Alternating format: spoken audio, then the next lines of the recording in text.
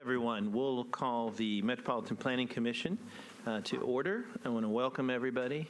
There are a few seats, so if you're standing in the back, don't be shy. There's several seats up front that you can come and sit down to. So, before we get started, I do want to take a personal privilege, and I want to introduce a new commissioner that we have not introduced yet.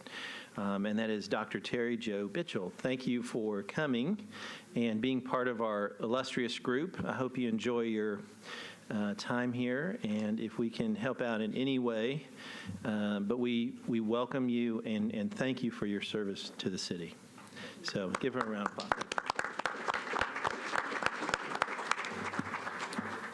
So now let's get down to business. We will first adopt the agenda. Commissioners, have you looked at the agenda? Any corrections? We'll need a motion to adopt the agenda. There's been a motion and a second. Any discussion? Seeing none, all in favor say aye. Aye. Opposed? Ayes have it. The agenda has been adopted. And now we're on item C, the approval of the November 9th, 2017 minutes. And have all the commissioners reviewed those? They were mailed out prior to the meeting to you. Any corrections, additions? We'll need a motion to approve. Motion to approve in a second. Any other discussion? Seeing none, all in favor say aye.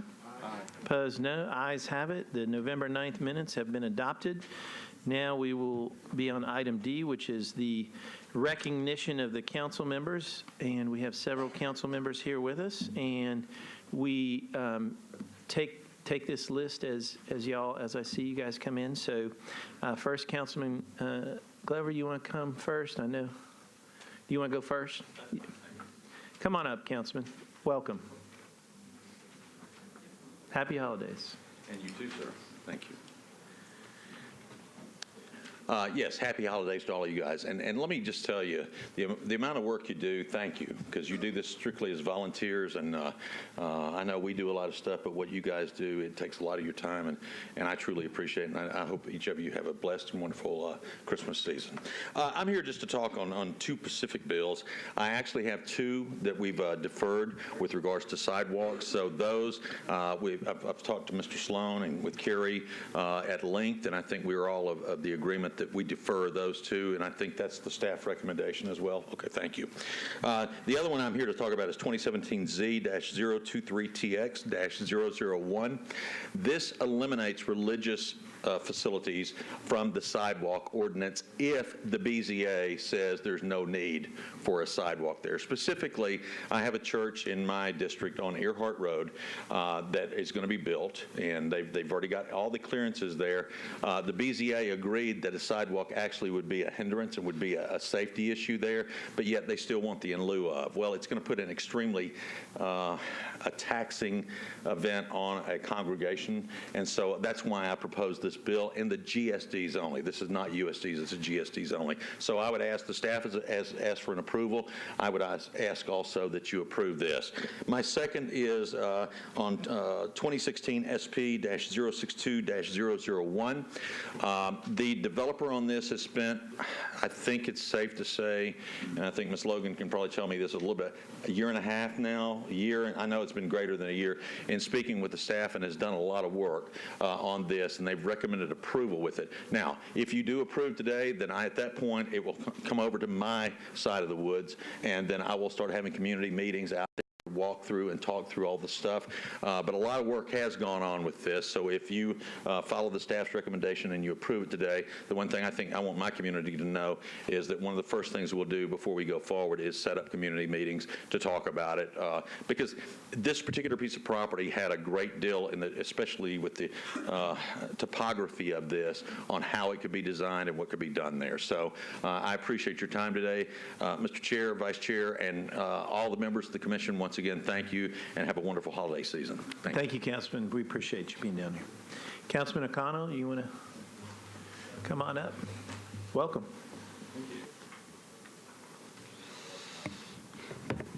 All All right. Good afternoon, Director Sloan and Commissioners. I'm here to ask the Commission to vote to disapprove all 4 short-term and rental and hotel items up for consideration today, including my own. There's a simple reason. Today will be your opportunity to help the entire city decide whether or not we have meaningful residential zoning in Nashville. In short, whether residents occupy the properties zoned residential. If we do, then we already have a good zoning bill in BL 2017-608, unanimously approved by this commission, that helps reinforce that principle by prohibiting a class of commercial activities that have mistakenly been allowed for a few years now in residential zones. I would like for my colleagues on council to have clarity on the zoning implications when we consider these bills in January. You help offer that by encouraging discussion of BL 2017-608 as the only STR policy bill approved by this commission. Over the course of this discussion, we have heard that the STR community suggests that traditional landlords are engaging in commercial activity, and therefore short-term renting should be allowed too. Traditional landlords might have income-generating properties, but they are supplying what most neighbors in most neighborhoods across Nashville want: other neighbors, fully in accordance with the principles of residential zoning. Over the course of this discussion, we have heard, too, the STR community suggests that appropriate zoning regulation is a violation of property rights. And yet, every other single commercial enterprise in the city acknowledges and accepts the covenants of our zoning code without seeking to move us to a Houston-like scenario with effectively no zoning. Why this specific industry has been singled out in this way for favorable treatment, even as we prohibit spot zoning for home-based studios and home-based salons, is beyond me. To invest in property ownership in Nashville and Davidson County, as well as in the state of Tennessee, is to do so knowing that ownership of property confers rights in abundance, but that those rights are often constrained by general agreement through zoning, overlay districts, and the like. And finally, over the course of this discussion, we've heard the STR community suggest that this is about bad apples and is just an enforcement issue. This is wrong. When our zoning code becomes meaningless as written, all apples that contribute to dismantling it without rewriting it are equally bad. If you wind up voting to approve the industry's BL 2017-937, which is decidedly not a compromise, then I hope you will give serious consideration to BL 2017-1005, which would allow hotels into residential zones under the same terms as short-term rentals. My understanding from staff is that this was recommended for disapproval primarily because, as drafted, it does not restrict forms with the new use. So effectively, you could consolidate and build a larger hotel and not be in a traditional home-like structure. I'd be happy to amend it to make it even more closely resemble 2017-937. After all, if we're going to allow commercial hospitality uses in zones that still bear an R in them to connote their historic and I hope future residential nature, we ought to allow the actually regulated commercial hospitality uses as well. If you approve BL 2017-937 but not BL 2017-1005, I will be very interested in your reasoning. Thank you all for your service. I hope you will commit it to upholding residential zoning this afternoon. Thank you very much, Councilman. Councilor Van Rees, come up.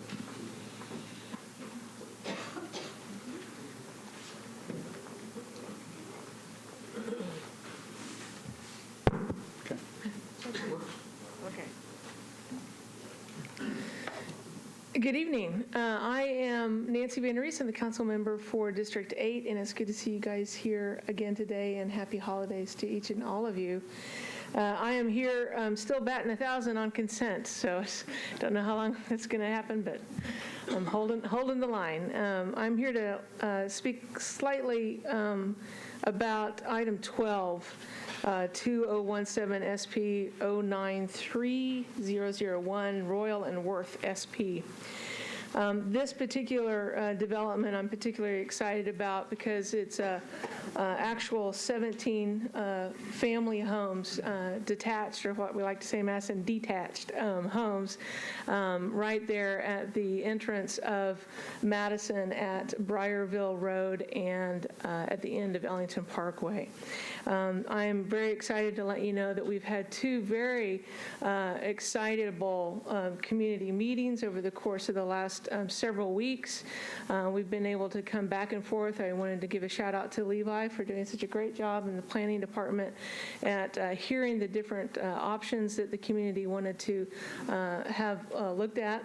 The connection of the road of Royal to Worth is something that was of concern to the neighbors, but with some of the items that are part of the conditions in regard to traffic calming and some of the different concessions that the developers made, everyone is in agreement that they not only are okay with this, but are anxiously anticipating 17 new families to the area. So with that, I appreciate your continued assistance in making sure that the right things happen in the right places, and happy holidays. Thank you.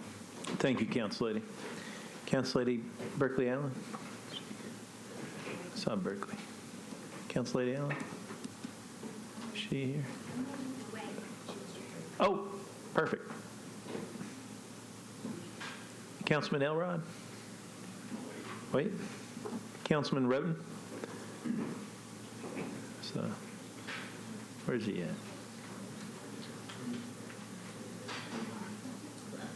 We'll wait for him. There he is. It's okay, Councilman. Yeah, we waited till into the restroom. Sorry about that. Welcome. Welcome. Thank you, Mr. Chairman. My name is Kevin Roten. I am a Metro Councilman for District 14, which is the Donaldson Hermitage area. 2 items on the night I want to speak on. The first one on your list is item number 15. It's a development, and it's next to the Fleetwood subdivision. Just so y'all know, if anyone's here from the Fleetwood subdivision, please raise your hand. This wasn't me. This is all them. So I'm letting you know that they're serious about this issue, and I'm serious about this issue because they're serious about this issue. It's a 44-home development. They live in Fleetwood, which is right in front of it on Dodson Chapel Road. Fleetwood only has one entrance in and out. It's had that for nearly 40 years. This development in the back, it's only 44 homes. It will go out onto Hoggett Ford, then come out onto Dodson Chapel, which means they both would come out onto the same street. However, Fleetwood streets kind of do all this. It's a neighborhood, small, it's about 120 homes, 130 homes, but the streets are like this. They don't want opening up the back of their neighborhood to have people coming through their neighborhood. It's as simple as that. I told them, I said that the Planning Commission likes to have access. They like to have, connectivity. We're all well aware of that word.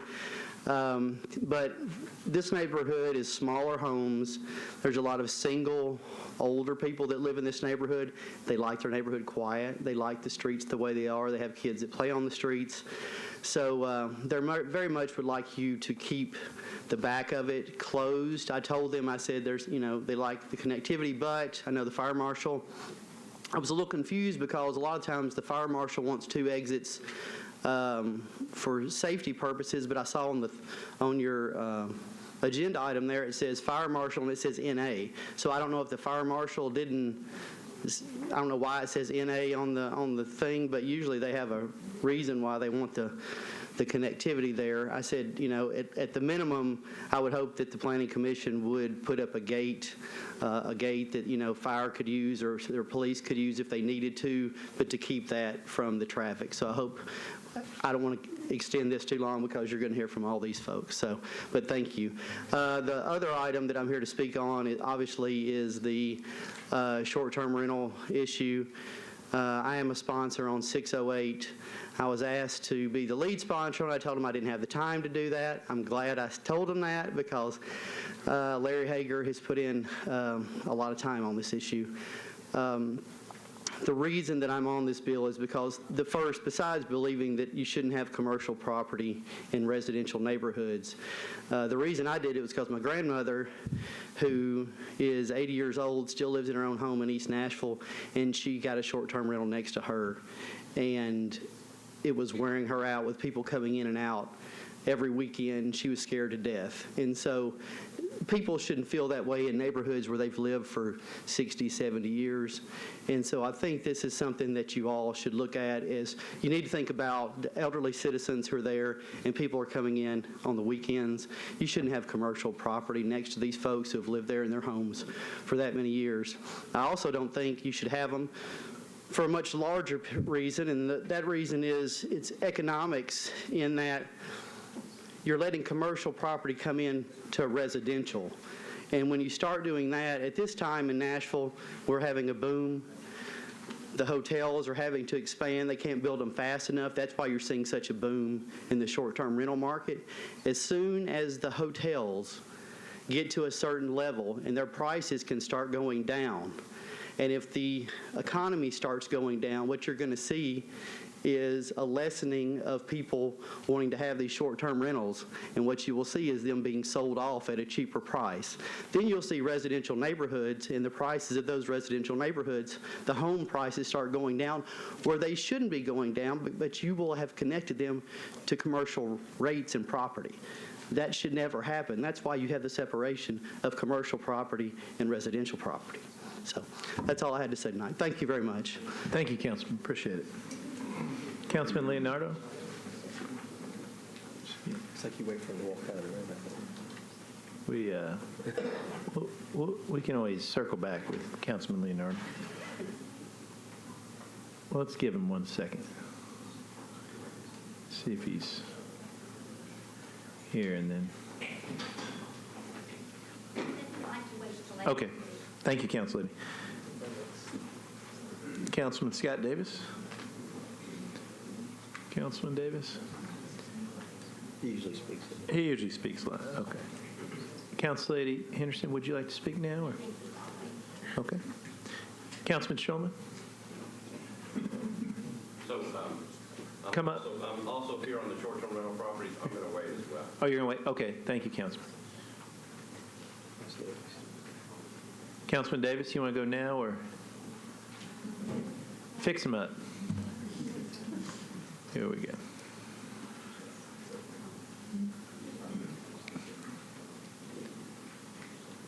Welcome, Councilman.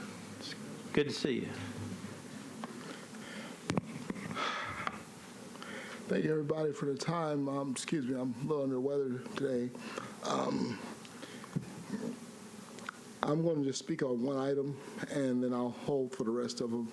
The item I'm speaking on today would be one that was deferred, which I thought that should have been deferred, but it's okay. We agree to disagree. Case number 11, 627, 629, 631 East Trinity Lane.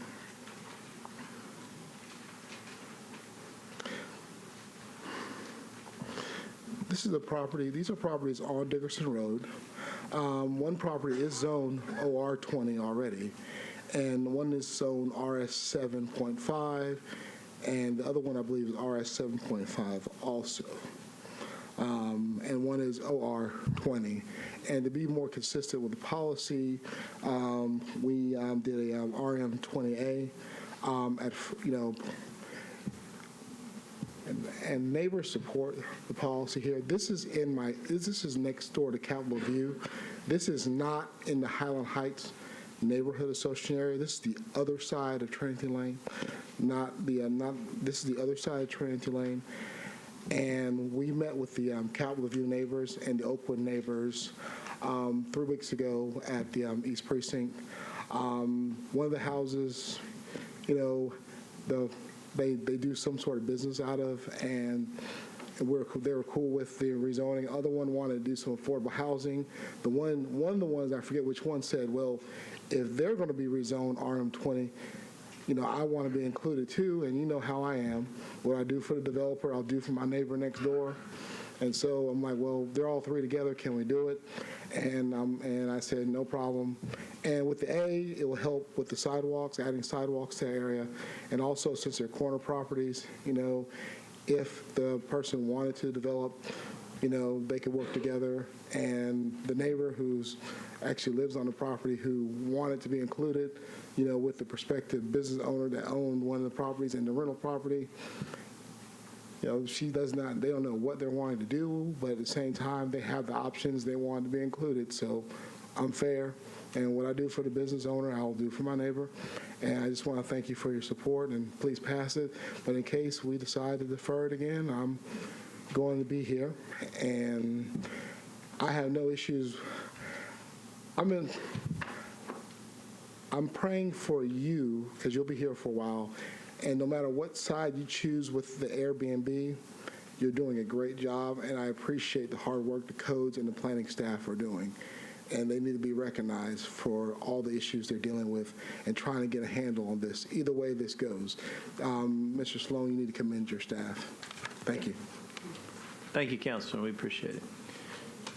I think that finished all the council members, but then I had the vice mayor is here. Vice Mayor Briley. Welcome, and we really appreciate you coming down.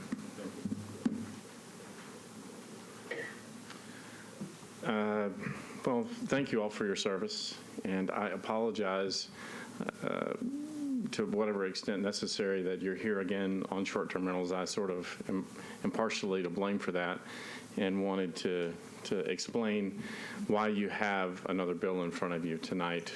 I think it's BL 2017-937 is going to be here for consideration tonight related to short-term rentals.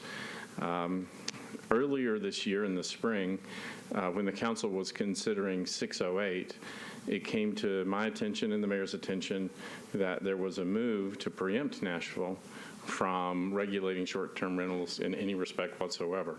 In fact, a bill passed the State House. It was very close to getting out of committee in the Senate and likely to pass the Senate if it got out. Mayor Berry made personal phone calls to senators in that committee, and I went up to lobby against it myself. It became clear to me, and we were able to keep it from coming out of that committee, but it became clear to me that we needed to do more work here in Nashville to try and reach some sort of common ground about short-term rentals. Perhaps I was naive or optimistic, I don't know. I asked a group of 5 councilmen to meet over the following months with all the stakeholders and see if we could reach a point where there was common ground, where everybody could get behind a single way to regulate short-term rentals in our community. Unfortunately, that didn't happen. And so tonight you'll hear advocates for and opponents to 937. What I'm here to ask you to do tonight is to look at it this way. 608, Bill 608, which you've already heard and been here many hours listening to perspectives on, draws a bright line. And it says no commercial activity in our residential districts. Along with that bright line comes 2 problems. First is the threat of preemption, and second is difficulty with enforcement. The platforms over which Nashville has very limited ability to regulate are not committed to helping us enforce 608 if it is adopted by the city. As a result, many of the complaints you hear and have heard before and will continue to hear will persist. And this is simply the result of a technological change. And there's really very little that we can do about it as a community. On the other hand, we have 937, which does not draw a bright line and creates challenges to our community in terms of allowing commercial activity into residential districts.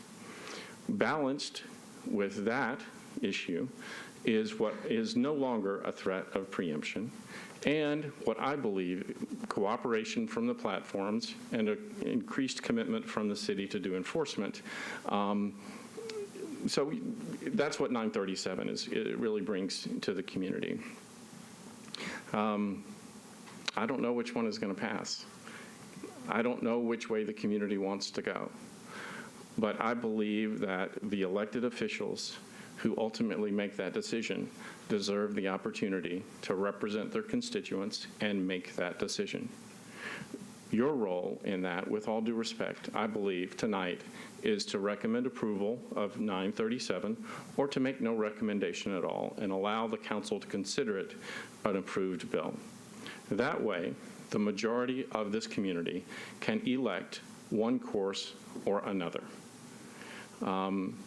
That, with all due respect, is what this community deserves. And I hope that you will listen closely tonight and then make the decision to allow the elected representatives of this community to choose one of those 2 paths. Regardless of which way the community goes, I'll continue to work to try and improve on the legislation that is adopted, because I'm confident that neither one is perfect. And I hope that we can put one bill into law and start to work better as a community together to improve the quality of life in each and every one of our residential districts. Thank you. Thank you, Vice Mayor. We appreciate you being here. I didn't see, I want to make sure I don't miss any council members. Mr. Sloan, I don't think, do you see any I others? do not see any others. All right. Well, that concludes our item D, the recognition of the council members. Our next item is a new item that we're going to have to address. But before we get to this item, I want to just take a moment of personal privilege, if that's okay with the commissioners, and tell you what's happening. So I've been on the commission, I guess, man, time flies. 6 years, I guess, around six and a half. Yes. And prior to that, I was a councilman, and the gentleman sitting next to me, I have gotten to know him over the last 2 decades. Doug Sloan, if you don't know this, I know the commissioners probably know this, is leaving us as the planning director for Metro Nashville. So just in terms, he's going to be leaving. His last day will be December 31st. And I know personally I'm going to miss him very much, and I know many of the commissioners, if not all, will miss him as well. We hope, Doug. He is taking a new job as the chief legal officer out at the Metro Airport, which I'm very excited for him. It's a great career move for Mr. Sloan, but we will miss him dearly here at the commission. And so this leads us to this particular item that we're going to consider tonight, is the process to find Mr. Sloan's replacement. But before we get into that, I wanted to take a moment just to say a few things about Doug. In my mind, I tried to write some things about Doug that just come to me, and some of those things are he's been an extremely professional person at the Planning Commission. He's my friend. I think Doug has been a great strategist for this commission and has led the city in a really great direction. For those of you who don't know, I get blamed for all the traffic, but it's really Doug's fault. And this is not an easy job, and he has done it in a way that has been very professional.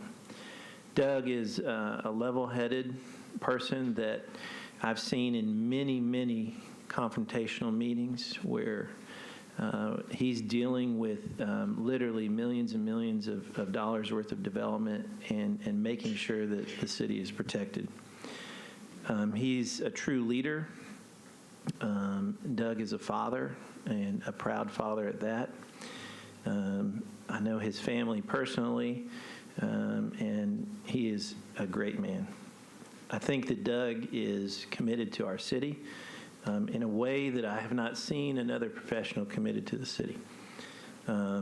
He's been a mentor not only to me, but to the staff team and the commission. And I would say lastly, he has strokes of visionary, which is great. And we need a leader. We needed a leader like that, and he's led us through a lot of that process. And he's been involved in Metro for a long, long time. You can see the things that he has touched at Metro, and he has worked on some very, very complex issues. Overall, I will tell you that he has left this planning commission in a much better place, and has led his team to award-winning things. And so he's left the city in a better place. And so I think that we should give Doug a round of applause.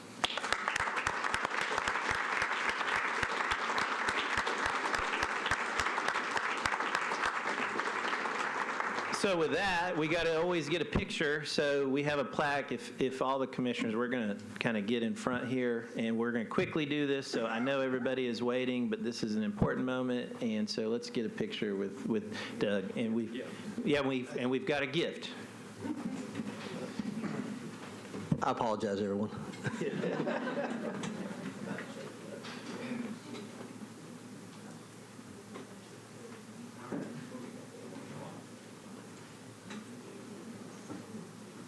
go here, careful the wire. It was a eulogy. You're luckily you didn't roast it. Call members to the back.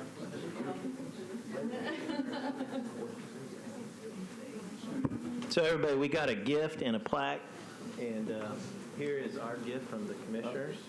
Private money, gift for you. And so Not from developers. we'll put these. No. Okay, let's scoot in. Everybody, scrunch in. Everybody, scooch in.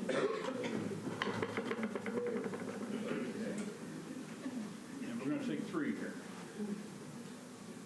1, 2. So let me make sure here. Looking good? 3. Thank you. Congratulations. Thank you.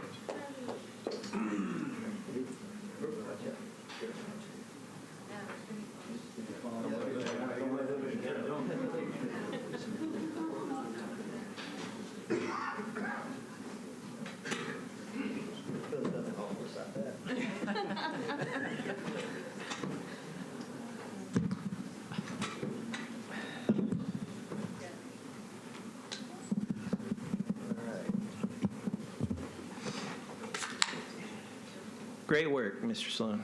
Thank you. All right, so that leads us to our next item, which is item E. And just to kind of kick this off for y'all, when we found out that Doug was leaving, we quickly started working with the administration and the HR department, and so Ms. Shannon Hall is here, and we appreciate her coming down, and she's coming up to talk about this process. So I'll tell you that we kind of laid out an outline for y'all, and it's in front of you. It's the sheet where it says the planning director recruitment, and she's going to go through this. This is a rough draft.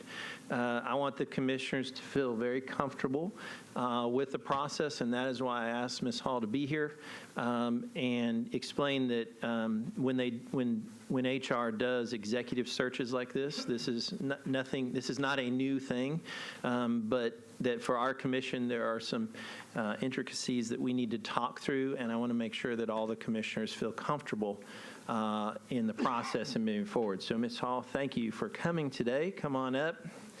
And we appreciate y'all being here. Thank you. Thank you so much, commissioners, councilmen. Thank you for having us this afternoon. I'm Shannon Hall. I'm the Human Resources Director for the Metropolitan Government. With me is Jane Madden. She is our Executive Recruitment Specialist. Also joining us here in the audience today is another Executive Recruitment Specialist, Brian Ward, and our Recruitment and Training Manager, Wanda Hadley. So, right back in the back, waiver stand. But just know that our intent here is to make sure that you know that you are in very good hands. Obviously, Doug has very large shoes to fill, and we intend to support you finding a very highly qualified, sourcing a candidate that's very highly qualified for your consideration, and then bringing those finalists to you for consideration and selection. And we are here to support you through this process, do a lot of the heavy lifting and sweating a lot of the details. So while you only see a kind of high-level overview of this process, know that there is a lot of detail behind the scenes that's already occurring in our office as we brainstorm to support you in this very important selection. So as you see through the outline, obviously first we would develop a recruitment posting. There is a job description for this that would serve as the basis for this. And we would plan on using several different recruitment strategies. That also is going to include reaching out to planning organizations nationwide and key individuals within those planning organizations to help really identify and source candidates that might be a best fit for Nashville and for the Planning Commission. From there, we're going to develop an appropriate timeline.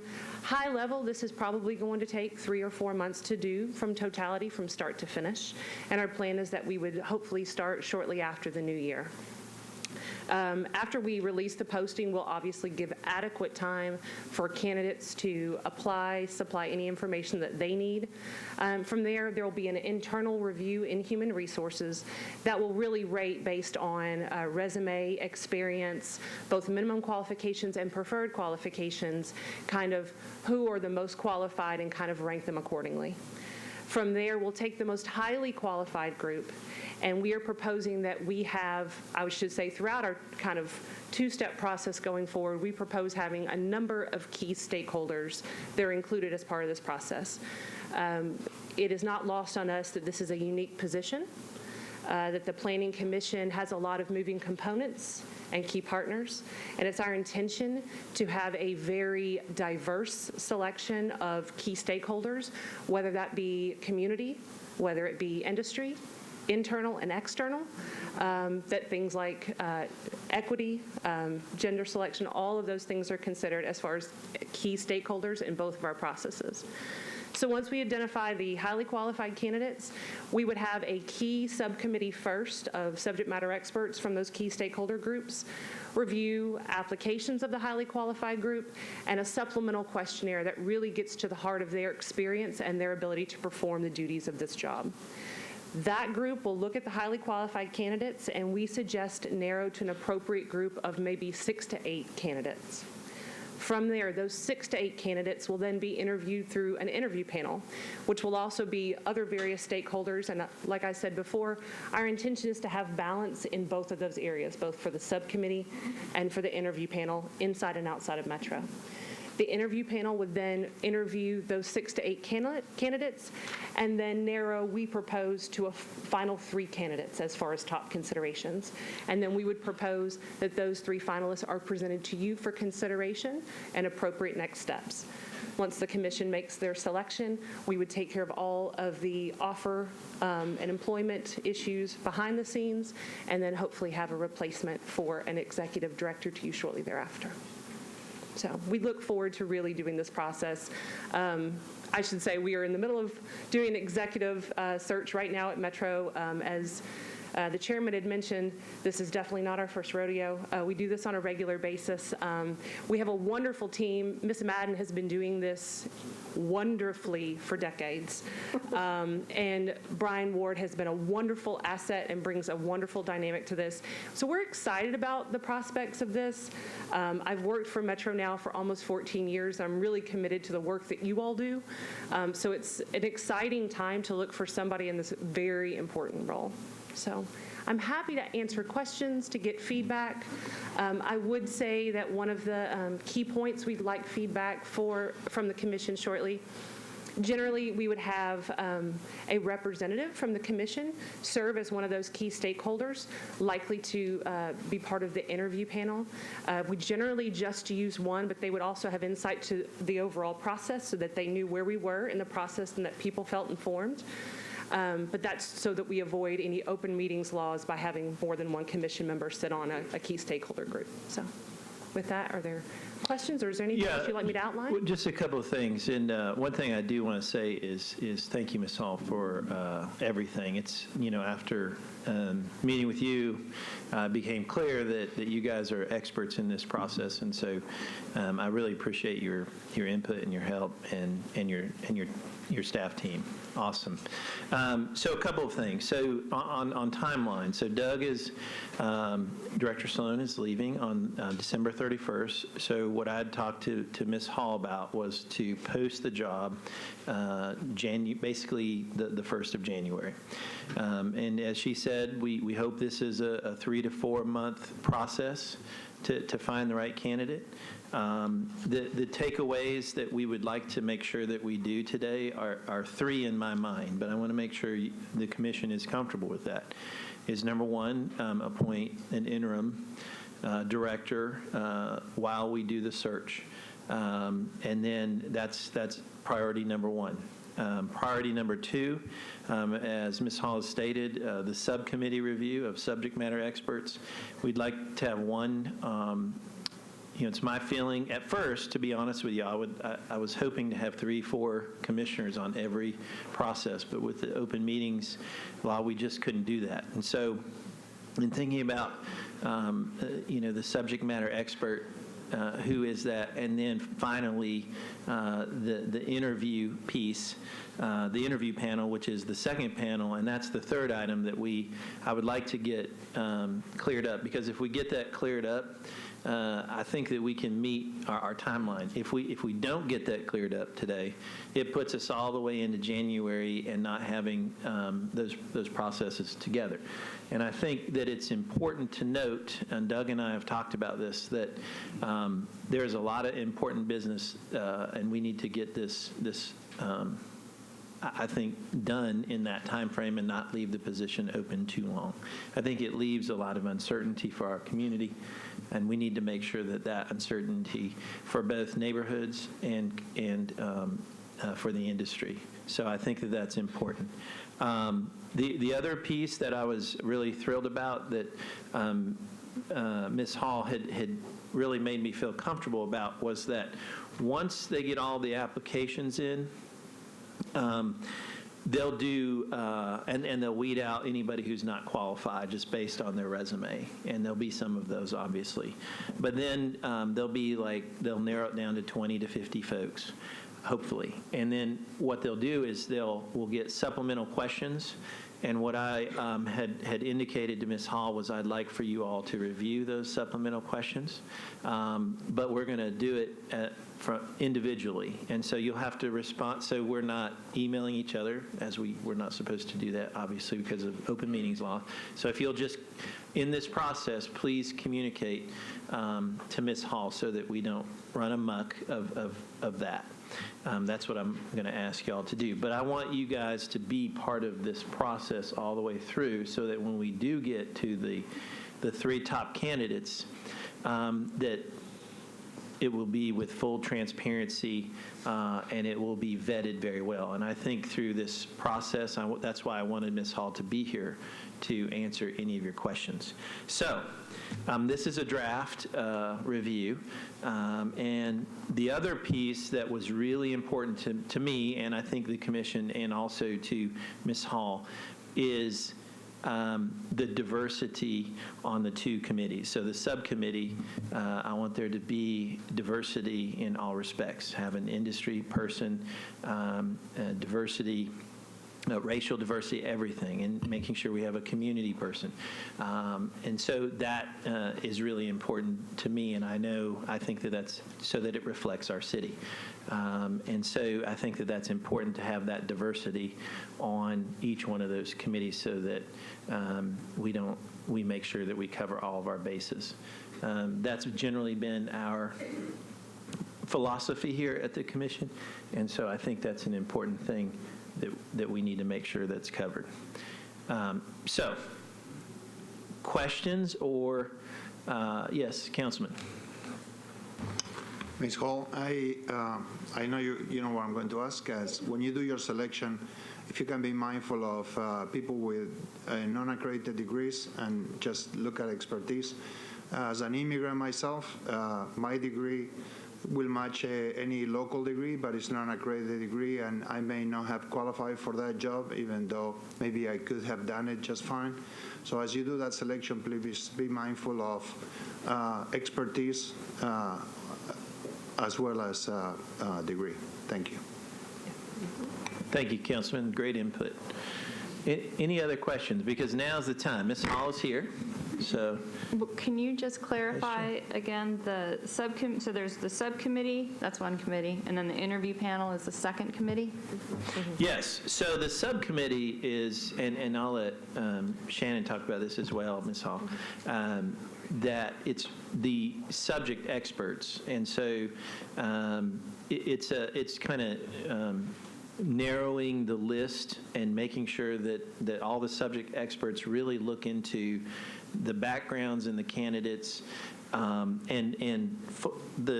hopefully the subcommittee will be like 5 to 8 people is ideal, is what Ms. Hall has indicated to me. And I think that's different. You know, we some of the framework we've proposed has really proven to be very effective for us. But there are a few things that we generally custom build for each. Having been here for a while, having formerly served as the Metro clerk, like I have a pretty unique understanding of a lot of the things you all are doing. So sometimes I wouldn't necessarily recommend this. Think of it as a two-part review process, right? But I want to make sure, because there's so many voices, I think, on the commission, I want them all represented, right? Whether it's community, industry, inside out Metro, outside Metro, but they all should be subject matter experts, and they all have a voice in this process. So on the two-part review, and given the fact that there are a number of key stakeholders you work with, we're proposing a slightly larger first and second level review, the first level review being the subcommittee, the second the interview process. But generally, we'll tweak those to meet the needs of the group we're serving, whether it's an individual selection by the mayor or a commission selection, which Ms. Madden has just recently concluded a very successful one for parks. So we generally customize that, and so we were kind of envisioning something a little larger, something like 5 to 8 people through each part of those review processes so that all key stakeholders are represented. And can you share with us the buckets or the key stakeholders that you're planning to find representatives from for those committees? Be diversity from in the community, just different groups. Okay. I mean, We've can been you trying sort to of brainstorm some of those. Okay. You know, we've been, and again, you know, we're not flying blind here. We've been picking brains of the partners you work with. So getting feedback from Mr. Adkins, getting feedback from Mr. Sloan about who really who are all these people that play a huge role in the decisions that you make every day, and making sure that each one of them have appropriate roles, and making sure, for example, MDHA is appropriately represented probably on both first and second level reviews. So there are a number of those key components that we're considering, but we also want to be mindful that each one is kind of custom selected to be a very diverse select, both from an industry standpoint, a stakeholder standpoint, gender, race, but we're always looking through that lens. So we're proposing something, like I said, a little bit larger for this commission, but I think it warrants it. So like, you know, and Ms. Hall said MDHA, so obviously a big developer in Nashville. We think that's one of the internal, folks that should be on that committee. It could be community folks, folks that know about affordable housing. They know about community. They've built neighborhoods. On the industry side, it could be a developer or a contractor or a architect, just like our commission is built. And so, but the key for us is that we can only, I wanted to have a lot more commissioners on there personally, but in order for this thing to go smooth, and there's notice requirements if there's two of us, and it would literally slow the process down by months, if not take it all the way out to a year, and would be very cumbersome. And so I think we can work around that, and ultimately, hopefully, every commissioner is comfortable with the 3 candidates that these groups, wind it down to. And then ultimately, we're going to make the decision as the commission. And that's our job. And so the idea is to have one commissioner for each one of those slots. Also, there's been talk, obviously, I would like to, this job, Doug and I have talked about this, is also a political job. We deal with all of the council members all of the time, right? Right, Councilman? So it's political. So it's a special skill set. And so we want to have I personally would like to have a council member on there too, to get their feedback. So I think that if you have suggestions, don't send them to me, send them to Ms. Hall, and we would love to get that input. But the goal is to make the committee as diverse as possible, that represents the business that we do as planning. Does that answer the question? It does. You've got another question now. Yep. Yes, Mr. Gall. Just to clarify that, if we have questions or concerns, then we're to communicate directly with Ms. Hall and then, I mean, it's fine with me, I just want to Yes, understand the process. and we're going to remain in close contact, Ms. Hall and I, so I would just, I think it's easier that way, so we make sure that we're not violating the open meetings law. And so, yeah, anytime you have a question or a concern, send them to Ms. Hall about this process, or, if you have, even if you have a candidate, make sure that they get turned in, and you can give them to Ms. Hall so that we make sure that that's covered. And if you have any questions, and then we can work that out with the administration and myself and Ms. Hall. So I think, my goal is to do this as quickly and as fairly as possible, but also spend as much time as we need to find the right candidate. That is the goal. Mr. Chairman, just to echo what you're saying, I would rather get this right. But I am committed to an efficient process, and I'm very committed to the integrity of the process, the integrity of this commission, and the work that we do. So know that that is always how we approach this, but I'm particularly aware of it. So.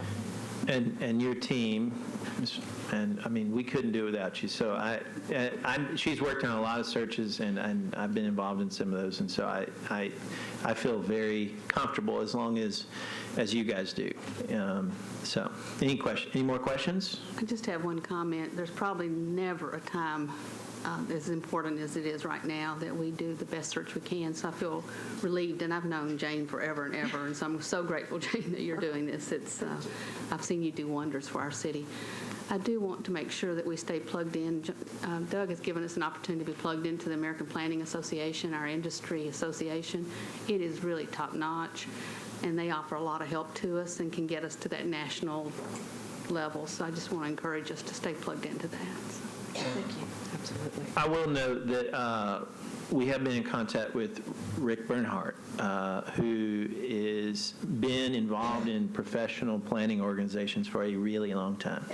And so he is helping us out with identifying where we need to advertise correctly to make sure that we get it to the right folks. Is that correct, Mr. Sloan? Yes. So I think that's a very, very good comment, Commissioner Sims. Very good comment. Now, I want to make sure everybody has their questions answered. Okay. Thank you.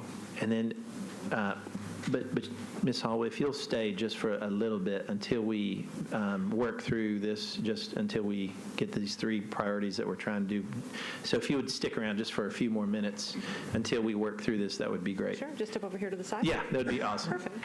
Thank you.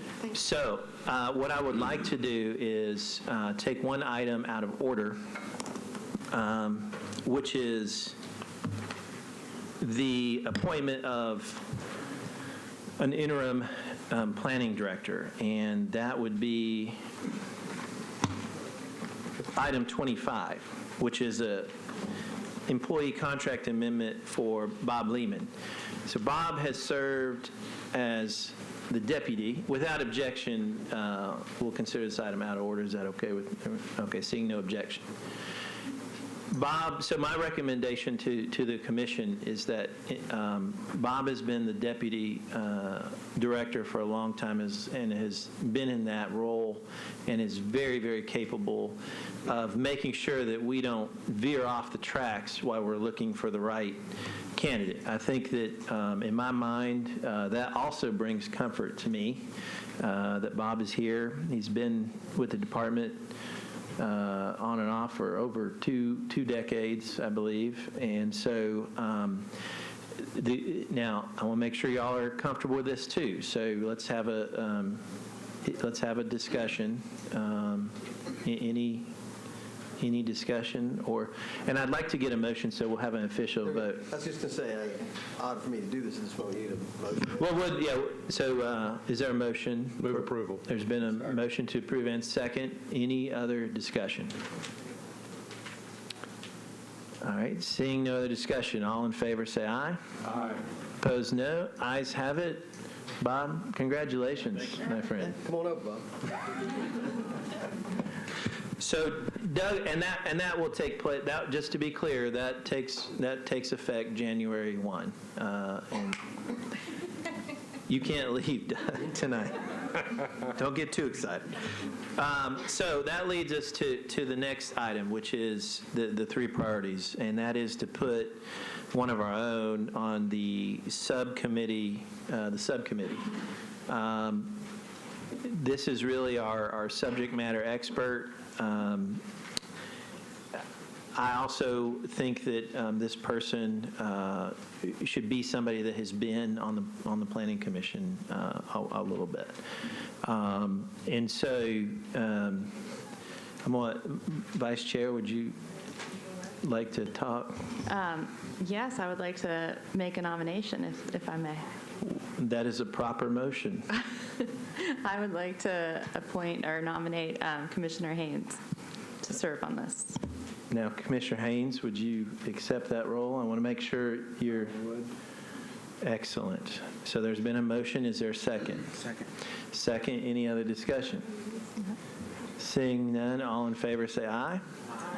Opposed, no. Ayes have it. Congratulations. Thank you very much. You now have about 100 more hours of work, free work, that is. Thank you, Doug. His third job here, he's at Parks, too.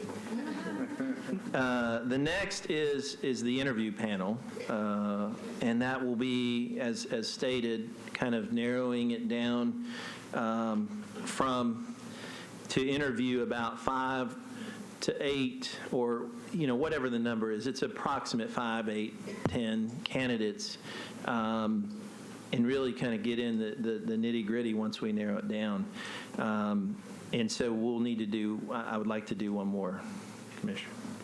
So for this, I agree. We need someone who's very familiar with what's going to be needed from the candidate. So I would like to nominate our chairperson, Commissioner Adkins, to serve on the interview panel. Are you sure? I'm sure. I would love to. Unless you want Lillian and her baby.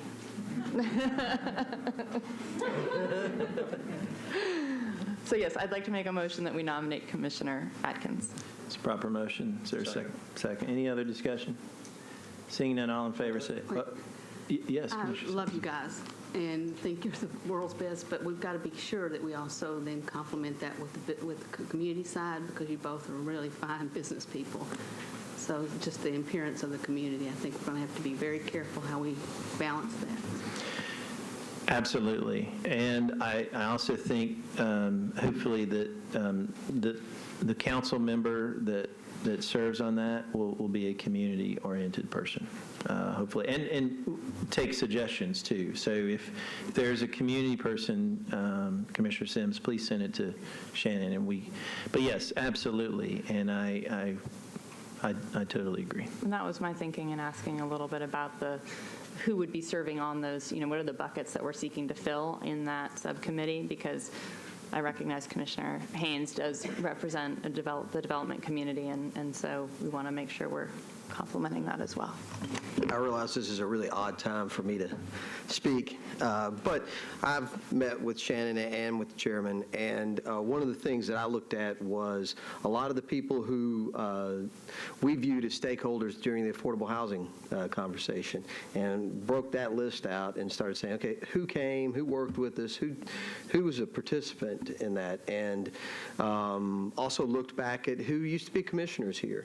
Now, there's a lot of names that I hate to throw out there because we haven't called them yet, but we did. We looked at community organizations that we looked at during that process. We looked at industry people that were a participant in that process and that we felt were balanced and didn't just show up and sit there either, that were part of the conversation, were active. And I was very conscious, at least in the recommendations that I put forward, that they were from different areas in our community, that they were North Nashville, East Nashville, South Nashville, all over, and that it was both gender and racially mixed throughout. So I've been very conscious of that, and I've even spoken with the councilman about who at the council might be the best to come and represent the council in that conversation. And he voiced his desire for that also to add to the diversity of the board. So we have been very conscious, I've been very conscious of the names that I've put forward, and I know Shannon well, and I know that she also spoke up about that same issue, so I feel confident that it's going to be addressed and who actually makes it onto these committees. Any other discussion? Great comment. Any other discussion? All in favor, say aye.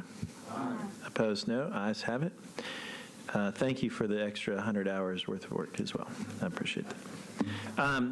Thank you, Shannon. And I think that we'll continue this process and we'll make sure that we continue to keep all of the commissioners involved. And seriously, if you have input, please send Shannon an email, and then she and I will communicate, and we will do this the right way. We'll do it in a transparent way, and I think the ultimate goal is to find the best person to lead our city in a very critical time, like you all have stated. So, thank you all very much. Thank you, Jane. Appreciate it. All right. So, items for deferral. Come on up.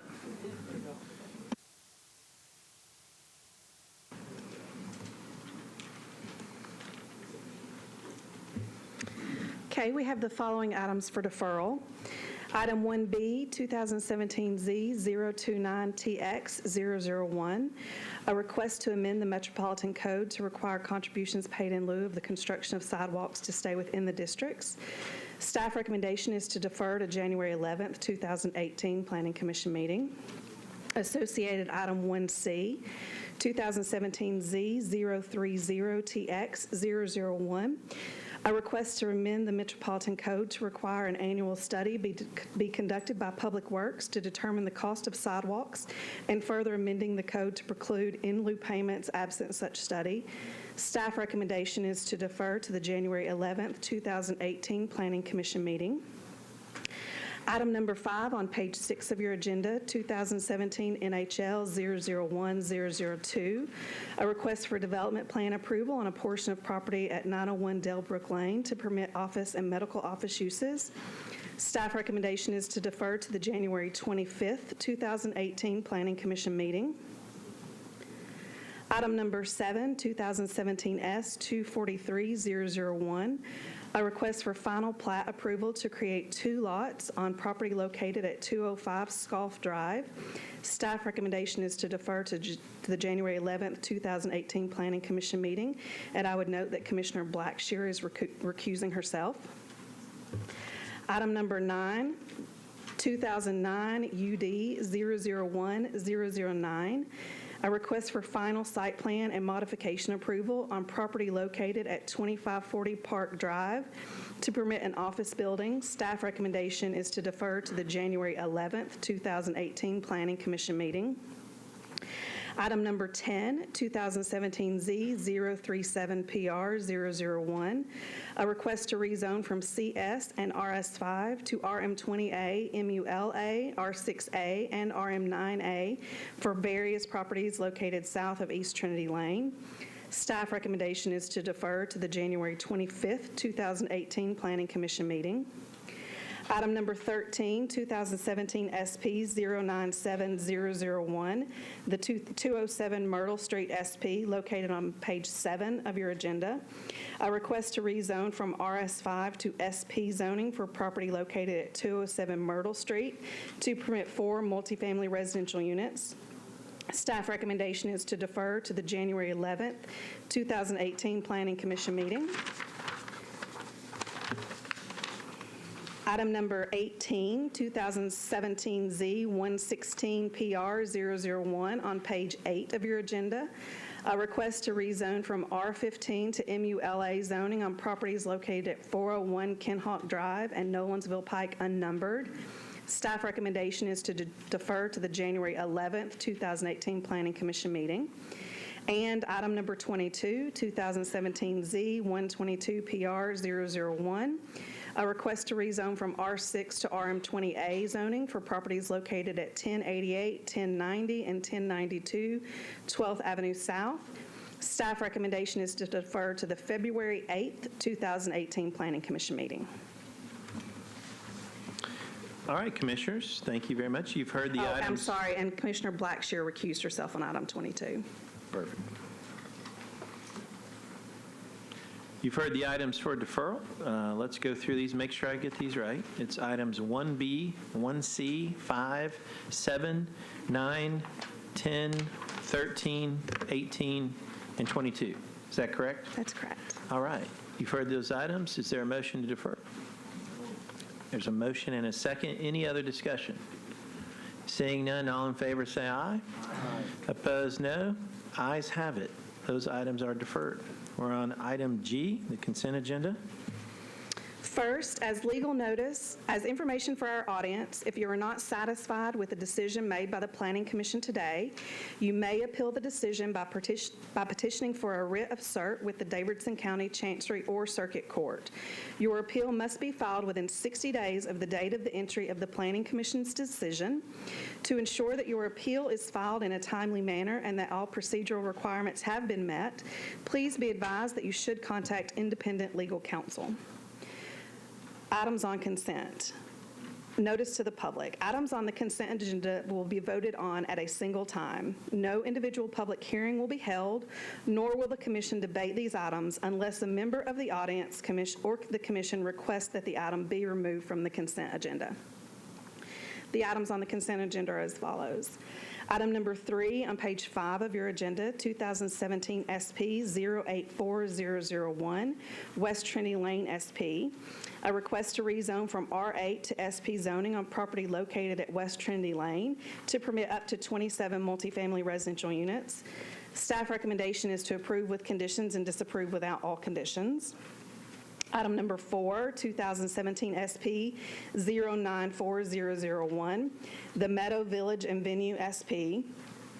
A request to rezone from R40 to SP zoning for property located at 6404 Eatons Creek Road and a portion of property located on Eatons Creek Road unnumbered to permit one single-family residential unit, a maximum of 10,000 square feet of commercial amusement inside, commercial amusement outside, and a maximum of 5 overnight lodging units associated with commercial amusement inside or outside. Staff recommendation is to approve with conditions and disapprove without all conditions. Item number 12, located on page 7 of your agenda, 2017 SP 093001, the Royal and Worth SP. This is a request to rezone from R10 to SP zoning for properties located at 1516, 1518, and 1518B Royal Street and Royal Street unnumbered to permit 17 multifamily residential units. Staff recommendation is to approve with conditions and disapprove without all conditions.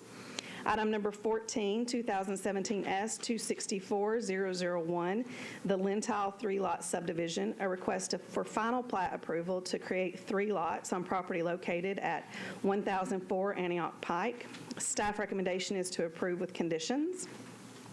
Item 16, 2004 P 036005, Nashville West Shopping Center PUD, a request to revise the preliminary plan for a portion of a planned unit development for property located at 6710 Charlotte Pike to permit retail, restaurant, and hotel uses.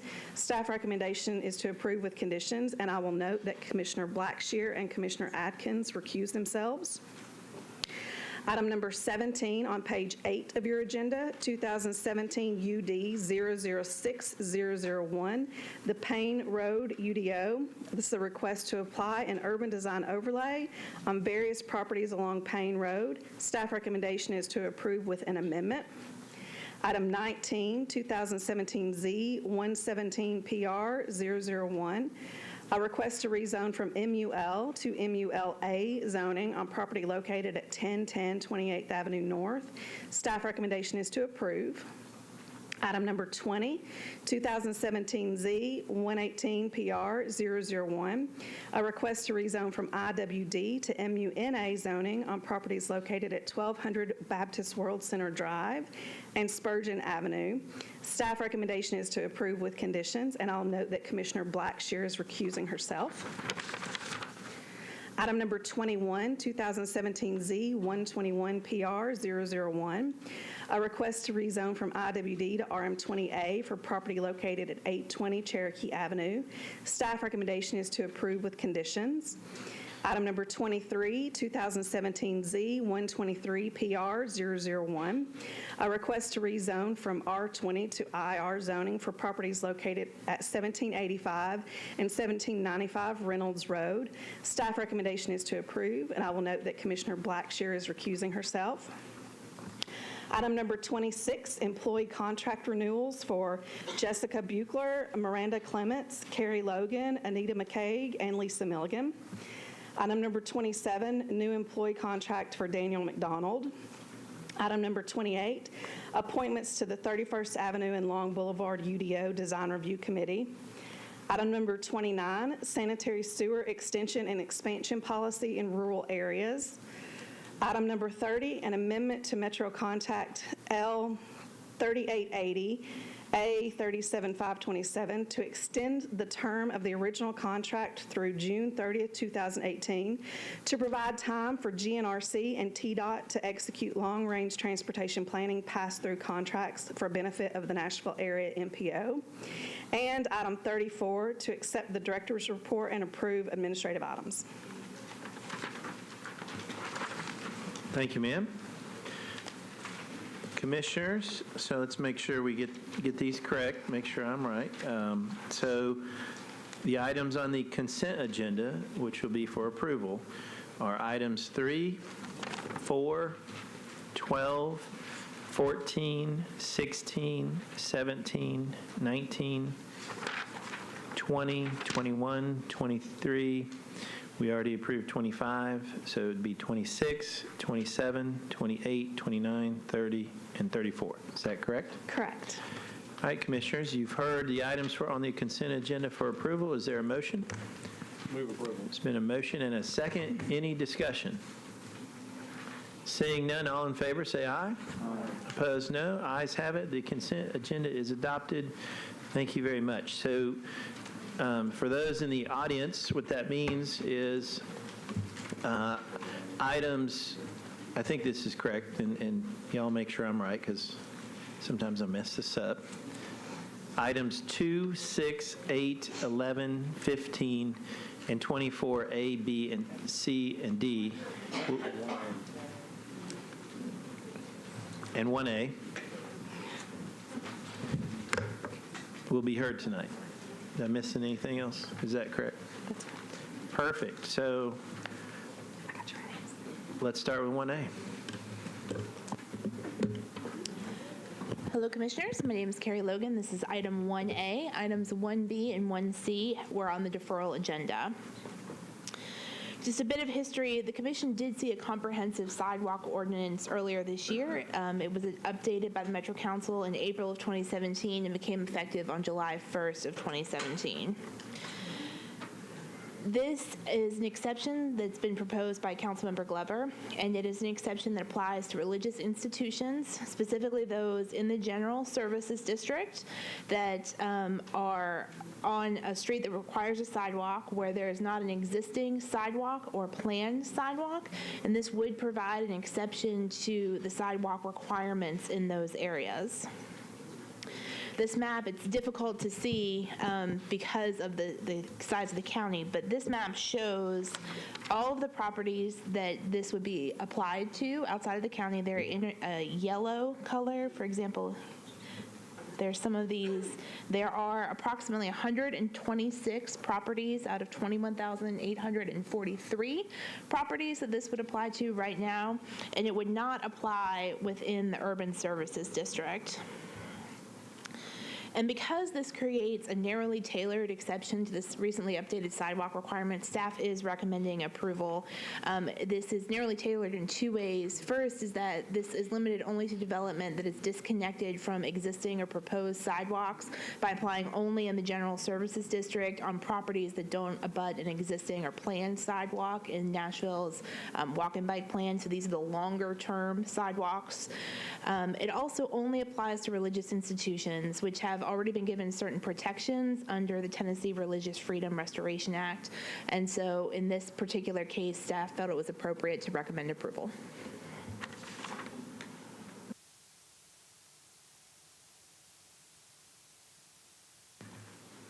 Is that it? We'll open this item for public hearing. And is the applicant, is the applicant? Councilman Glover spoke at the beginning of the meeting. Excellent. So anyone wishing to speak in support? Seeing none, anyone wishing to speak in opposition? Okay. Council Lee, would you like to go first or last?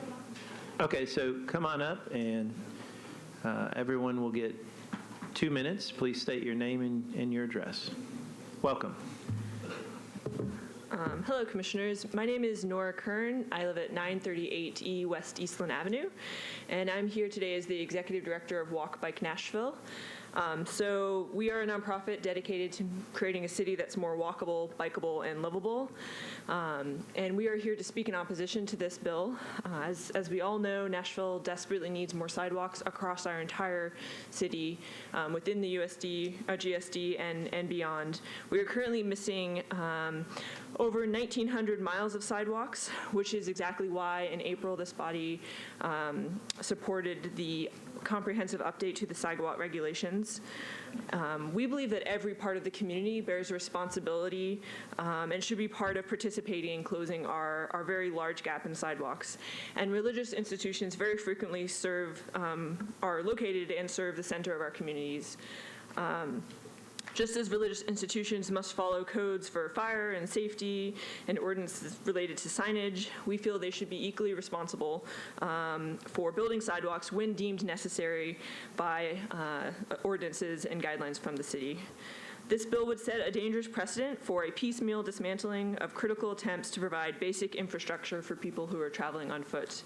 There may be a need to tweak the sidewalk requirements after careful and holistic review of the initial 6 months or so of implementation.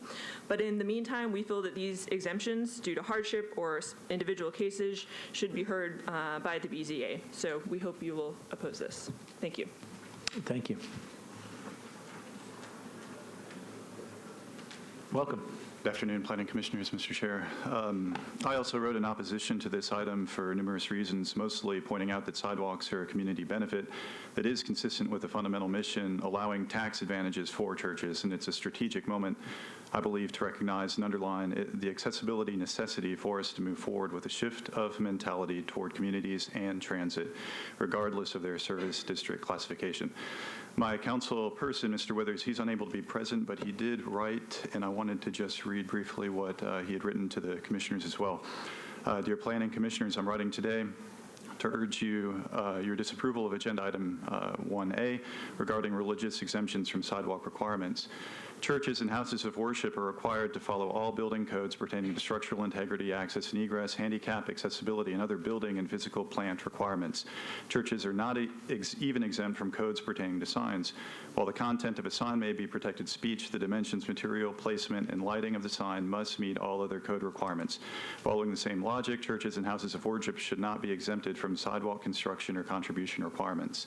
Exempting churches from sidewalk requirements would not further religious speech or practice. It would instead create holes in the Metro Zoning Code, wherein laws are applied to certain property owners, but not others, without having an objective basis for such a differentiation. This exemption practice would create a poor precedent for any number of Metro Code requirements. I urge you to recommend disapproval of this item at today's meeting. While it is true that the sidewalk bill is a relatively new ordinance and the Metro Council and departments are still learning together and working out some new best practices based on this experience, creating such a sweeping exemption allowance in the code would be damaging to that thoughtful process. As things currently stand, property owners are able to apply for hardship variances to the Board of Zoning Appeals. Thank you for consideration and support of ensuring that critical infrastructure is installed where it is needed to support walkable neighborhoods and multimodal transportation choices as outlined in the Nashville Next Plan. Mr. Brett Withers. Thank you. Thank you very much.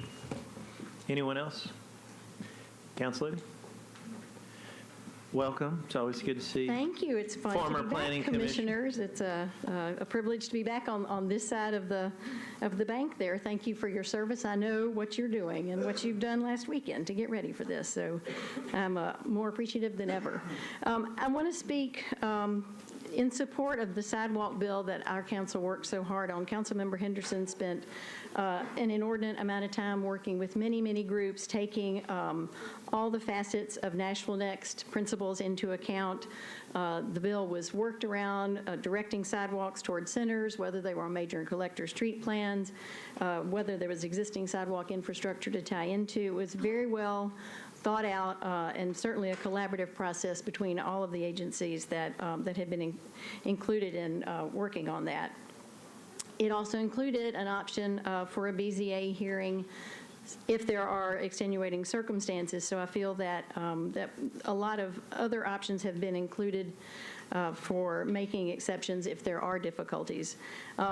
People continue to beg for us to build sidewalks as quickly as we can, and we have watched miles and miles of new area be built without sidewalks being built. So I think that it is certainly the will of the people and the council that we have put into place a way to ensure that sidewalks are included with new construction. We've tried to do it thoughtfully and with options, and I would ask that you allow us the time to keep this intact. As Ms. Kern said, there may be a process after we've seen how this works for a year to holistically make tweaks if we need to, but rather than do it one tiny piece at a time, I believe it's appropriate to keep the existing sidewalk bill as it is for now. Thank you so much for your time.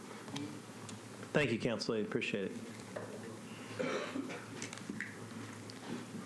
Councilman from District 26. 26. Welcome. Jeremy Elrod, District 26. That's Creve Hall, if y'all don't know. 5373 Trousdale Drive. I want to speak in support of the sidewalk bill, and therefore I'll be speaking in opposition to this bill. Councilwoman Henderson and many others spent many months on this legislation and came up with a sidewalk bill that required private entities to build sidewalk infrastructure and received the support of the Nashville Chamber of Commerce and had the input of a lot of developers in the development community. It was passed in April, just went effect into July, which was now barely 5-6 months ago, and I think it should be given time to be implemented. We, of course, in Nashville have a great need of sidewalks in Nashville. They're expensive to build, apparently, according to Public Works.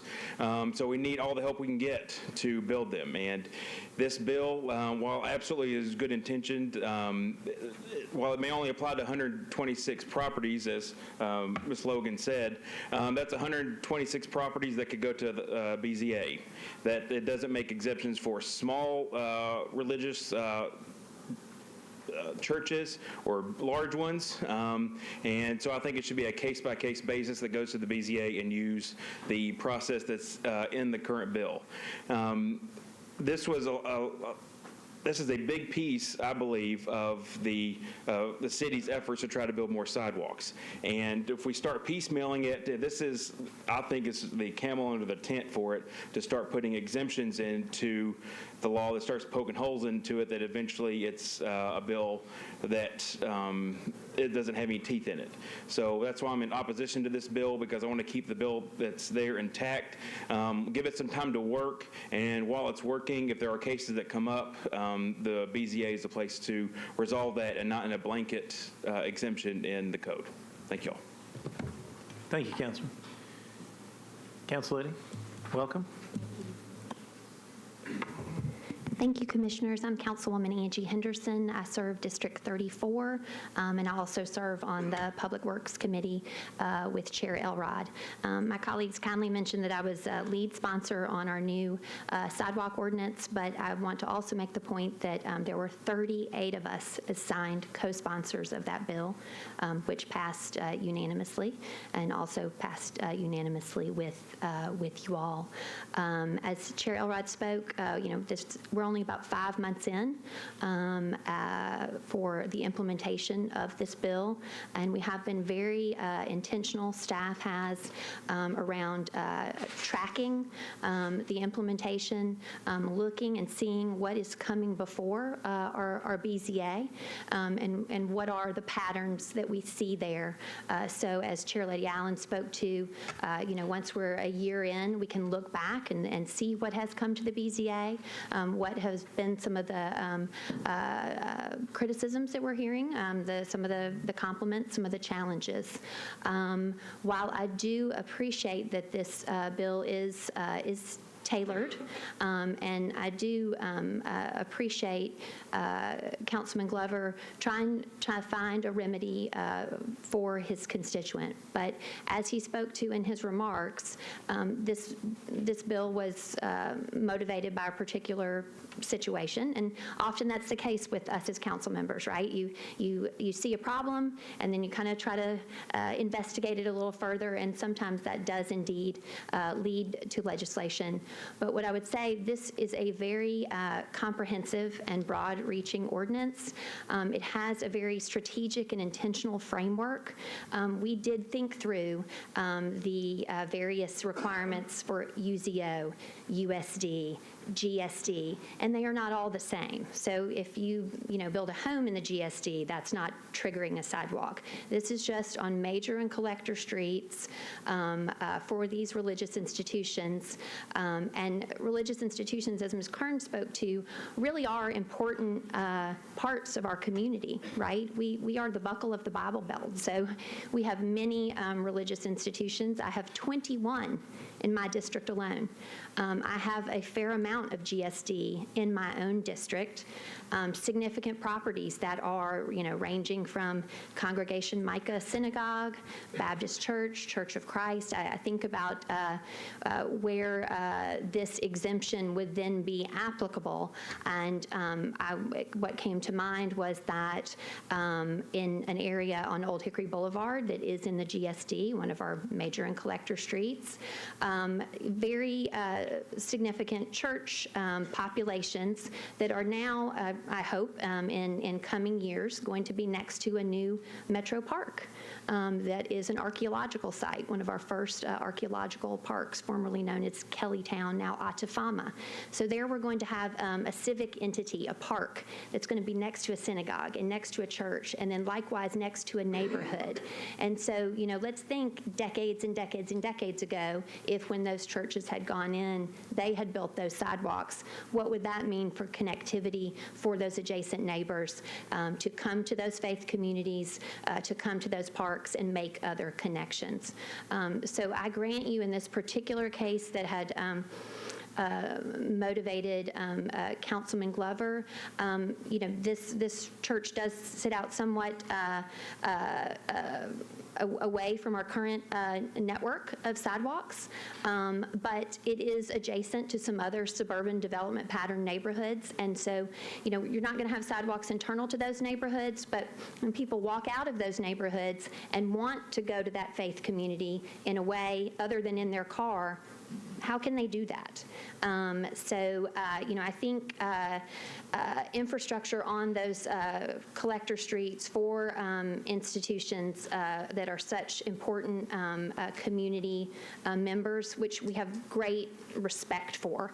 And so they, likewise, I think our BZA has shown historically that they, likewise, in keeping with this, the Tennessee Act that Ms. Logan mentioned, when our religious institutions do come to our BZA to be afforded a variance or accommodation, I think they have been dealt with very, very fairly there. And they can, just like any other entity that has triggered sidewalk regulations, seek that relief through the BZA.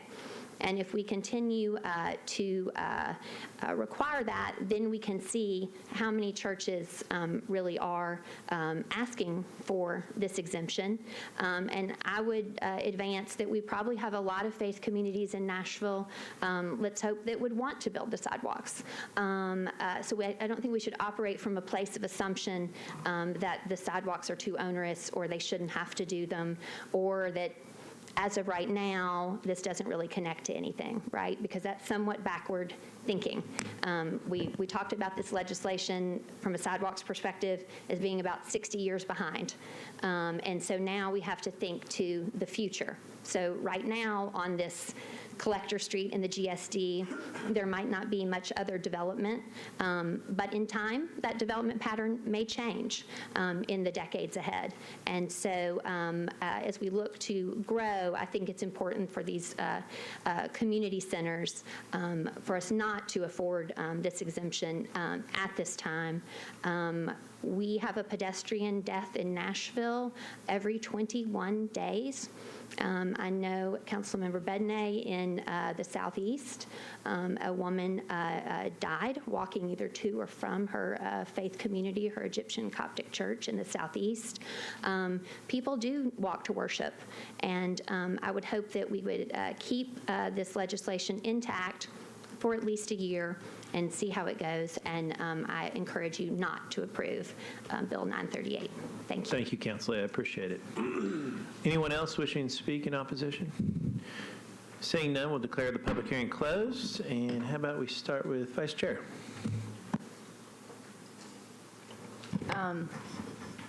So I certainly respect, all of the time and effort that went into this, both on the planning side and on the council side. Definitely heard great testament from all of the council members about their perspective on keeping this bill intact. And I do have to say I'm a little bit concerned with the idea of making a change based solely on currently on one property. So I understand that it's very narrowly tailored and that realistically this is not going to impact high priority sidewalk areas at this point, but I am swayed by the idea that, we do need to think long term, and then also think holistically about whether or not changes are needed and making those changes based on sort of a thorough analysis, not just what comes up from one current property. So I'll listen to others. Commissioner Tibbs. Not to be redundant, but I agree that, initially I do think it's pretty fondly written. So it's definitely something that if this, after time to evaluate it, I think this verbiage might be something to consider. But I agree too. It's so early into it. We have a process set up with BZA. Let's let it vet out a little bit more before we start making a whole lot of tweaks and changes to it. Commissioner Sims. I agree wholeheartedly with my colleagues. I think I watch BZA almost religiously, and I think they deal with people very fairly, and we do have a process. So, okay. Commissioner Mitchell. I respect the report that y'all did and the work you did, but I really listened to the people who were just speaking, and I think that knowing that there's a good way to appeal individual cases already in place, I feel like I would likely oppose this. Councilman.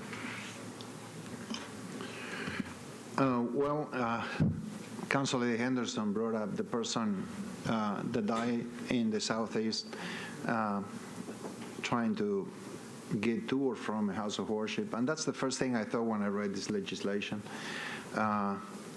If you're a low-income family or a new American, you are very likely not to have a car. And you're going to be relying on sidewalks and public transportation to get to your house of worship. Also, most houses of worship tend to grow, and they tend to use additional properties next door for overflow parking, which means that people end up walking on the right of way to get from the overflow parking to the church or the mosque or the whatever house of worship. And lastly, I want to remind everybody that houses of worship are also used for other community endeavors. People use them for all kinds of uses. They are the community heart, the place where, like, we have community meetings to discuss zoning issues. And if somebody wants to be able to walk to a meeting and there's no sidewalk, they wouldn't be able to do it. We don't need to help these houses of worship. There are other ways to help them. I don't think this is a way to help. This is a way to hurt the people, put them in danger. We wouldn't eliminate the fire code on a house of worship to save them money. We shouldn't eliminate the sidewalk legislation. So I'm going to vote against it. Commissioner Blackshear. I think it's a great point what the councilman brought up, that even if it's a religious institution, it can be used for other events that people will obviously need to walk to get to. And so I agree with my colleagues that it's not been very long to take into account any unintended consequences of this sidewalks bill. So it does seem a little premature to start even narrowly tailoring, but taking exceptions from the sidewalk bill. And I do think that I just agree with the general idea that we should make this sidewalks bill as comprehensive as is reasonable, and to the extent that certain instances are unreasonable, there's obviously the BZA option. Commissioner Moore. So I won't repeat what's already been said, and I thank you for working on this, but I also am not in favor of this. Commissioner Gobble. A quick question. What triggers the actual construction of the sidewalk? New construction, a renovation over 50% of the property value, or an expansion either in value or square footage of 25%. So if you're doing a lot of construction, the sidewalk would be just a small part of that. So I tend to agree with my colleagues. I don't see a reason to make a change at this point. Commissioner Haynes. So, Carrie, help me understand why we didn't direct Councilman Glover to the BZA in the first place, and how did we get to this point? This is the result of a constituent that did apply to the BZA. And what happened at the BZA? I believe that they were granted the variance, but with the requirement to pay the in lieu fee, I believe. So did they ask for the in lieu fee to be waived? I don't recall.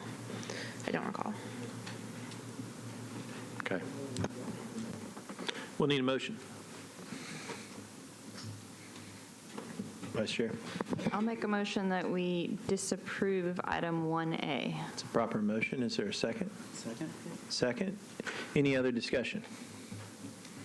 Seeing none, all for disapproval, say aye. Aye. Oppose? Ayes. One opposed. It's disapproved.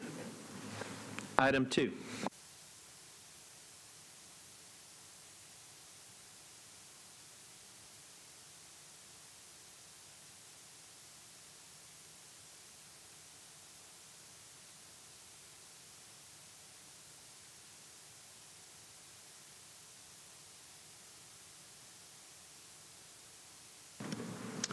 The next item on this evening's agenda is item 2, Earhart Subdivision SP.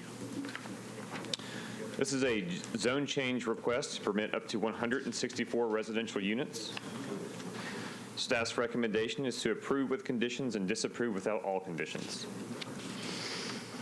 The site is currently zoned RS-15, which is intended for single-family dwellings and requires a minimum 15,000 square foot lot size. RS-15 would permit a maximum of 172 units based upon the application of the subdivision regulations when 15% of the gross land is reserved for infrastructure.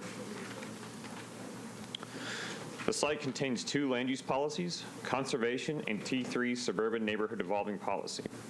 Conservation is intended to preserve environmentally sensitive land features through protection and remediation.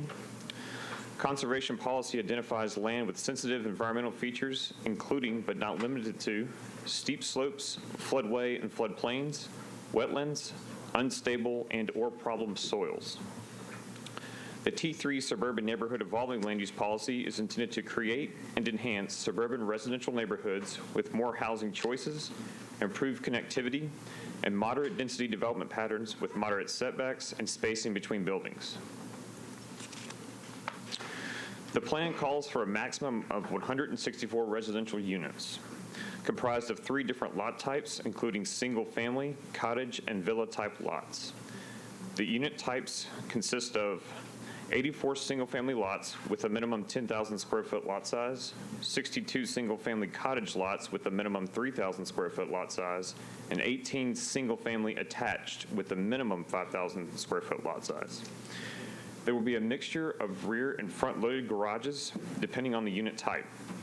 The SP indicates that all front-loaded units which will contain a garage will be required to recess the garage at least 10 feet beyond the front facade of the structure. All dwelling units are limited to a maximum height of 2 stories and 35 feet.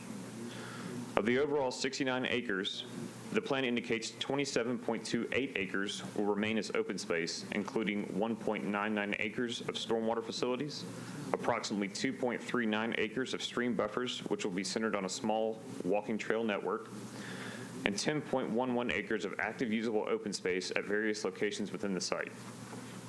While there are some areas of the site which contain steep slopes, the majority of the lots are located outside of these areas, which contain slopes in excess of 20%. All lots which contain slopes in excess of 20% will be marked as critical lots. A condition of approval for the SP requires all critical lots to show the building envelope within the individual lots. A 20-foot wide B-level landscape buffer is provided surrounding the site, and the buffer is shown along all property lines. All streets will be public, and future potential connections are provided to the south, east, and west. The portion of the site that fronts Earhart Road will contain a 6-foot wide grass strip and a 6-foot wide sidewalk consistent with the requirements of the major and collector street plan. Sidewalks will be constructed along all internal streets consistent with the local street standard, which requires a 4-foot grass strip and a 5-foot sidewalk. The plan also provides architectural standards pertaining to window orientation, glazing, and building materials. In conclusion, staff's recommendation is to approve the conditions and disapprove without all conditions. Thank you, sir. We'll declare this item open for public hearing. The applicant, come on up. You'll have 10 minutes, and you can save 2 minutes of the 10 for rebuttal, if you would like. Ladies and gentlemen, my name is Philip Sutton. I live at 3337 Earhart Road. I've lived there at that residence for 38 years. If you're looking at your map, I live at the very top left-hand corner of that screen. Wait, sir, hold on one second. Are you the applicant? Are you the developer? No, sir, I'm speaking against the motion. Oh, so this is the deal. We let the applicant go first? I'm sorry? No, it's fine. So I was confused. I apologize myself. So we'll let the applicant go first, and they have 10 minutes. And then anyone wishing to speak in support goes first, and then you'll go next. So I apologize, sir. We'll get to you. So the applicant, 10 minutes, and then you have 2 minutes for rebuttal. Please state your name and address. Thank you very much. Good evening. My name is Preston Ayer with T-Square Engineering, and we are the engineer on this project representing the developer. We have worked very closely with staff to address all their concerns and comments regarding this SP, and we agree with all of their conditions of approval, and we'd be happy to answer any questions that you may have. We'll save 2 minutes for rebuttal for you, okay? Thank you. All right, anyone in the audience wishing to speak in support? Seeing none, it's proper time now. We just got a little out of order, so welcome. You'll have 2 minutes. Please state your name and your address. Thank you. My name is Philip Sutton. I live at 3337 Earhart Road. I've lived at that address for 38 years. On the map, my property is the top left-hand corner, where the main entrance is. I'm speaking against this motion, and I'm using those bullet points that was provided to you through your recommendations on that. If you'll notice, the fire department starts off and they talk about sprinkler systems. Not only am I speaking for myself and my neighbors, but I'm speaking for 164 families that possibly is going to be living there that hasn't even come into this city yet. The fire department has requested that those units be sprinklered. The reason that I would say that they're reason to be sprinklered is because if you look at the map, you'll see that there's a bridge that's coming in on the main entrance to that. The reason why that bridge is being put there is the pictures that I just given you, because we have major flooding in that area. When the fire department put that, I don't know if they overlooked or whatever, but with the way that map is drawn and what we've seen, it's a major fire code violation because you're not allowed to have one way in and one way out to the property. If you'll look at the map down at the bottom, which would be facing north on the property, you see 4 exits that comes off of that property. It looks like roads. Each one of those exits is butted up against someone else's property. To my knowledge, no one has has given permission for a variance for those roads to be going over to connect to Hesse Road or to Earhart Road. So that would make a violation of the fire code, the National Fire Code. Stormwater. During the 2010 flood, you've got a picture of that. I saw water down in that area where I'm standing on the picture that you have. That is my property. To the right of that picture, 40 yards is the beginning of the property in question. I have seen water down there. Thank you, sir. You only get 2 minutes. I That's all right. I got apologize. it. That's our rule. Yeah. Thank you very We much. really appreciate you coming down. Anyone else wishing to speak in opposition? The developer will have 2 minutes for rebuttal. Oh, the councilman? It's Glover. He's not here. Glover's not here. Want me to speak? Oh, yes, Councilman. Would you like to speak on This is this? the property on Earhart Road. I was raised up around that property, and it's there's caves and there's sinkholes all in that property, so that's my 2 cents worth. I don't know how they're going to engineer around that, but know that property very well. Stomped around it when I was kids, and my dad took me to a cave back in there, so I'm not going to say I'm opposed to it, but at the same time, I'll let you know it's going to be an engineering feat if they try to put a subdivision in there. Thank you. Thank you, Councilman. We appreciate it. Here's the engineer. And here's the developer. Come on up. You have 2 minutes to respond to the council. Thank you. Well, in response to the sinkholes, you'll notice the sinkholes on site have been located in open space. We provided an additional buffer from the edge of those sinkholes. In addition, the developer has hired a geotechnical engineer to oversee any remediation that may be required of those sinkholes. None of the lots will be touching the sinkholes. And as part of Public Works condition of approval, geotechnical engineer will be on site for any remediation that's needed in those sinkholes. In terms of the stormwater issue, there is a stream that runs through the site, and we have stayed outside of the required buffers for that stream, as well as provided additional open space on the edges of those streams so that none of the lots will be affected by any flooding. Thank you. Thank you. Seeing no one else wishing to speak, we'll declare the public hearing closed. And how about you, Commissioner Haynes? You want to go first? I think the staff's done a good job of the analysis. While this property may have risk, that's the risk of the development industry, and if the staff has analyzed this, I'm going to support staff recommendation. Commissioner Gallagher. I'm comfortable as well. Commissioner Moore. I support staff's recommendation. All right. Councilman? I want to understand what he means by any remediation. Is he going to grout the sinkhole, or is he going, what does he mean by any remediation? Well, because, I'm sorry, because when you do an analysis, soil analysis, you're really not getting a clear picture of what happens underground. You know, it's only when you did the borings, so there may be areas where they don't know what's going on. That's a perfectly good question, so let's call the developer up again and ask. And we also have stormwater here after as well, Yes, I myself am not a geotechnical. The councilman. I mean, speak to the chair, it's fine. I myself am not a geotechnical engineer, but there was a report that the geotechnical engineer provided to Public Works demonstrating any remediation that would be done in accordance with both Metro and TDEC requirements. Okay, thank you. Can I ask a follow-up? Yeah, yes, sir, Councilman. So when you say any remediation, you mean any remediation as recommended by the geotechnical report? So it's not just any remediation? No, as recommended by the geotechnical engineer. Thanks. Is that it, Councilman? Commissioner Mitchell? I just had one question. Could I see that slide that puts this on the big map? I was curious about the exit strategy from those other roads that the gentleman mentioned who was in opposition.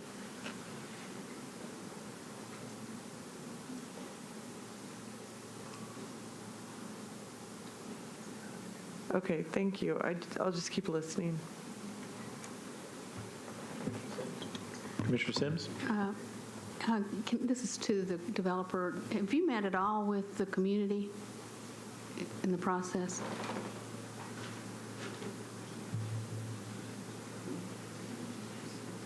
My name is Steve Griffith, and I'm the developer.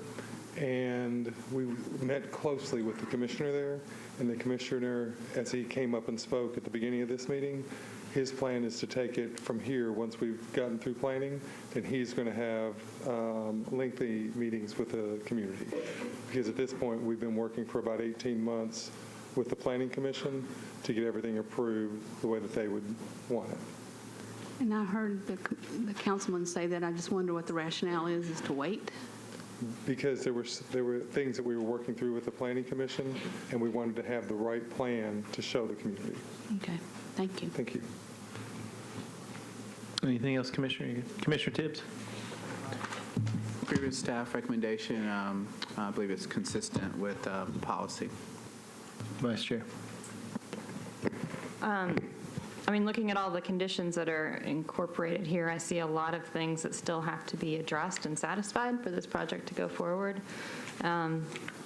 So hopefully some of the items that the neighbor identified will be addressed or, first identified or addressed through all of these different processes that have to go forward. So I think I'm in favor of staff recommendation.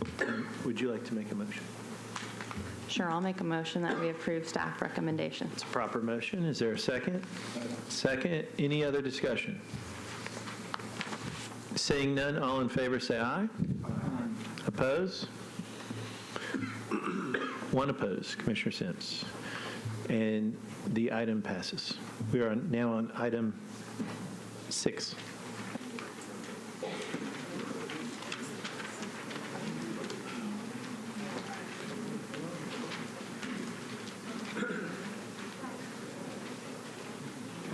Hold on one second. We've been here for approximately 2 hours. I know time flies when you're having fun. So we could take a break. Generally, I like to try to take a break after 2 hours. Do you want to do one more? Let's do. That's great. Let's do one more. Get through that, and then we'll take a break. Item 6.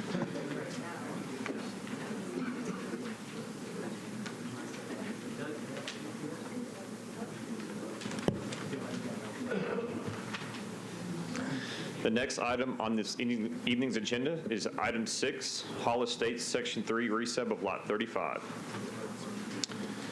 This is a request to create 2 lots and for a variance from the subdivision regulations in regard to side lot line requirements. Staff's recommendation is to disapprove. The site is located at 5024 Trousdale Drive and contains 1 single-family structure on 1.10 acres. The site is currently zoned RS20, which is intended for single-family dwellings and requires a minimum 20,000 square foot lot size. The site contains 2 land use policies, conservation and T3 suburban neighborhood maintenance. Conservation is intended to preserve environmentally sensitive land features through protection and remediation. Conservation policy identifies land with sensitive environmental features, including but not limited to steep slopes, floodway and floodplains, wetlands, and unstable or problem soils. In this instance, conservation policy identifies the presence of a stream. T3 suburban neighborhood maintenance is intended to maintain the general character of developed suburban residential neighborhoods. T3 suburban neighborhood maintenance areas will experience some change over time, primarily when buildings are expanded or replaced. And when this occurs, efforts should be made to retain the existing character of the neighborhood. Planning Commission's role in the review of subdivisions is granted under the authority of Section 13.3.401 and 13.4.301 of Tennessee Code Annotated. The Planning Commission is given the authority to adopt regulations governing the subdivision of land, to review the technical aspects of subdivisions, and shall approve or disapprove a plat within 60 days after initial consideration by the Commission. This image shows the proposed subdivision. The existing single-family structure is highlighted in red and is located on Lot 1 to the north. Lot 2 is shown in the lower portion of the site. Lot compatibility. Section 352 of the subdivision regulations establishes criteria for reviewing infill subdivisions and for determining their compatibility in neighborhood maintenance policies. Both of the proposed lots meet the required standards for the RS-20 zoning district. Both of the proposed lots have frontage along a public street. Community character, lot frontage. The proposed lots must have frontage either equal to or greater than 70% of the average frontage of surrounding parcels or equal to or greater than the surrounding lot with the least amount of frontage. Whichever is greater is what's required. In this instance, the proposed lots must be equal to or greater than 155 feet of frontage along Trousdale Drive. Neither of the lots as proposed meets the requirement for lot frontage. The same analysis is applied to lot area. In this instance, the lots must be equal to or greater than 25,977 square feet. The current size of the proposed lots is 21,809 square feet for Lot 1 and 26,214 square feet for Lot 2. Lot 1 does not satisfy the area requirement for lot compatibility. Lot 2 does satisfy the requirement for lot compatibility. Street setback. All future development would have to comply with the appropriate street setbacks. Lot orientation. Both lots are consistent with the surrounding parcels. And agency review. All reviewing agencies have recommended approval of this application. This application also includes a variance request. Section 342 requires that side lot lines shall be at right angles to street lines. The applicant has requested a variance from the lot requirements section stating a hardship due to the existing stream buffer and sewer main that runs through the middle of the existing property. Therefore, a 90-degree angle would not allow for any building within the site due to these hardships. While staff finds the applicant meets the standards for a variance, the granting of a variance does not bring the subdivision into compliance with other requirements of the subdivision regulations. Therefore, staff's recommendation is to disapprove. Thank you, sir. We'll open this item for public hearing. Is the applicant in the room? Come on up, sir. Welcome.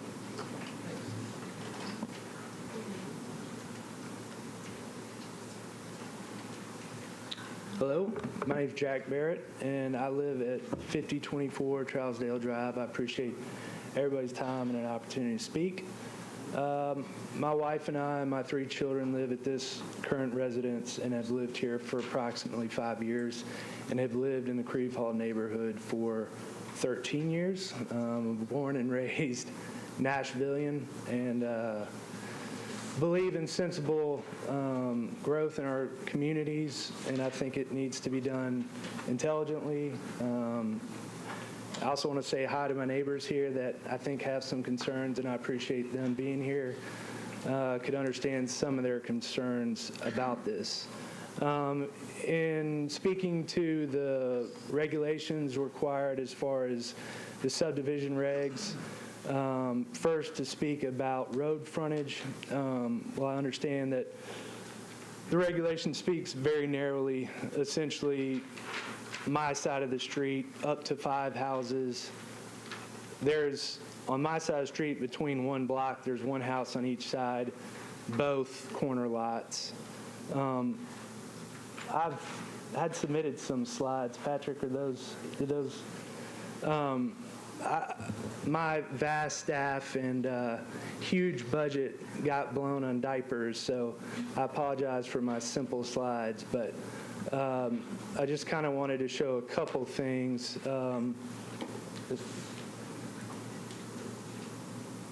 First, this is just a plat that we're showing.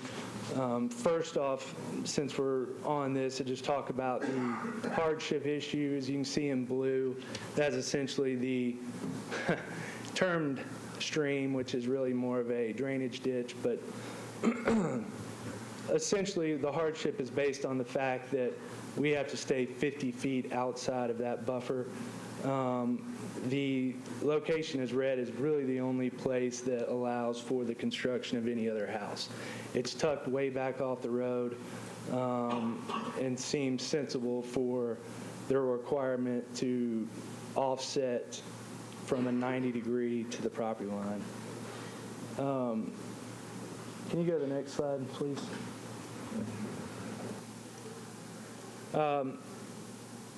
And actually, it's the one after that, if you don't mind. This slide is actually just to show kind of a simple analysis from myself of other properties within our area that have equal to or less than 90 feet of road frontage.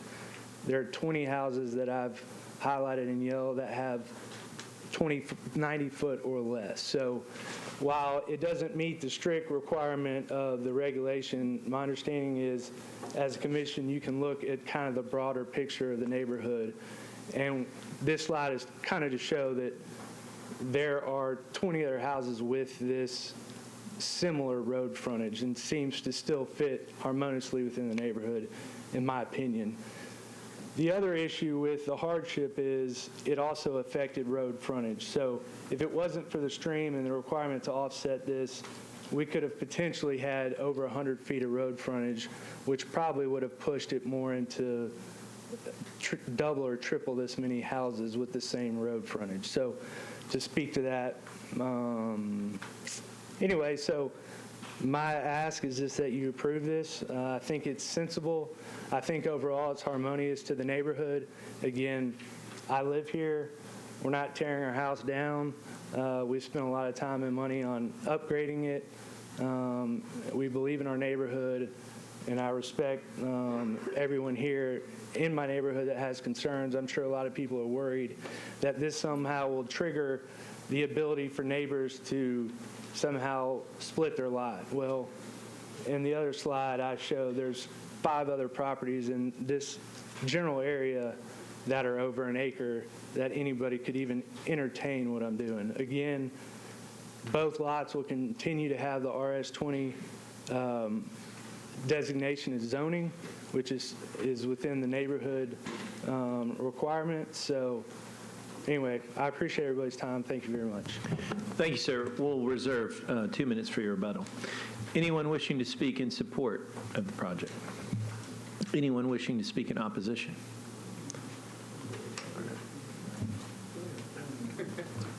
Councilman, you want to go last? Okay. Welcome, sir. So you'll have 2 minutes and state your name and your address. Okay, my name is Tom Davidson. I live at 413 Arrowwood Drive, and I've lived there for 21 years. If you're looking on the map, it has the lots. It's lot 325, parcel 123.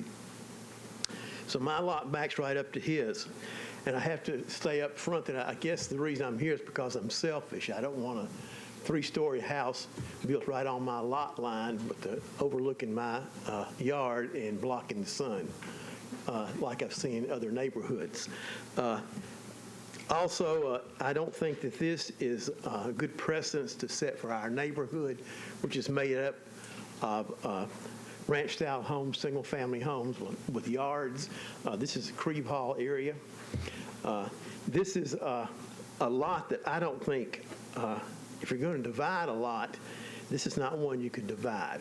It has a drainage area in it, which I call a dry creek bed, and it's dry when it's not raining, but when it does rain, it does get water in it. It has a very large concrete bridge where you see the road going down. This is not a culvert like you have at your driveway. This is a concrete bridge. During the 2010 flood, I stood in my backyard and saw the water from the flood. There have been times when I haven't seen the water, but I've heard the water. There's also sanitary sewer there. I can look over and see the manhole covers. So this lot, to me, just would not support another house. And so that's the reason I'm against it. Thank you very much. Thank you, sir, for coming down.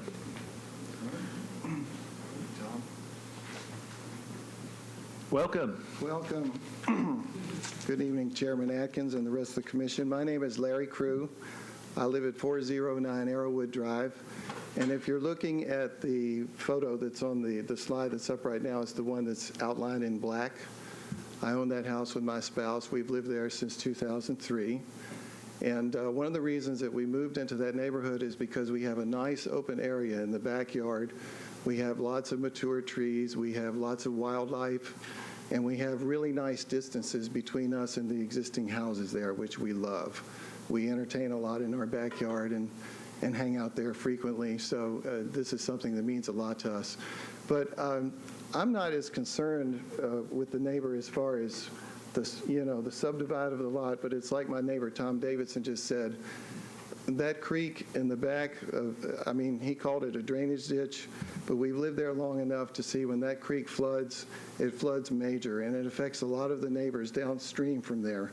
So if anything is allowed to disturb the soil or the trees on that lot, if it were to be built on, that's going to put a lot of pressure on that creek. And we have had major flooding, especially in 2010 on Berrywood Drive, and you can't see it on this slide, but it's just a little bit further. I think you saw it in one of the overlays, the green part with the creek flowing through there. So that's basically the reason that I'm in opposition. This owner has done some great things to his property, improved it. It looks really great, but this lot should have never been, the reason it was zoned the way that it was when the neighborhood was built in the 1950s, there's a good reason for that, and it's that creek. So I thank you very much. Thank you, sir. Welcome. My name is Andrew Smith. I live at 423 Berrywood Drive, and you can't see where I live on this, but my concern is the drainage. They're talking about the wet weather stream that runs through this property. There's also a wet weather stream that runs through the back of our property. And during wet weather, we have problems with water in the yard and water in our crawl space, and that's my concern. That's why I'm here, because of the drainage problems. Thank you. Thank you, sir. Anyone else wishing to speak in opposition? Councilman, come on up.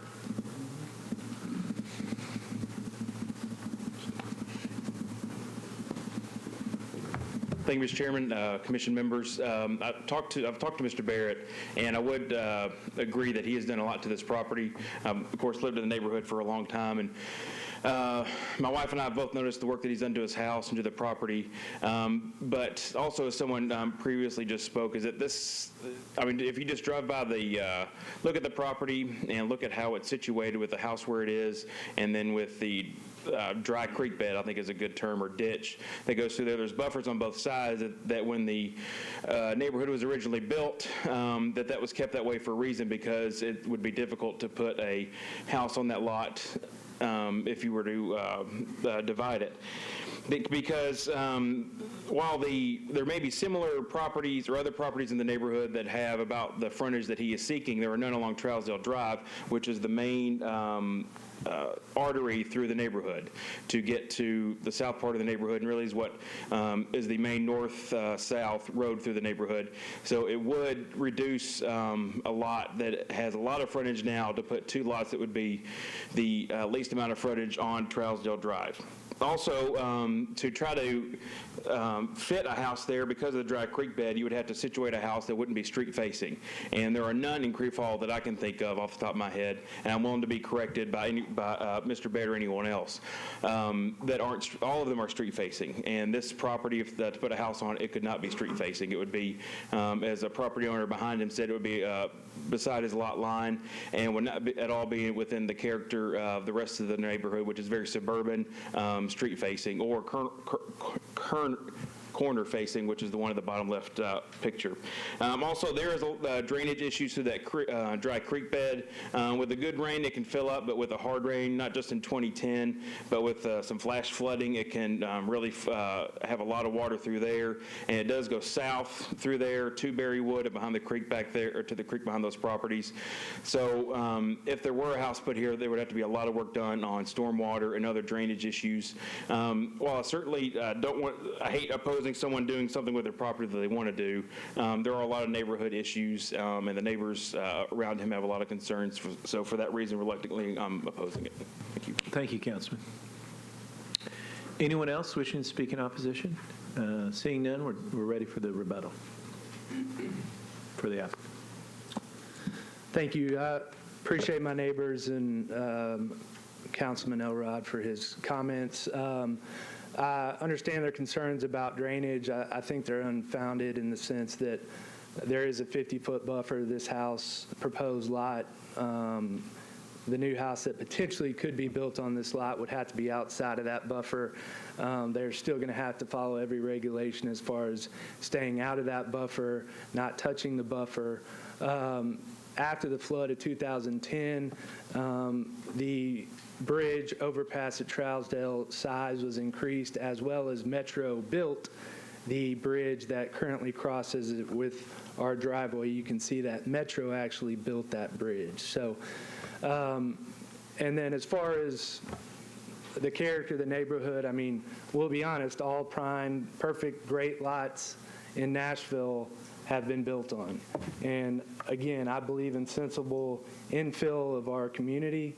I don't want to see our neighborhood overrun with multiple houses. I don't think that is going to set any precedent or capability based on allowing this to happen. So I respect my neighbors and understand their concerns, but I think Metro Water has done a lot since the flood to alleviate some of those flood issues, and I don't feel like any way, shape, or form a new house here will affect any of the trees and or flow around this creek bed due to the fact that there are regulations in place when they construct that they have to stay out of those buffers. Thank you all.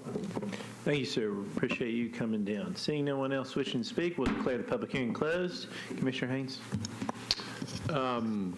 I think maybe with the exception of Greg and Jessica, everyone else is new and did not participate in the lengthy discussions that Director Sloan and his staff steered us through on subdivision regulations. It was a long, arduous process with lots of debate, with lots of ratios and lot sizes and street frontages, and we had lots of opinions. And we came to something that was fair and equitable, and I think staff's analysis is right on. And I think this is the wrong place for a variance here, so I'm going to support staff's recommendation. Commissioner Gall. I agree. Pardon me. I agree with staff's recommendation. Commissioner Moore. I definitely respect the owner of the property, but I think here I agree with staff recommendation to disapprove. Councilman? I agree with the staff. Okay. Commissioner Mitchell? I also agree with the staff. Commissioner Sims? Yeah. Commissioner Tibbs? I do also agree with the staff. Just not every lot is, subdividable. And so I agree with staff and agree with the whole context that the councilman brought up. Vice Chair? I have nothing to add. I agree with the staff recommendation. Would you like me to make a motion? I'll make Yes, a ma'am. motion. I was going to be here. You're a motion machine tonight. I will make a motion that we accept staff's recommendation to disapprove the. That's a proper motion. Is there a second? Second. Any other discussion? Seeing none, all in favor of disapproval, say aye. Opposed, no. Ayes have it, unanimous, disapproval. All right, so we have, I think we're almost 6.5 hours. I mean, 6.5. Oh, it will be later. I'm sorry. We're about 2.5 hours in. So if it's okay with all the commissioners, we'll take a quick break. And the next item will be item 15 when we do that. Gosh. I mean 8. I'm getting way ahead of myself. Item 8. They're like, oh, sorry. Item 8.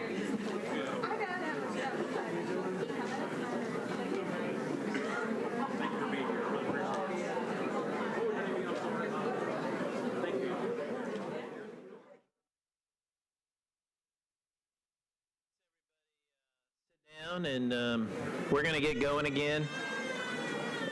Oh, sweet. Sweet baby. Sounds like some commissioners I know. No, I'm just kidding. I was going to say All right. members, but All right, everybody, we'll get back to work, and we are on item number 8. So if everybody could get settled down, and we really appreciate y'all letting us take a break after 2.5 hours. So here we go. Item number 8 is a concept plan review for Riverview at Cumberland Hills. The request is for a concept plan approval to create 37 single-family lots, including 9 two-family lots, for a total of 46 units. This proposal is for a subdivision development under existing zoning entitlements. No zone change application is included with this application. The property is highlighted in red. This is located just south of Cumberland Hills Drive and north of Valmurray Drive. Staff's recommendation is to approve with conditions.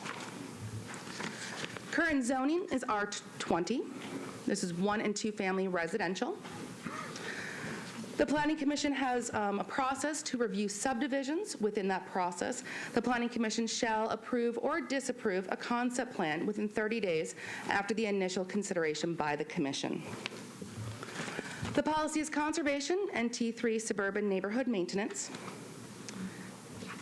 As a reminder, the subdivision process may be a 3-step process. This is a concept plan. This is what you're reviewing tonight is the first step in the process. After that would be a final site plan and a final plat. Also, as a reminder, cluster lot subdivisions are allowed within the Metro Zoning Code. The cluster lot option does not allow more density than you would be allowed under the R20 zoning, which is this is zoned R20. The cluster lot option allows a reduction in lot sizes that either works with topography or open space, etc. This proposal is to cluster the lots down to 10,000 square feet of lot sizes. Before you is the proposed concept plan. The lot sizes range from 10,000 square feet almost up to 20,000 square feet. Access to this concept plan will be from the existing Cumberland Hills Drive to the east. This plan provides for street connectivity by extending Cumberland Hills Drive and by providing future stub streets to the north and another one to the north. The proposed concept plan, the lots will front onto public streets. Those streets will include a 5-foot sidewalk and a 4-foot grass strip. The cluster lot option within the Metro Zoning Code requires usable open space, and within that usable open space, amenity areas to be provided. The applicant has provided those in this case. It also requires buffering requirements along the perimeter of the lots, abutting existing lots. Staff reviewed this concept plan. The plan meets the subdivision regulations. The plan also meets the cluster lot provisions within the zoning code by providing that common open space, extending Cumberland Hills Drive, and providing future stub streets. This plan also locates duplex lots primarily on corner lots. Therefore, staff recommends approval with conditions. Thank you. We'll open this item for public hearing. And is the applicant here? Welcome. You'll have 10 minutes, and you can save 2 of the 10 for rebuttal. And state your name and your address, please. Thank you. My name is Michael Dewey with Dewey Engineering. Our address is 2925 Berry Hill Drive. I know you guys have a full agenda, so I'll try to be brief. We've worked diligently with staff over the past almost year now on many iterations of layouts for this subdivision. As staff mentioned, this subdivision meets all the cluster lot requirements and subdivision regulations.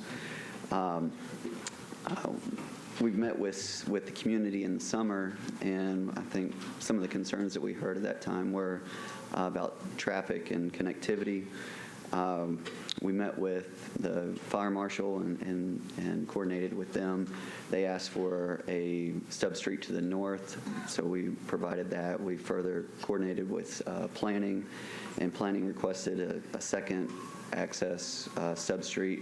We agreed to that and have provided that as well. we ask for approval of this concept plan, and I'm happy to answer any questions at the end. Thank you, sir. We appreciate you coming down. We'll save 2 minutes for your rebuttal. Is there anyone in the audience wishing to speak in support? Anyone wishing to speak in opposition? Come on up, and if y'all would line up behind the podium here. We appreciate y'all coming down, and you'll have 2 minutes, and state your name and your address. My name is John Sturdivant Jr., 352 Cumberland Hills Drive. I sent you an email, and I got some. We'll pass it out again. Thank you, sir. First of all, I wanted to say 90% of our neighborhood disapproves of this, opposes it vehemently. We were also told by phone that they were all told that this would be deferred, not show up tonight. We have a stoplight at the end of it. In 20 minutes, 12 cars can get out of the neighborhood as of right now. It stays red for 4.5 minutes and green for 7 seconds. Also, the fire marshal or the fire department, I don't believe has approved this. It says not available. Before, when they tried to do this, they tried to connect to the east, Van Marie. They now say they can't connect because properties, well, there's a cul-de-sac there. I'm not sure why they can't cut through there. I understand national needs growth. We are also, our neighborhood is zoned RS40, and they're asking for R20 and R10. That's quite a bit of difference. So we have homes that are on acre lots, single-family homes. This also, where they're trying to connect Cumberland Hills Drive, there's a natural drainage ditch, and to put a road over that is going to cause some flooding. I don't care how, or I'm not sure if they went through and got this approval before or after they were going to connect to the east, because this is the second time they've tried to do this. And at that time, they weren't going to connect to Cumberland Hills Drive. So I'm not sure if they did anything for the water drainage and putting a road right there. Thank you. Welcome. Hi, my name is Stephanie Sturdivant. That was my brother. I also live at 352 Cumberland Hills Drive, the street that is going to be connected. As he stated, our neighborhood is RS40, not RS20, as she stated in her report. Since we are the neighboring cut-through neighborhood, we would like to see if this is going to happen. 1-acre lots, like the existing neighborhood. This neighborhood is safe for kids right now. We have children that ride their bikes up and down the street to their neighbor's house, to their friend's house. They can walk without any fear of anything happening. We know our neighbors. We talk to each other. We wave to each other. We know who belongs and who doesn't. This proposed plan will destroy our quality of life and destroy the safety for these children. Thank you. Thank you. Hello. Hi there. I'm Sue Sturdivant. I'm their mother. And first of all, I would ask, why are we hearing this when my neighborhood was told this would be deferred until January the 11th? So my neighbors are not here. We have signed petitions that I guess you all haven't seen. 95% of our neighborhood opposes this plan. So I don't know why the mix-up and why we are hearing this tonight. But my husband and I moved to this neighborhood in 1975. And the reason we moved there is because we have dead-end streets, it's a beautiful neighborhood, and a great place to raise your children. We had friends there that encouraged us to move there. Charlie McCoy, Wayne Moss, and Kenneth Buttrey, who were all Nashville musicians. You've probably heard of some of those. but they had built homes there on 2 acres plus lots. We have many houses there that are on over 2 acres of land. And now, this proposal to open up, what is it, R20 and R10? And, we are in like they said, R40 or RS40 zoned neighborhood right now. I want you to consider what this is going to do to our neighborhood. We have new families moving in there, and they moved there for the same reason that me and my husband bought there 42 years ago. So I ask that you consider what you're doing to us with this plan. Thank you, ma'am. And what do I tell my neighbors who thought this was going to be deferred? Thank you. Appreciate it. Anyone else wishing to speak in opposition? All right, the applicant has 2 minutes for rebuttal. I'm Michael Dewey with Dewey Engineering. There's 3 items I want to address. This property is zoned R20. We're doing a cluster lot to R10 and providing the necessary landscape buffers for that cluster lot subdivision. The connection to Val Marie Drive to the south and west, the right-of-way is not available for Val Marie.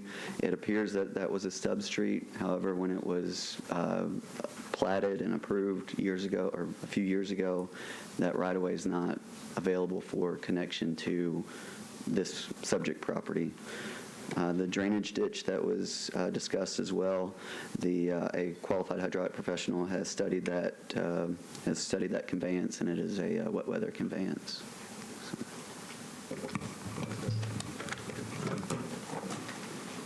Thank you, sir.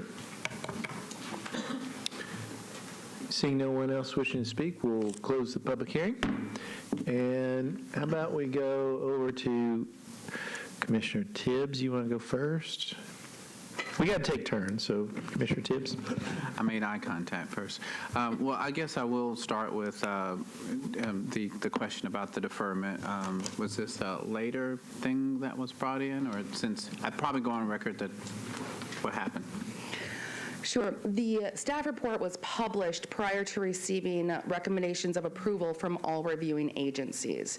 In the staff report, it says defer unless agency approvals have been received. We did receive Public Works approval. A memo was distributed, and this was put onto the agenda. Okay, so it was just some kind of miscommunication, I guess, or whenever. Well, let me address that. It's not a miscommunication. That's a standard practice that we have. That if we're still waiting for various agencies to report, then our first staff recommendation that goes out a week ahead of time has that on there. And it says that it's deferred unless we receive these items. And then once we receive the items, we repost it on our website as being on the agenda, and we show the new agenda. And that's a practice that we've had. I couldn't tell you how many cases that we've done that with, countless. So I would say that's just some confusion in reading, which is understandable. Yeah. If you're not versed in how this process works, it's easy to miss that. So better clarification, but more of a misinterpretation. Okay. So yeah, I wanted to address that. And then, was there any thoughts about? I guess I'm making sure of that in the open space there, that they could connect later, or I just want to make sure that there is ability to continue to connect. Within the open space, or? I think this is a stub street. He said couldn't be connected. It couldn't be connected to. Okay. I thought it was talking about up there, but No, correct. The stub street, it seems like you would have enough right-of-way. However, there is not enough right-of-way to connect. What about at the top where the round One of the conditions of approval is to dedicate right-of-way along this property line here, so that in the future, if development happens, then the right-of-way then would be available for it to connect into. Okay. All right. Well, generally, it makes, sense, and I feel like they've done a good job of dealing with the open space. We always wish there was, more ways to connect to it, but at least there is some available, opportunity, maybe, if things change. So right now, I want to listen to everyone else, but I'm pretty much in support with staff recommendation. Commissioner Sims? I would like to listen to what everybody has to say. Commissioner Bichelle? Thank you. That is the right way to say it. I just wanted to clear up what it was actually zoned. The speakers seemed to think it was RS40 on this map, R20, and then in the application, R20, but the applicant mentioned R10, and it seems pretty confusing. No problem. I'm going to get back to the zoning map here. The properties before you for the concept plan are highlighted in gray. Those are located in the R20 zoning district, so 1 and 2 family. Minimum lot size is 20,000 square feet. Just to the east, there is an RS40 zoning district, which is a residential, single-family only, 40,000 square feet minimum lot size. Where the R10 standards come into place is the cluster lots requirements within the Metro Zoning Code, that you could cluster down 2 zoning districts to have smaller lots, but to create more open space and work with topography. So that's why in this application, within the concept plan, those lots range from 10,000 square feet to almost 20,000. And on that map, I'm always making y'all go back to the big map. Sorry about that. Sorry. Not that far. Not that far. One more to there. So the people who just spoke were all from that RS 40 section up above there, or from the R20 area just to the, what is that, west, northwest? So this whole area here is R20. Right. Yep, and this area is RS40. Okay. Mr. Sturdivant lives on Cumberland Hills, which is the RS40 area.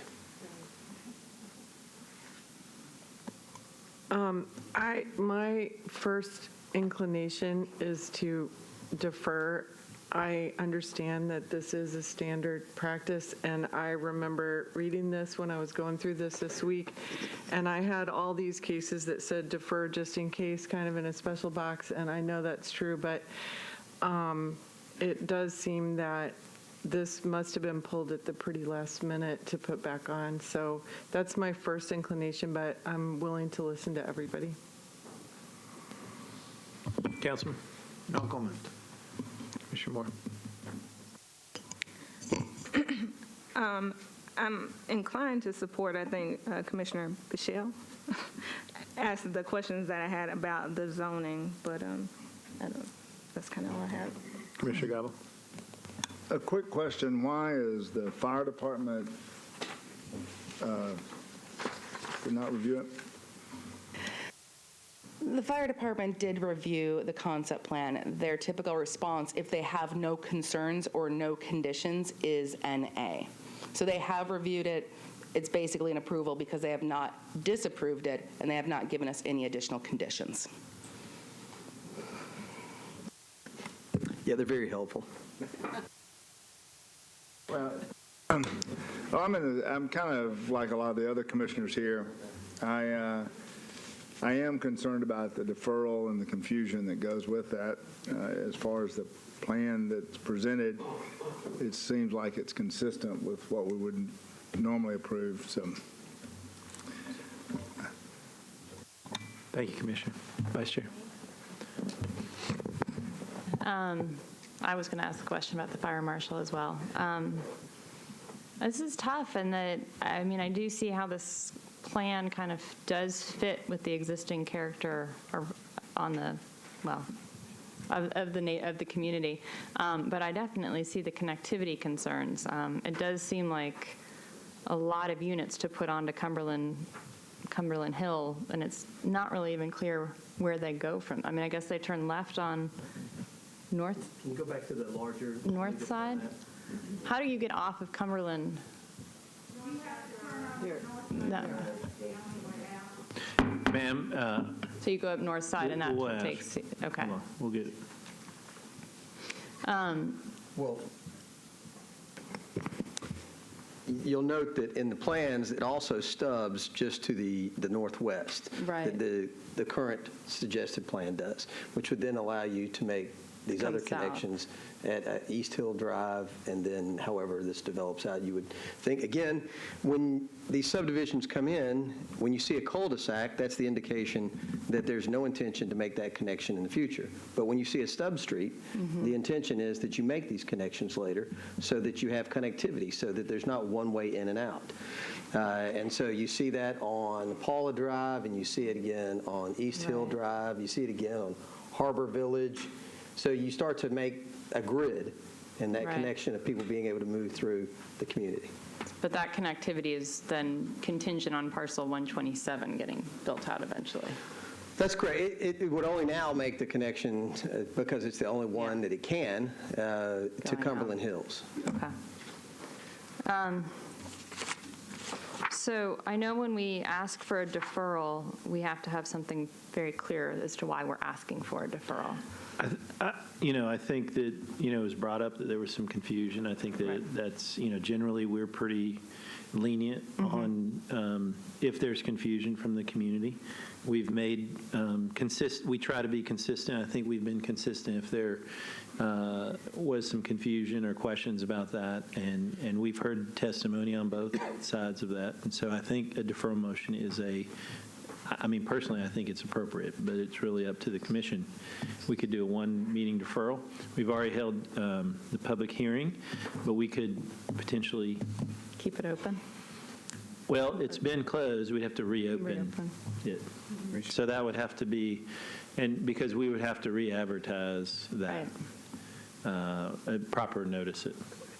So the only other question I have is what other new information do we feel we could get from our staff that would help us make a more informed decision?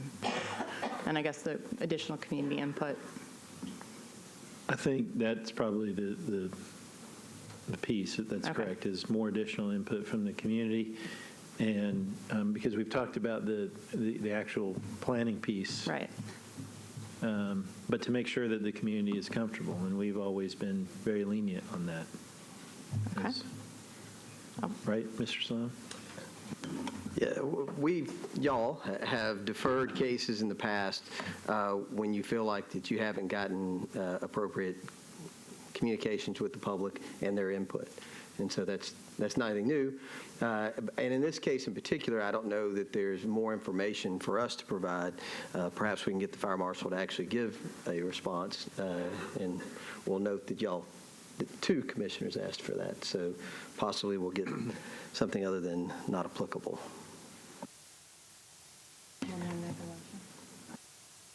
It is time to make a motion. I move that we defer this one meeting, this matter. Okay, but we have to clarify about the public hearing piece.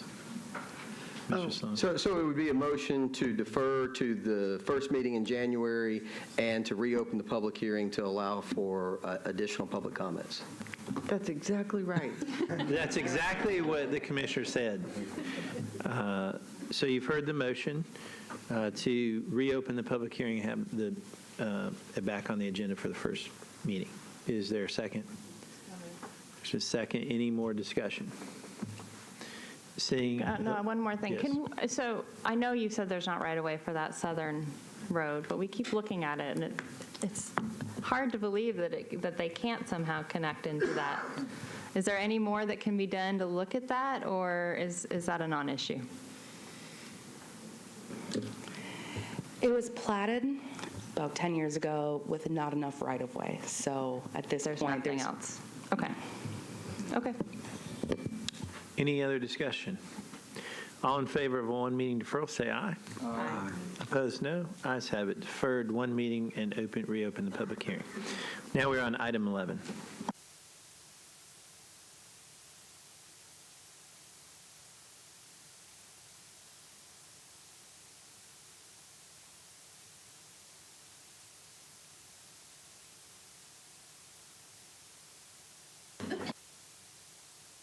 So just, Commissioners, let me clarify one thing on 11 before we start, is my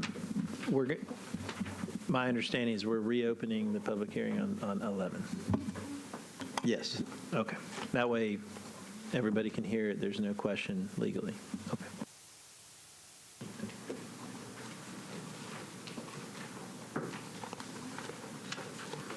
All right. Item number 11. We good? Okay. Item number 11 is a request to rezone approximately 1.07 acres from single-family residential RS 7.5 to multifamily residential alternative RM20A zoning for 627, 629, and 631 East Trinity Lane. This application was presented at the October 26th, 2017 Planning Commission meeting, and the Planning Commission deferred this case to allow the applicant, Councilmember Davis, additional opportunity to address concerns raised at the October 26th Planning Commission meeting. Staff recommendation is to approve with conditions. As a reminder, this site is located at the northwest corner of East Trinity Lane and Oakwood Avenue, west of Ellington Parkway. Single-family zoning, RS 7.5, requires a minimum lot size of 7,500 square feet and is intended for single-family dwellings. RM20A is intended for single-family, duplex, and multifamily dwellings and is designed to create walkable neighborhoods. The proposed zone change of RM20A is consistent with T4 residential corridor policy, which is intended to enhance urban residential corridors by providing high levels of connectivity. The surrounding area includes a mixture of land use policies, including, the site itself is located on the eastern edge of the T4 residential corridor policy, adjacent to neighborhood center policy in this purple color, and across the street from additional properties and the residential corridor policy. A large area of district employment policy in this greenish color is located on the same side of the street, about 250 feet away. The existing land use pattern on the block contains a mixture of residential, mixed use, and institutional land uses. And then on the east side of the site, as you move towards Ellington, you have higher intensity commercial, office, and some light industrial uses as well. Nashville Next identifies East Trinity Lane as a long-term need corridor. So, and it's situated right in between some immediate need corridors. You've got Dickerson Pike and you've got Gallatin. Both are less than a mile away from the site. And this also shows the proximity of the site to downtown, which is a Tier 1 center about 4 miles away. So multifamily development at this site is ideal in areas, particularly with a gridded street pattern, such as this, rather because it allows options to disperse traffic. This location is preferred for higher density residential development, and given it is preferred because of the locations to these. You've got Ellington, Dickerson, Gallatin, which is, as you know, slated for future light rail, and then also proximity to downtown. The policy supports multifamily zoning rather than single-family zoning, and was purposefully applied to this area because the intent is to develop or redevelop along a corridor such as this to include higher density development over time. Given that multifamily residential development at the site will provide an added mixture of housing types and proximity to higher density development, and that RM20A is consistent with the residential corridor policy, staff recommendation is to approve with conditions. Thank you very much. We'll open this item for public hearing, and the councilman is the acting applicant. Councilman, welcome.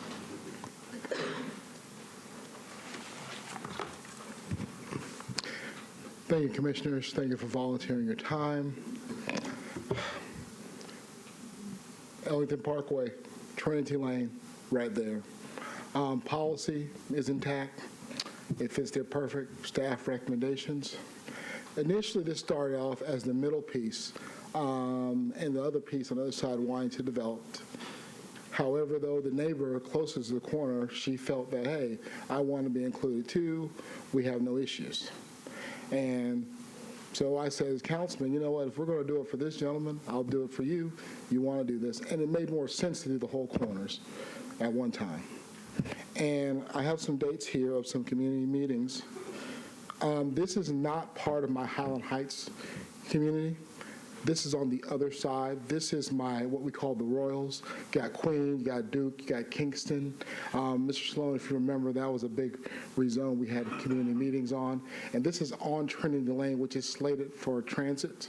And also, once again, Ellington Parkway is right there. Trinity Lane, correct me if I'm wrong, staff members, it is a transit corridor, and it is a collector street and or major arterial street. I get those mixed up sometimes. On November 28th, we met at the East Precinct on the fourth Tuesday. No opposition. Also on, that is a shared meeting day with the Oakwood neighbors and the Page Branch Roads, which has a couple of Nancy's folks that attend, because off of Oakwood, Nancy and I kind of butt a little bit. And, you know, the one of the owners were there, no issues. I understand, you know, there's a lot of change going on, but this is where density is appropriate. Also, we met on the fourth Tuesday before I came here. It was on consent, and I left early. October 24th, at 6:30 at the East Precinct was also where this property and rezoning was also discussed.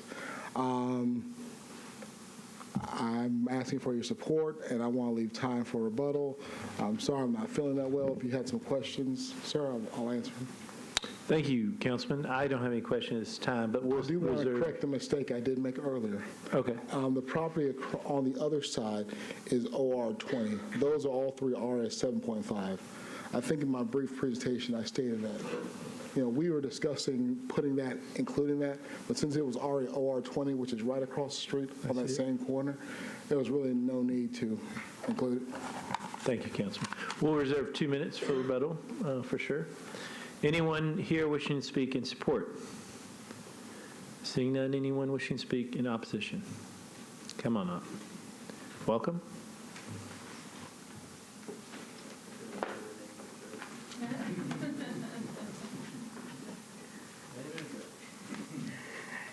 Good evening. I know you guys have a long time and you have a long night. My name is Ashanti Davis. I live at 321 Edwin Street. This is like any other night, right? The last 6 months, upzoning petitions. I'm standing here before you. You've been here a long time.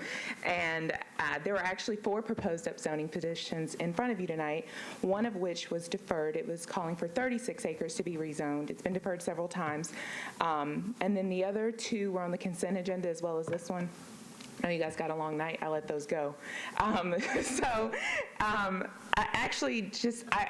want you to know that I understand the policy and I understand the rationale, and I'm not going to act like I don't. But I guess what I want to remind you of is if you look around, like if you look right behind this red line, those are single-family homes. And there are hundreds of single-family homes behind it and right across from it on Edwin where I live. And I think essentially my neighbors and I are waiting with a bated breath to know what the vision and plan is for this area. Because piece by piece, I've been before you for 6 months and I've seen this upzoned a block away and I've seen that upzoned a block away. But all of it none of it fits what's currently going on. And I realize the neighborhood's going to change. I've been there 30 years and it's changed a lot and it will continue to change. And I expect it to change. I just think the change has to have a purpose and it has to fit. And so each of you represent different perspectives and experiences while you sit on this. Some of you are working nonprofits. Some of you are architects. Some of you are lawyers. Some of you are our educators, some of your elected officials. And with your collective wisdom, I ask you just to take a moment and think about how you would feel if you lived in a single-family neighborhood and it went from a single-family neighborhood and they skipped 15 other zoning designations that would allow for density to get to multifamily. They skipped 1 and 2. They skipped all those zoning. They skipped 15 zoning classifications. And so essentially what I'm asking is we have to accommodate growth, but it should make sense. Thank you. Thank you. Anyone else wishing to speak in opposition? Seeing none, 2 minutes for rebuttal, Councilman.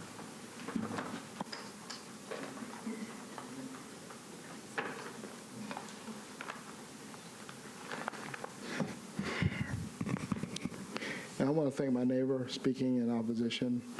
Point well taken. As we call the neighbors on the other side, if you recall, we did a intense plan where we did upzone some of those neighborhoods behind there of the Royals, also with Oakwood. We met with Nancy's constituents 2 years ago, and we came up with a plan for those single-family homes around there. If you remember, we did come up with a plan. We did a rezoning, which we had no oppositions. The neighborhood president, Mark, came in support.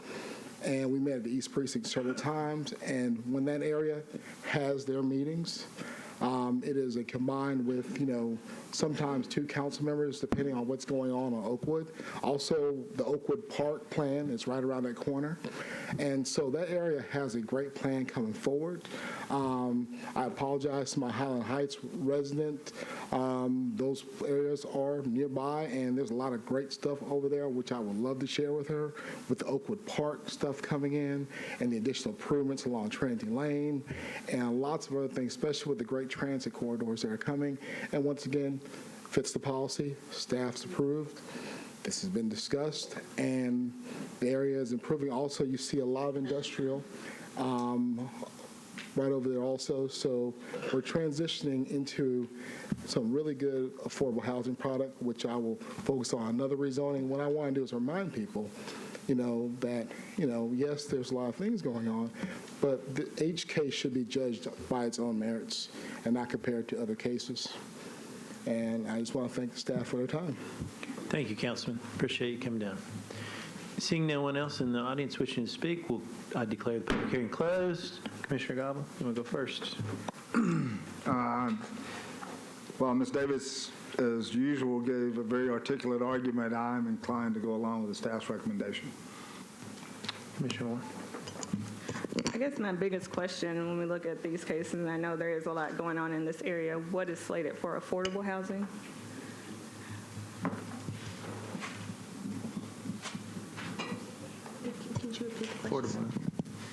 I just wanted to know, or this case or around this area, is any of this slated for affordable housing?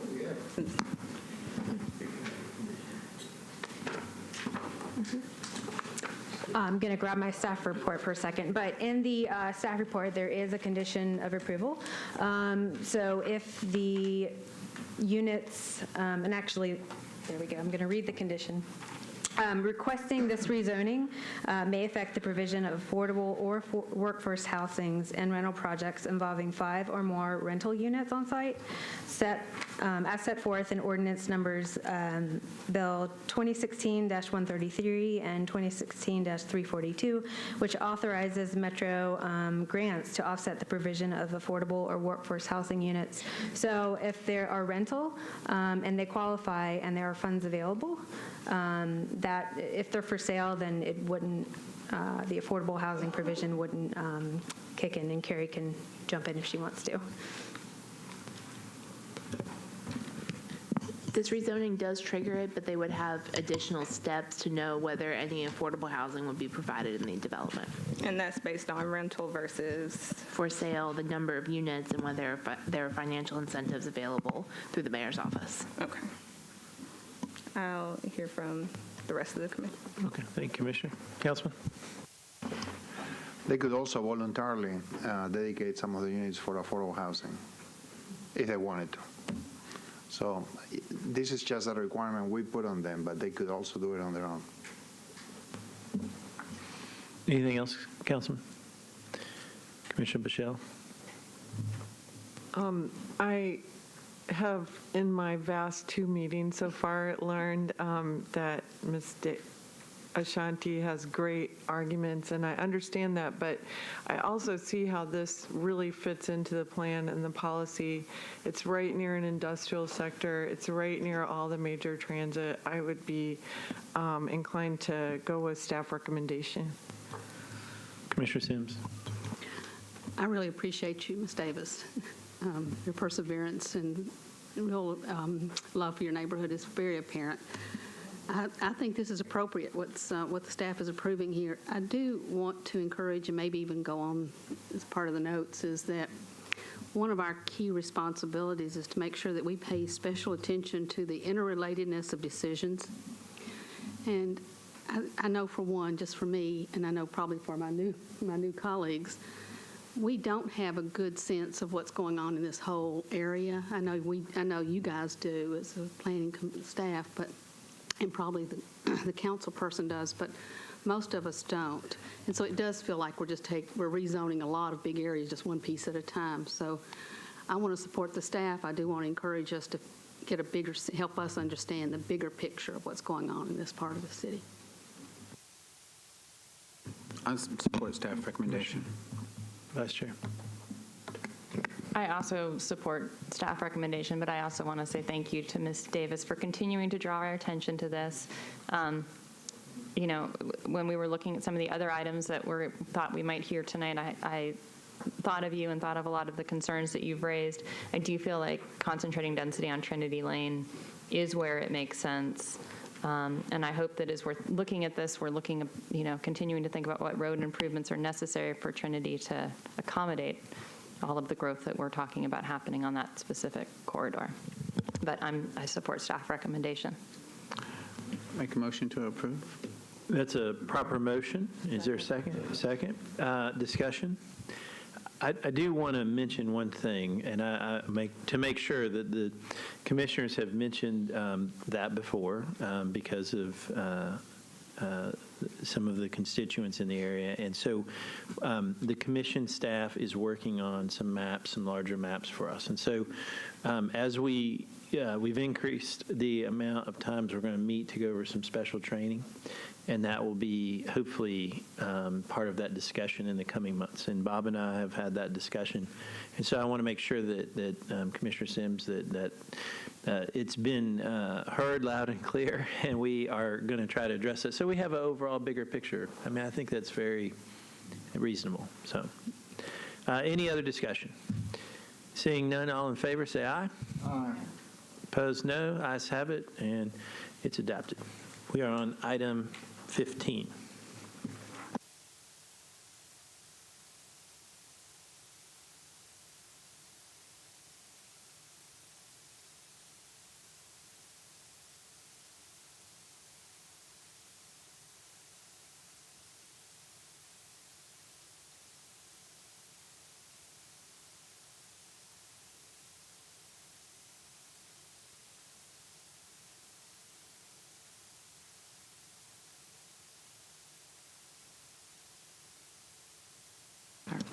Item number 15 is a concept plan application for Hoggett Ford Road. The request is for a concept plan approval for 44 single-family lots. The property is highlighted in red. This is located north along Hoggett Ford Road, just west of Dodson Chapel. Staff's recommendation is to approve with conditions. This proposal is for a subdivision development under existing zoning entitlements. There is no zone change application associated with this case. Current zoning is RS15. Planning Commissioners, you'll probably see some repeats of slides that we just went over a couple minutes ago, but this is the overview of the Planning Commission's review of subdivisions, and that subdivisions shall either be approved or disapproved a plat within 60 days after initial consideration by the Planning Commission. The policy is T3 Suburban Neighborhood Evolving. Again, the subdivision process is usually 3 steps. It includes a concept plan, which is what you're looking at tonight, a final site plan, and a final plat. As a reminder, cluster lot subdivisions are allowed within the Metro zoning code. The cluster lot option does not allow more density than what would be allowed under the existing zoning. The existing zoning, again, is RS15. The application for this concept plan is a proposal to cluster lots down to a minimum of 7,500 square feet. The cluster lot option allows a reduction in lot sizes to work with either existing topography or creating more usable open space, etc. Before you is the proposal for the concept plan. This is for 44 single-family lots. Access will be taken along Hoggett Ford Road, and access will be extended from Greenwood Drive, which is an existing stub street, to the east to provide access and connectivity to the existing neighborhood. There's also a connection point to the west for future development. All lots will front onto public roads. Those roads will include a 5-foot sidewalk and a 4-foot planting strip. Open space has been provided per the cluster lot subdivision, cluster lot regulations, and meeting the Metro zoning code. Amenity areas have been provided along the southern portion, and again, buffer yards have been provided around the perimeter of the lot. This is an overview of the area, just to get us all oriented correctly. This is Central Pike here, Dodson Chapel Road. This is Hoggett Ford. The proposal for 44 single-family lots is right here. As some planning commissioners may recall, last year there was an SP that was approved just west. And again, the I-40 is here and Bell Road. Taking a closer look at the neighborhood. Again, Central Pike up here, Dodson Chapel, and Hoggett Ford. This is the connection point into Greenwood Drive, which is the existing subdivision to the east. This subdivision has approximately 161 residential lots, and that stub street was platted in 1988 with the intention of connecting west. Local road connections are important not only for emergency access, but also to disperse traffic without having to go onto the arterials. Here's a look at some connection points in regards to the proposal in front of you and the existing ones. So we have an existing connection point here to the neighborhood to the north, existing connection point for the Fleetwood neighborhood onto Dodson Chapel. This proposal would have a connection point at Hoggett Ford Road and a future one to the west, so that if and when this parcel, this to the west, ever develops, they would be able to provide a connection coming westbound and then going up to Pierside Drive.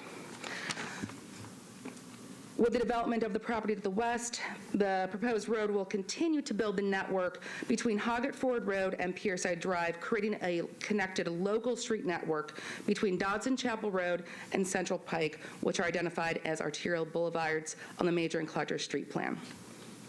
As, excuse me, I would also note that the stars identified on Dodson Chapel Road, those are intended for signal improvements or installation that will be done by a different developer that has been bonded in this area.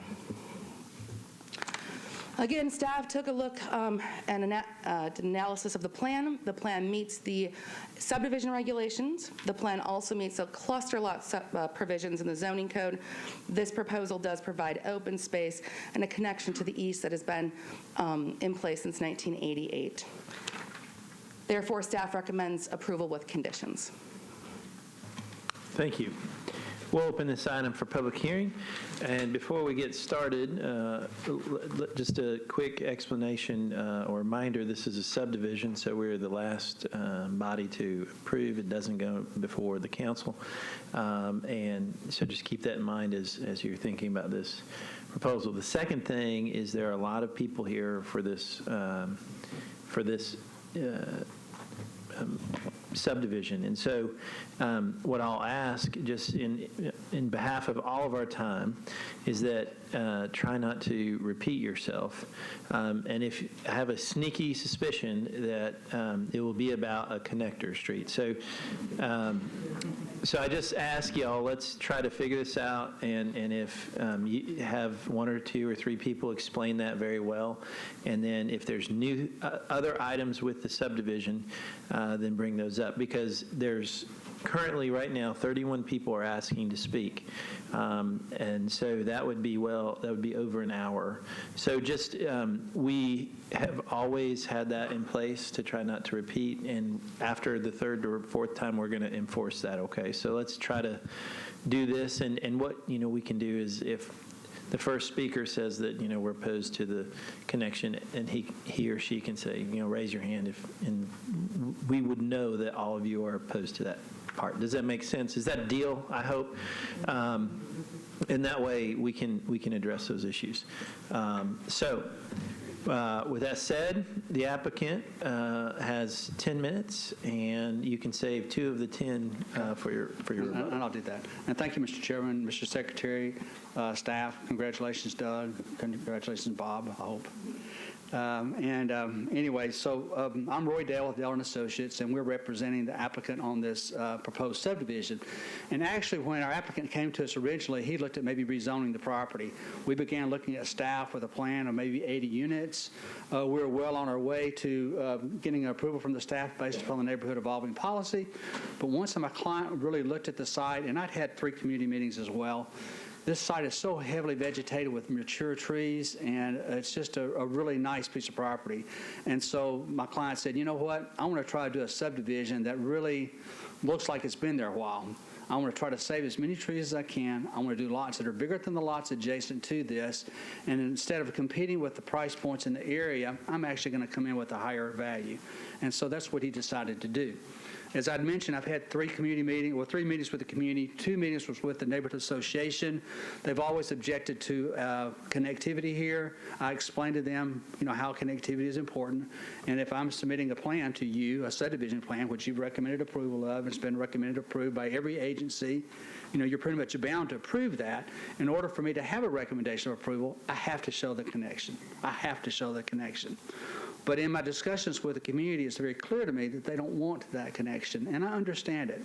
And in this case, I think I support that. I'm asking you to make a recommendation of approval of the plan that's before you, but to consider on behalf of the community, maybe adding a condition that wouldn't require them to make this public connection, and I'll explain why. And they'll explain as well. But Fleetwood subdivision has been there a long time. The roads that go through there meander around. If this development is developed and there's a connection there, people within this development are not going to go through Fleetwood subdivision. It's just going to take them through a very, not a direct route to the property itself. So the connectivity itself, I think, provides 2 main functions. One is for traffic, and I don't think traffic is going to be a concern here. And the second is for safety. I think that we can provide a connection for safety through an emergency access, a 20-foot paved area with a crash gate that the fire department or any emergency services would be able to control. It would provide safety for the community. It would provide a secondary access. And I think that probably meets your conditions or your requirements as far as safety is concerned. So I'm asking you to make a recommendation of approval of the plan that's before you. It's been recommended by every department, every agency. It meets all the functional requirements of the subdivision. You're pretty much bound to approve that based upon that alone. But I'm asking you to listen to the community. Councilman Roten, I think, spoke to you before at the very beginning of the meeting. I didn't hear what he had to say. He probably more or less is saying the same type of things. If we had proceeded along with the zoning of the property, perhaps we could have gone through the process of eliminating this access to a disapproved zoning bill. But again, my client decided that he wanted to develop this based upon the current entitlements and make a superior subdivision that this community will enjoy. In the meetings that I've had with them, they've talked about vegetation, preserving vegetation. That's going to happen within this development. These lots are going to be larger. They're going to be a very good neighbor. But this community simply doesn't want the connection. So again, I'm going to ask you to please listen to what they have to say, and please consider approving this as submitted with the condition that they don't have to make the public connection, but they can make an emergency access that's gated. Hopefully that'll get this sort of started. I explained to the community, I actually encouraged, the last meeting I had was probably attended by over 100 people. It's a meeting that I set up to the neighborhood association to try to help them understand what they should say or what they shouldn't say to the commission. And so, and I also expressed to them that maybe not repeating themselves would be valuable. I think they want you to understand, they want to be heard. I think they all would like to speak. But if you'll listen to the few that do speak perhaps, and then take the gravity of the people that are here in opposition to this connection into consideration, I think they would greatly appreciate it. And I'll hold 2 minutes. Thank you. Thank you, sir. 2 minutes. Now we are to the part where anyone here wishing to speak in support. Come up. Oh, in support? Anybody? Anyone wishing to speak in opposition? Come on up, and you know the drill. 2 minutes, state your name. Can I get the other picture up with the stars before I start? Thank you. Chris Gorsuch, 3136 Lake Drive. I was visiting with you guys when we did the green area, and at that time I raised a concern that traffic in this area, as you turn all these farms into housing, is going to be an issue. Some of you even made a trip out to the area to go look at it, and you guys agreed. You had a very interesting conversation about it, but you re-policed this. So before, this was a policy of rural. If you do allow this through, when they did the traffic study and they talked about putting these lights in, they completely ignored Fleetwood. It was not on the traffic study at all. I raised this issue to you at that time. Nothing was done about it. If you put 44 more houses in here and then later do the rest, I'm going to keep raising that issue every time you guys do this. You haven't done a traffic study on Fleetwood. If you allow this as proposed without that safety gate, every car that goes through there is going to have an increased risk of an accident at Fleetwood. If you say, well, maybe the traffic in the Greenwood would go out the other traffic or out the other road, that's great. But again, you're recognizing that there's an issue at Fleetwood. My house backs up against Dodson Chapel. As you put more houses here, I'm waiting for you guys to come try to take my backyard to make it wider. I sit in my living room, I see the traffic go by. It currently backs up from the intersection at Central Pike and Dodson Chapel all the way down to that red dot. That's how bad it already is. It's going to get worse. Thank you very much for your consideration and your time. Thank you.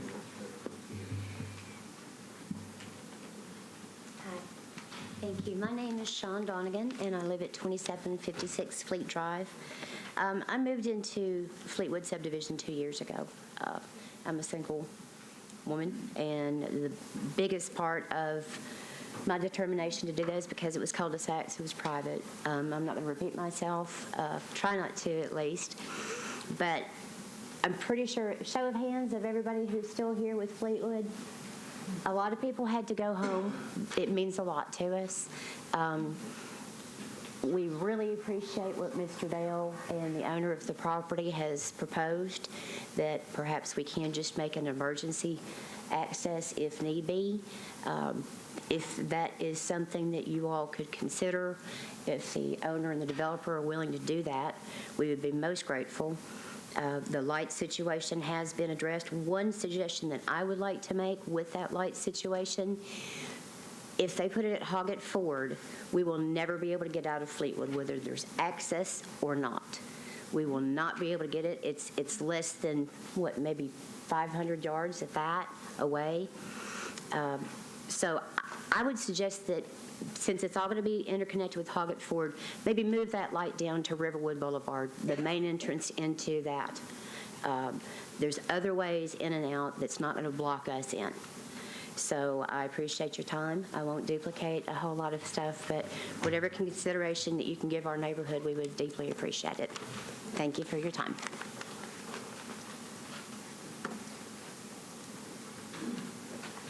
My name's Charles Wood. I live on Chapelwood Drive. I've been a resident of the Fleetwood subdivision for 30 years. And I've seen an awful lot of construction and building in that area. There's so many apartments, condos, houses being built. And we're living on a 2-lane road that has so much traffic. And we, as the Fleetwood owner, we had to pay an association fee, and that's for the upkeep of our entrance and our pools and our little park in the back that's got a tennis court. And I feel like by opening up the back end of our Fleetwood residents that it would create a lot of traffic, and we have a lot of people that comes to our ponds and fish where we stock our ponds with carp and stuff, and we have a lot of people sometimes, which I've run them out of there myself, that's trying to catch these carp, and we spent big money to put these big fish in there to keep our ponds clean. And I feel like by opening up the back end of our resident, it's going to open up a freeway for other people to come in there and leave trash around our ponds when they're fishing there. And it's mainly for the residents only. And we have seasonal flowers and stuff that we put on the entrance. And it's mainly for the Fleetwood subdivision people that live there. And I just feel like that if they propose to put a gate up, like they say, I would be for that. But in the long run, they're going to put more houses in there, and one of these days that gate's going to eventually come up. And we don't want that. So, thank you. Thank you.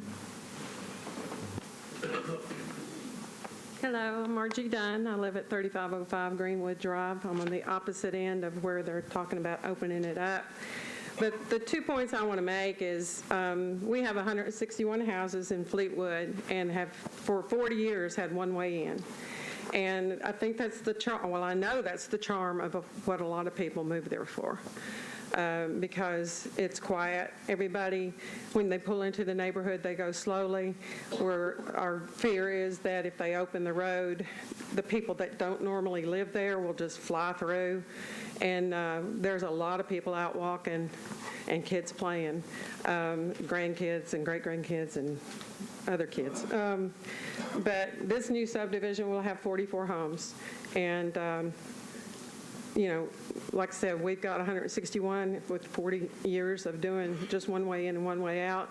I think they probably appreciate just having one way in and one way out. But just would appreciate your consideration. Thank you.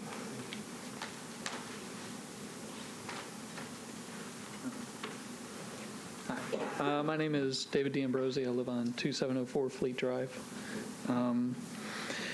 Everyone's talked about, you know, I understand the need for emergency services to have a second entrance in case something blocks the first one off. I appreciate the idea of a gate that they could open up and be able to be a back way into our neighborhood in case they needed it as well. I think that's a good modification. A point I'd like to make is it's not just these 44 units. The green area that was pointed out in the plan is almost 300 units on Hoggett Ford Road. And when that light goes in, if there's a wreck there, if there's a backup there, and it's a high traffic point of the day, you know, I know people cut through neighborhoods. And that traffic is going to come through our neighborhood if it is open to public usage. I'd also like to point out that any additional development along Hoggett Ford Road due to Stones River in that area is going to force traffic onto Dodson Chapel and Central. There's nowhere else for it to go unless a bridge is put over Stones River to go to Stewart's Ferry Pike. So just please consider that when you make your decisions on any future development and this one. Thank you. Thank you. Anyone else? Come on up. Okay, I'm Sherry Groom. I live at 2809 Chapelwood, and I will try not to be redundant. I've been in the neighborhood 3 years in December. I bought in there because it was one entrance. I also am a single lady, but there are children that pay on the cul-de-sacs. We walk our dogs through that neighborhood. It's a very close-knit, and I just want y'all to consider the gate. We're all good with the gate. And I just want to let y'all know that. Thank you. I'm Matt Borsak. I live at 2808 Chapelwood. I'm fine with the gate as well. The reason we moved into the subdivision 5 years ago is the walkability of the neighborhood. You know, having a second entrance and all the traffic that come through, it's, you know, I speak for most of the people. A lot of us have pets. A lot of us also work during the day and walk our pets in the evening, especially in the spring and fall. We don't have street lights in the community, so God forbid somebody get hit by a car with all the additional traffic coming through. Thank you. Thank you. My name is Nancy Yelton, and I live in 3540 Greenwood Drive, and I'm about 5 houses away from the proposed opening.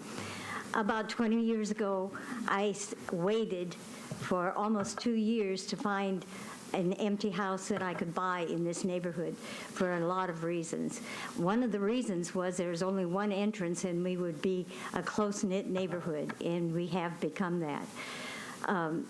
I have driven for 20 years into Nashville to work, and was looking forward to the time when I could retire and live in this neighborhood because it's safe. And the safeness of it is because there's only one entrance, and we have a very low crime rate in the neighborhood. I'm not a very good speaker, so I hope you can understand what I'm saying. I'm about to retire because of the traffic going into Nashville, and I'm driving in horrible traffic every day. And now I'm retiring into a neighborhood where you're going to increase the traffic, so I can't get away from it. And I would be very, very opposed to having traffic come by my house every day now. But because I feel safe in the neighborhood, I feel safe walking my dog, I feel safe taking my garbage out at night, I feel safe going to my neighbors in the night to visit, and I don't feel like I would feel that way when there's more traffic coming through. So thank you. Thank you, ma'am. Anyone else? Okay, come on up.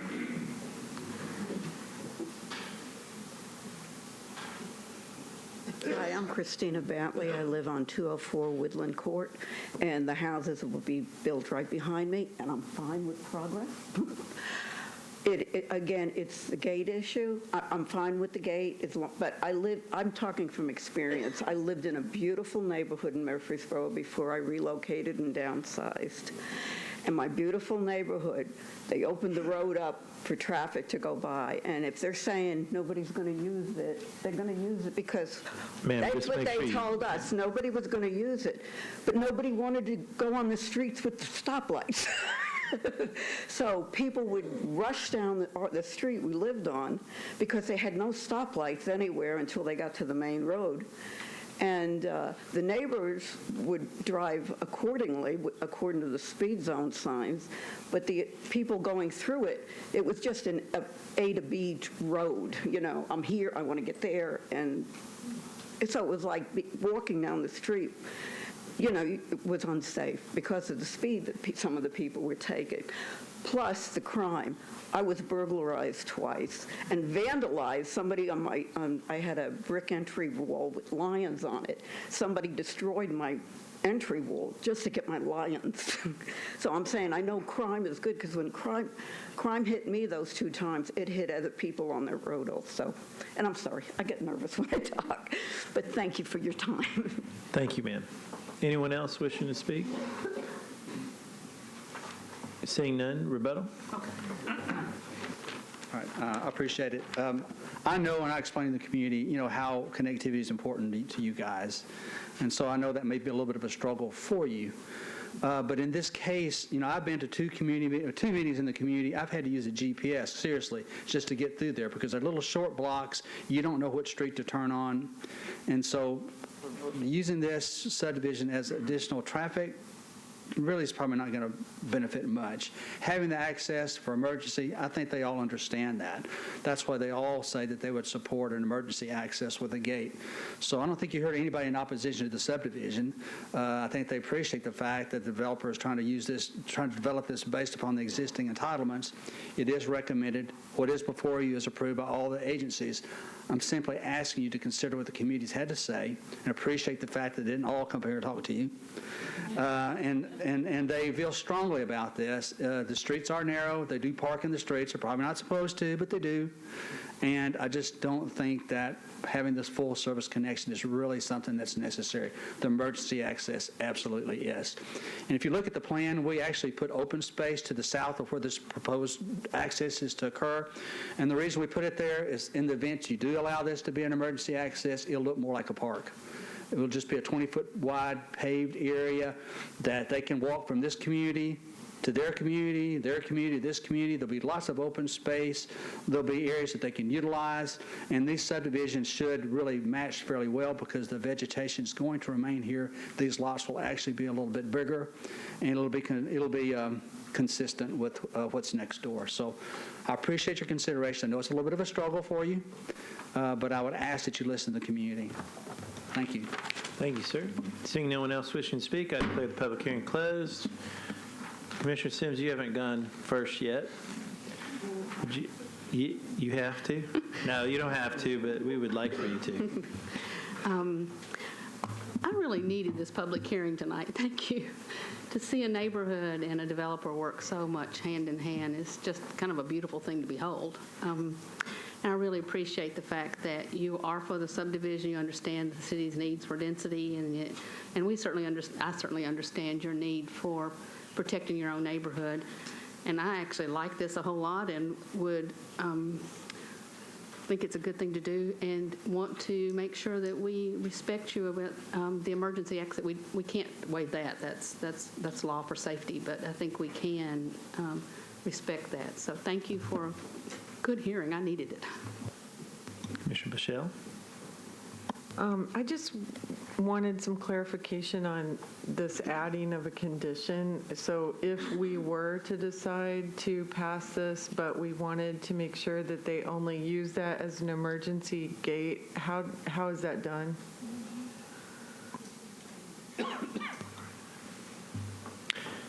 I'm sorry. Mr. Sloan? The incoming director distracted me.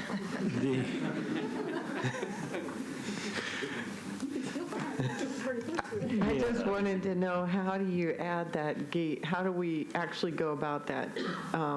If we wanted to approve this with the caveat that we only use that as an emergency road, how do we do that? Well, that's what we were just talking about. And is anybody here from Public Works?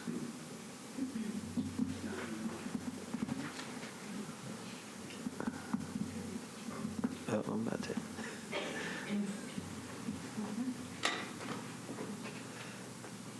Hello.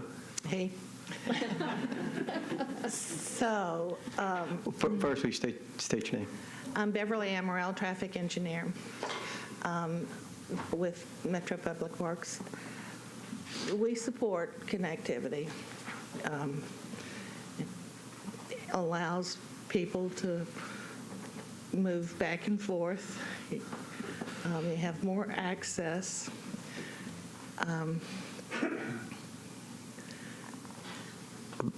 You've got Bev, can I ask a question? 161 lots. Do we have any of these emergency gates on our public roads? Do we have public roads that have these gates on them? Yes, we do, particularly along some of the commercial activities where the fire department has required a secondary access when they've, I believe out on Old Hickory Boulevard, there are a couple places where there was one access for the whole commercial area, but they've added more development and they've required another, the fire department has required another access. And we have gated it and approved a raised curb with a gate. Okay. I don't believe we've done this in a subdivision. Okay. Just in commercial areas? Okay, thank you.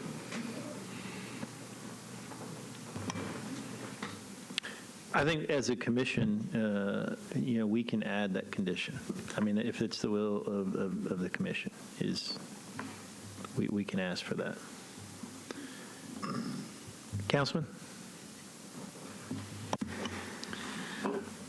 I struggle with connectivity because we have a problem with enforcement. And so in suburbia, connectivity tends to create traffic problems. So I have requested before to put those crash gates as a way to allow emergency vehicles to come through, but control the cut-through traffic until we have the budget to increase enforcement. which is a big problem in suburbia. So I'm going to support putting a crash gate in between those two subdivisions, and I will even recommend that that road won't be finished, and that just has enough improvement for an emergency response vehicle to come through, maybe with pavers or something to that effect, but not to complete the street. Commissioner Moore? So I'm pretty much in favor of it with the access gate. I guess my question is, how do they work? So if there was an emergency, how do they get through quickly when a gate is up? They crush through. I don't know, let's ask the fire department. Oh, wait, they're not here.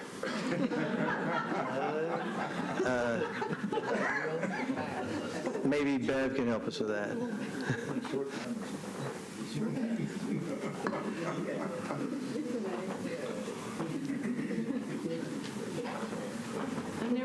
I've never seen this operational or how the fire department handles it. But they have a very large vehicle that can go. I think brute force is the answer. It's called the Big Red Machine. I don't know if there is a. They carry wire cutters or something. Oh, they definitely do. But they have, approved these emergency access gates. I guess that kind of concerns me. Like, do they just run down the gate, or how long does that take to pull out the? I mean, I guess it happens, but I'm sure that's something we could work out with the fire department. But I would assume that they would have a key to the lock on the gate. They're able to find their way into solid walls. Sure. So pretty sure they can get through that gate. Commissioner Gobble? Again, I'd like to underline what some of the other commissioners have said and congratulate the developer and the community for kind of coming up with what I think is a reasonable compromise, and I can support that. I am familiar in other states where they have these kind of gates, and generally they have a universal key that works. But I'm sure if we put the condition in that's approved by the fire department, I'm very comfortable with that. Vice Chair. So this is one where I think the NA from the fire department is not quite appropriate. It would be nice to have a little bit more detail from them because these are some valid questions. And I do struggle with, I know we push so hard for connectivity, I really do struggle with the idea of putting a gate, and I was saying there's nothing more frustrating than trying to drive through and running into a gate. That said, this is an area where it's really hard to see how connectivity is going to help out the situation. I think the bigger concern, and this is something that may come up later, is the Hoggett Road. And once you get the next specific plan built out, there's going to be a lot of congestion with all of these cars exiting onto Hoggett Ford Road. But that's not what we're talking about right now. So I would be in support, I guess, with the gate condition. Commissioner Tibbs? Yeah, I agree with where this all started, that I'm kind of where Roy was. I don't know how much they're going to really go that way. That's a very long, circuitous way. I definitely think the connectivity is important. At some point, somebody may want to just leave the gate open. But, for now, and working with the compromise, I applaud the work that everybody did together. So I'm going to take a shot at the motion then. I make a motion that we approve the subdivision with the condition that the connector onto, was that Greenwood? Greenwood Drive have a fire department appropriate emergency gate there. They're thinking about it. Well, I'm just trying to figure out the best way to say. I understand what the commission is, okay. And I'm not going to swim upstream tonight. But giving us the latitude to work with Public Works the fire department and the developer to create a barrier that has emergency access at that location. I think if it's said that way, then that gives us the latitude to figure out how to create such a connection. And I would welcome the commission to a new area, because you're going to see a lot of these crash gates. So the motion is to create a barrier, a public use barrier, but have some type of emergency crash gate there, and support the staff recommendation. All right, that's a proper motion. Is there a second? Second. Any other discussion? All in favor, say aye. Aye. Oppose? Ayes have it.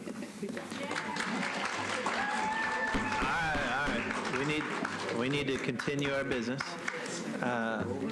If everybody could quickly exit the room, and we'll get to, bless you, and we'll get to item 24. And I am handing the chair over to the vice chair, and I abstain from all items on item 24.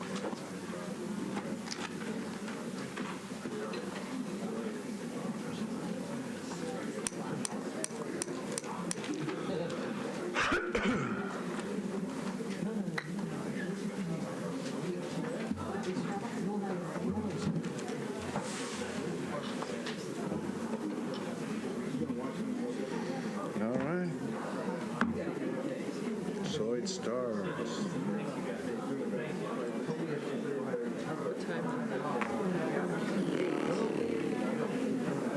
It's 8 o'clock. Really? Yeah, 8 o'clock.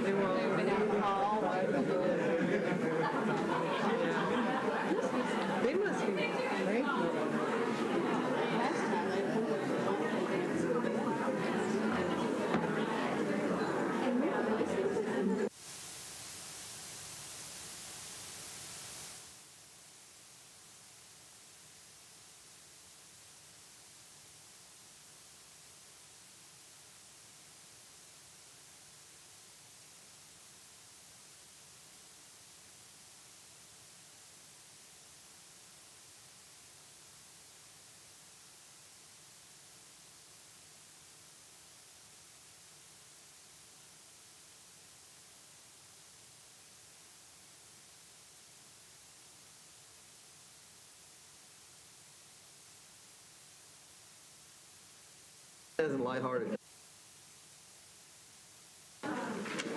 Okay. We're going to call everyone back to order so we can begin on our last item, item 24. Carrie? For A through D, it addresses short-term rental properties and hotels. A bit of history that some of you have seen before. In February of 2015, SCRP was added to a use in Title 17, the zoning code. However, the standards that went along with that use was inserted into Title 6. Since 2015, the standards have continued to be modified to try and balance the needs of neighborhoods and SCRP owner-operators. In 2016, it was further amended with Bill 2016-381 that amended the standards still in Title VI. And then in 2017, early 2017, those standards were moved from Title VI to Title 17. Here's a snapshot of SCRP permits as of today. There are 3,643 in the county, and 2,567 of those are within the UZO.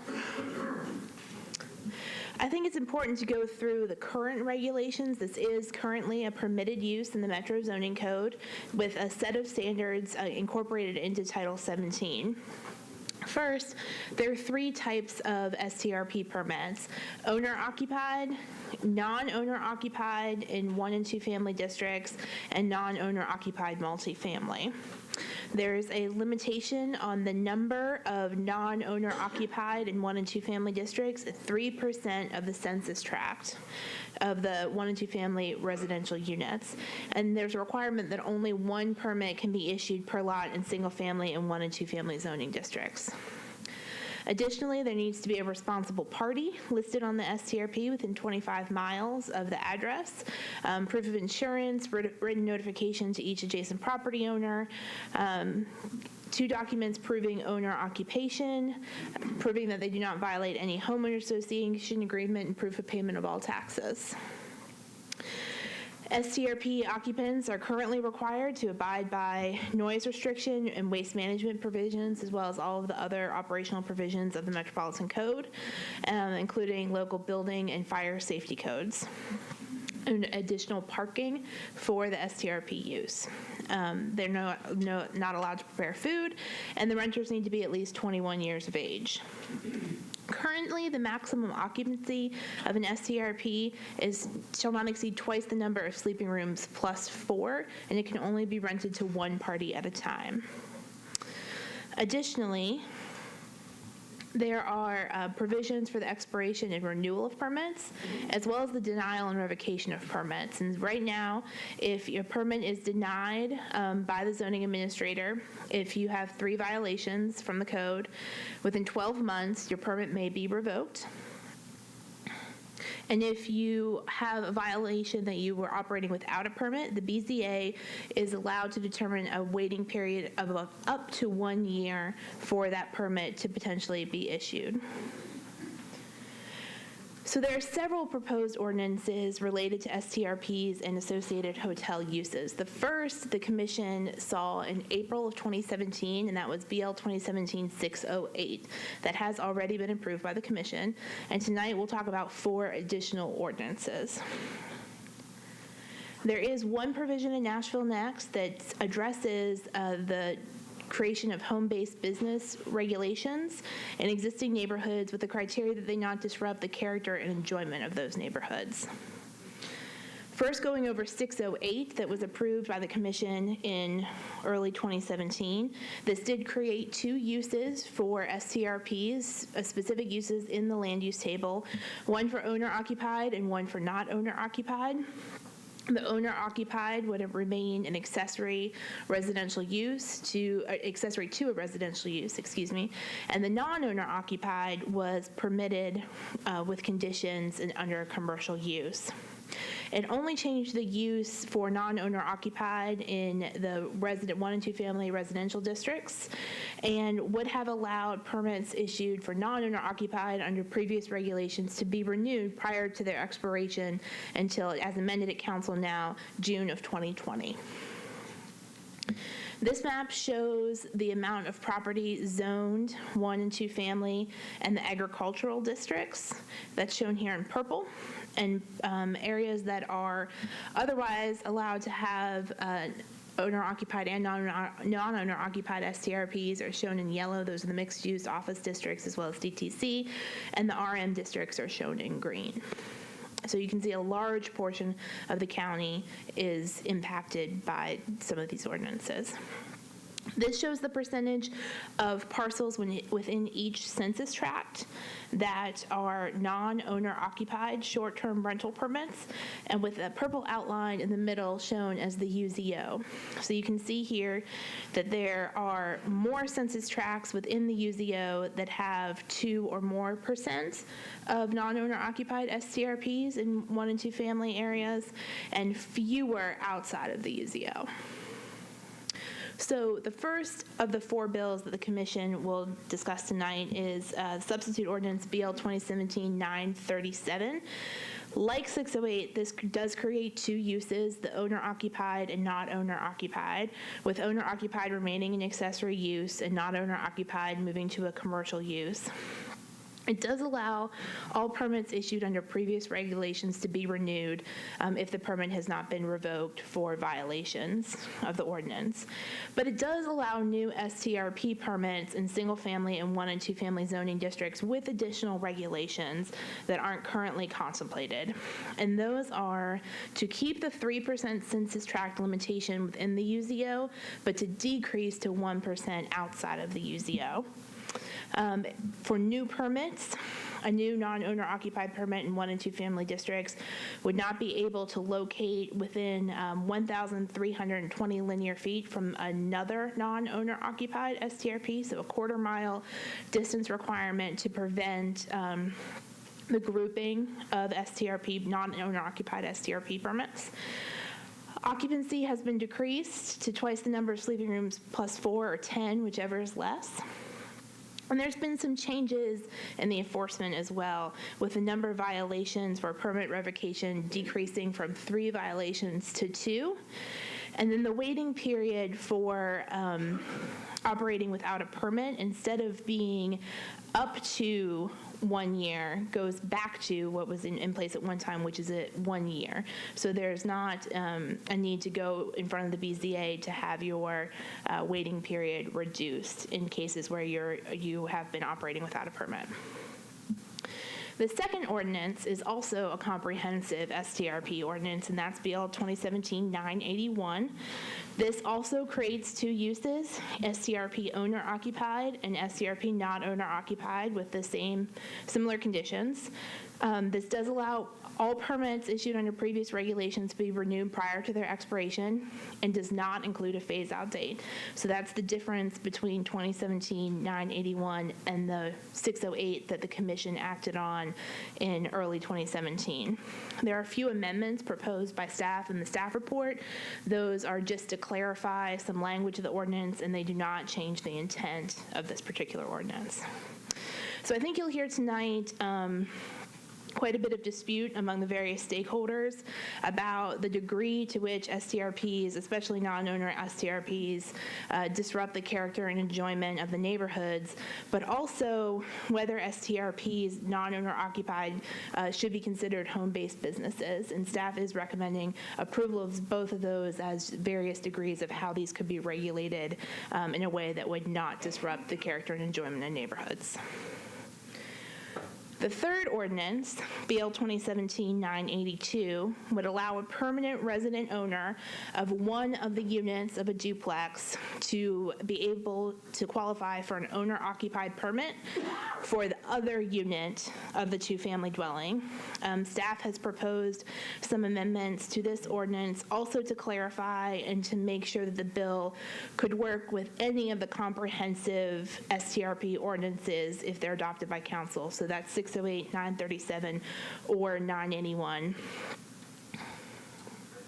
This is consistent with how detached accessory dwelling units are currently treated, and with these proposed amendments that guarantee that the residence portion of the duplex can't be transferred to another property owner and make sure that it maintains owner occupancy. We believe this is consistent with the idea of owner-occupied permits, and staff has recommended approval with those clarifying amendments.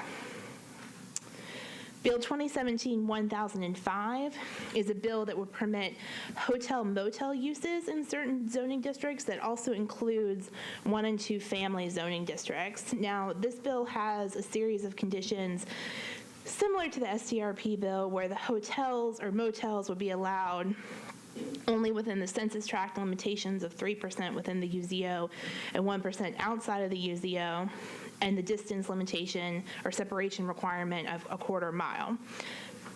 However, this bill, because of the way the zoning code is structured, would use a bulk standard table that would allow residential properties to be consolidated and result in a hotel form that is much more similar in massing and scale to traditional hotels than it is to a residential structure.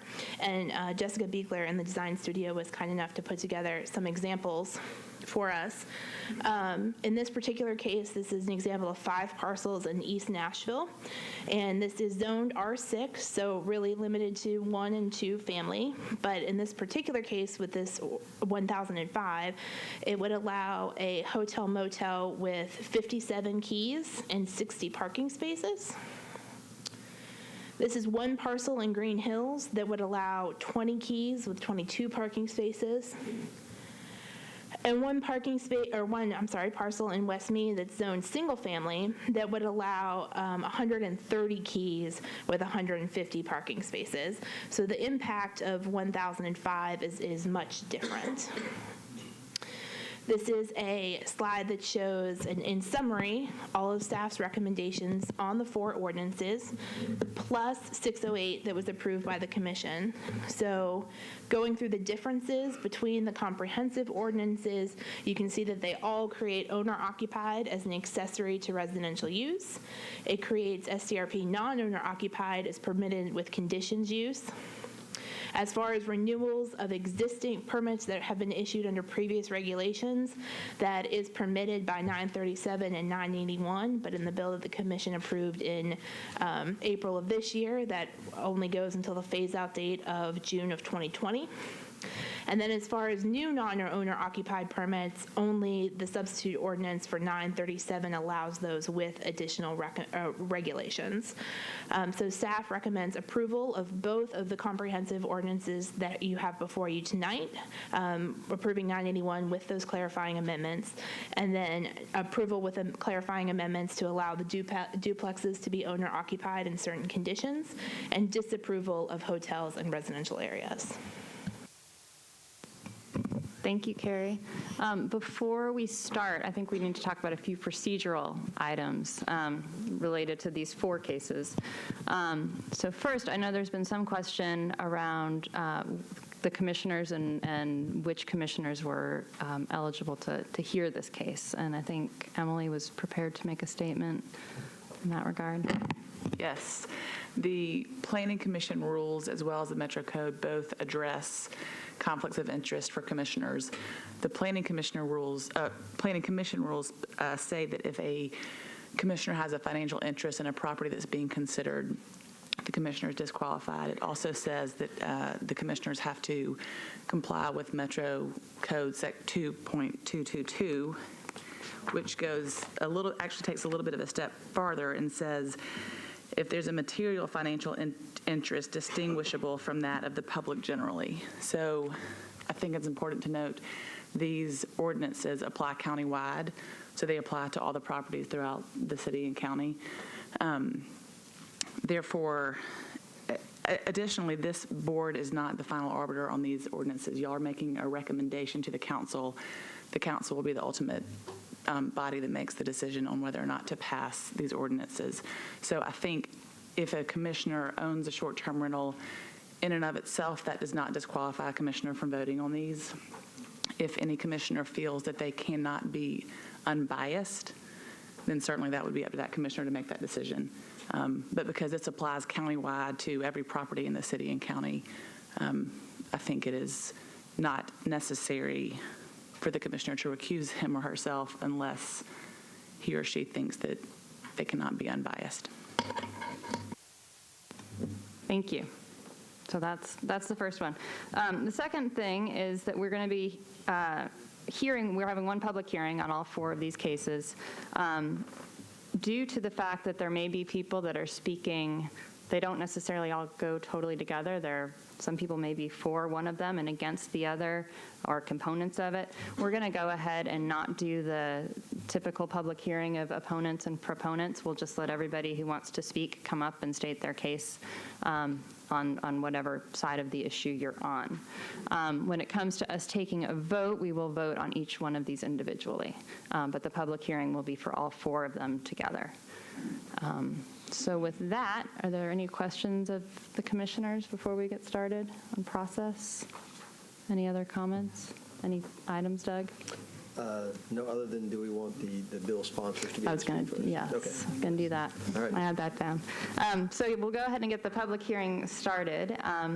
And we are going to since we are hearing all four, we'll have the applicants, the councilmen, come up, and we'll start with Councilman Schulman, then Councilman Withers, and then Councilman, okay. Let's vote.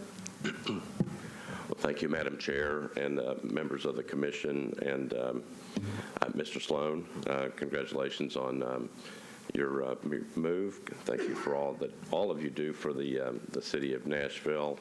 And I think it's proper that the last items that Mr. Sloan has to deal with is short-term rental property, which I'm sure he's really happy about. I will tell you that I have a cold. So I'm going to try to do my best to get through this without coughing or sneezing or making the rest of you sick. All right. So I will tell you that sometimes it goes far, that you all have to go far and above what you probably signed on to do originally. This is one of those times, I believe. So the bill that I have is bill number 937. Okay, some people call it different things. We refer to it as the ad hoc committee bill. It's the resolution bill. All right. There were a number of members on the committee. There were 5: Taneka Vercher, Councilman Robert Swope, Council Lady Berkeley Allen, and Councilman Larry Hager. And some of these members are here to speak on the bill as well. The short-term rental property, as you know, that issue is a very tough one and a very serious one. I think the committee took its responsibility very seriously. The nice and bad thing about this was that this was never really my issue. I had a lot of other issues that I was worrying about, and that's why I'm here. I was trying to be a neutral party. I knew a lot of other people were working on it. They were trying to do the best to try to come up with the answer to it and bring some resolution to the matter. I happened to be standing there when David Briley, the vice mayor, was looking for someone to run this thing, this ad hoc committee, because I was trying to be neutral. He asked me if I would do it. I said, sure. That was my big mistake. So, having said all that, I will tell you that, again, I understand the seriousness of this nature and the seriousness of this issue. I will tell you it's not a life and death matter, but it is an important quality of life issues. There are very, very strong arguments on both sides. We know that. You all know that. You're going to hear them, okay? The last time we voted on this, I believe, in the council, it was 19-18 on a motion to defer. So you can tell the split that's going on this thing. Sides are very, very adamant on both sides. So the ad hoc committee that was selected to come up with a resolution on just the non-owner occupied short-term rental properties.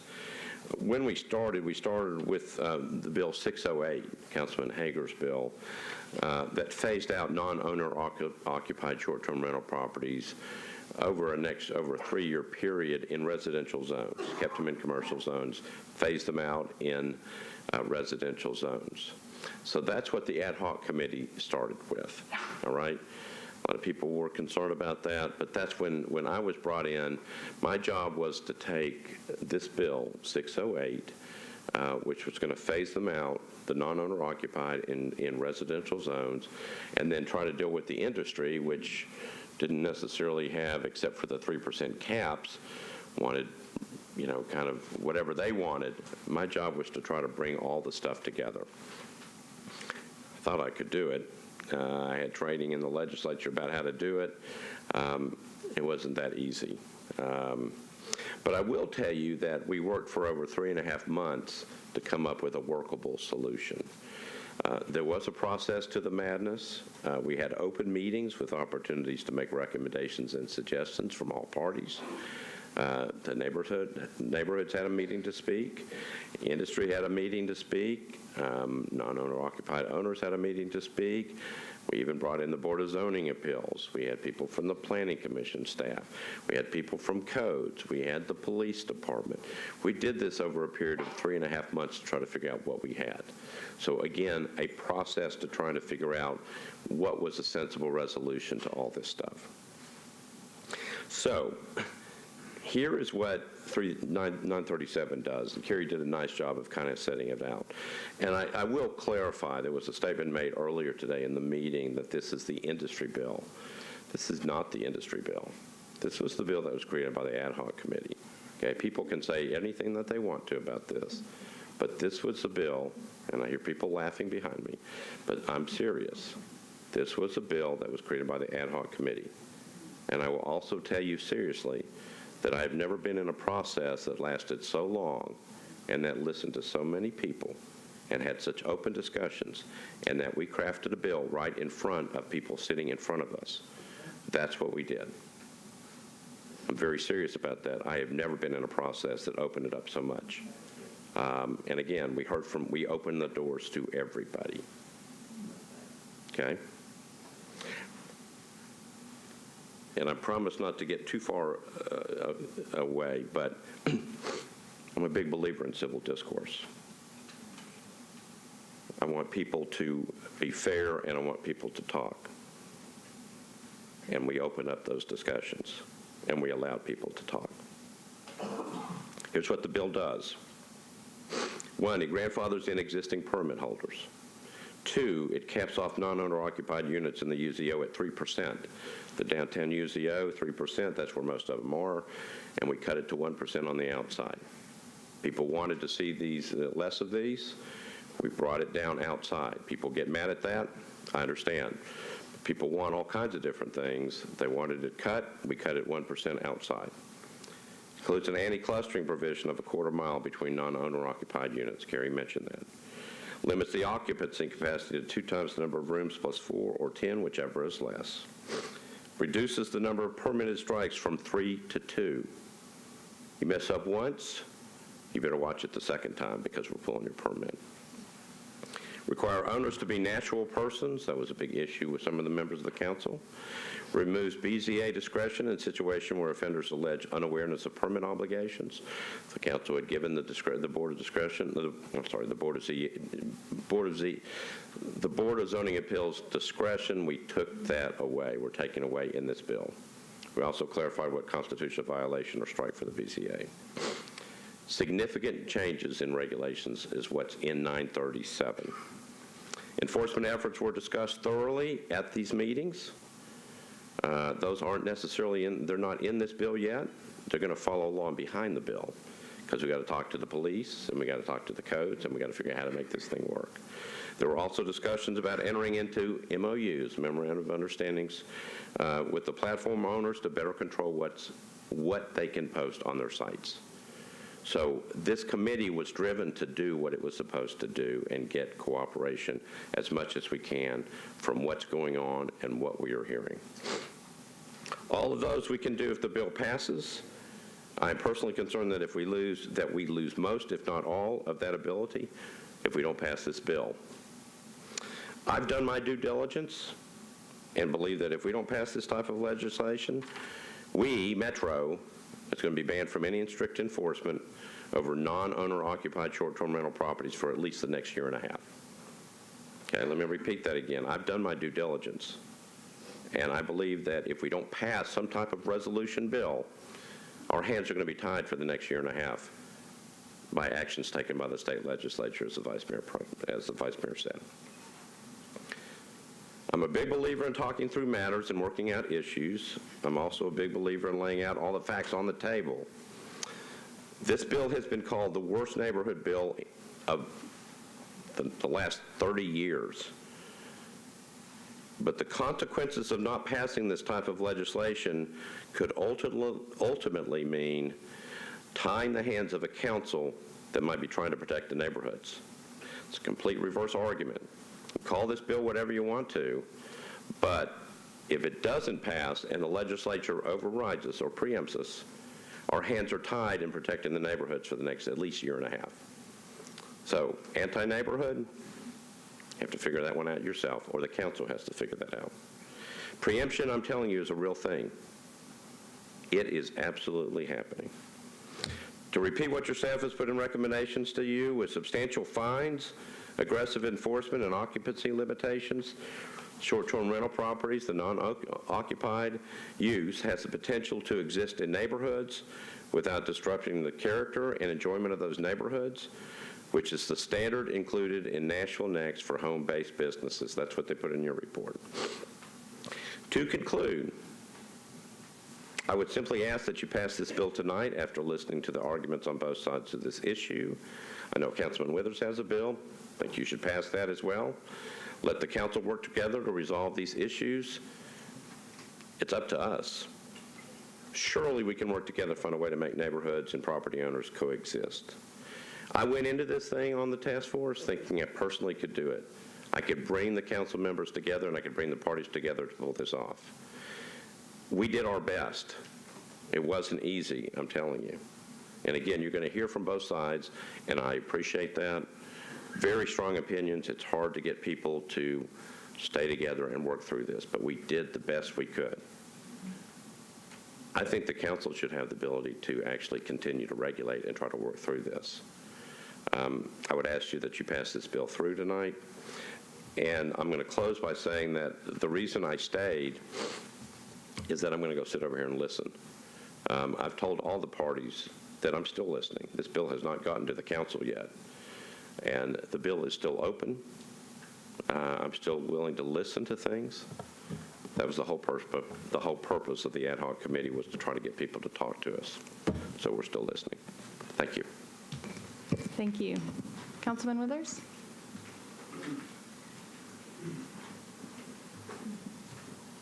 Thank you, Commissioners.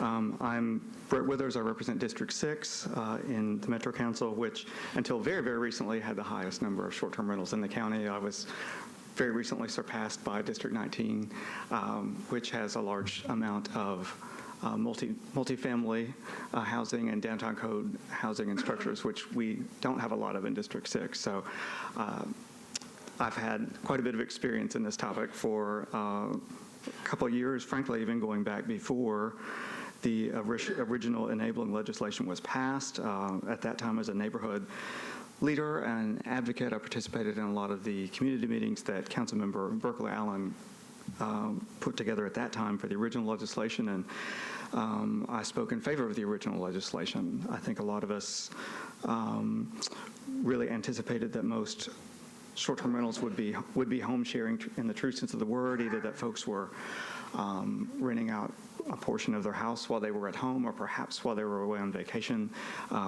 We were aware of the other types of permits that were included in that legislation, but it just quickly evolved into something that greatly surpassed our wildest expectations in terms of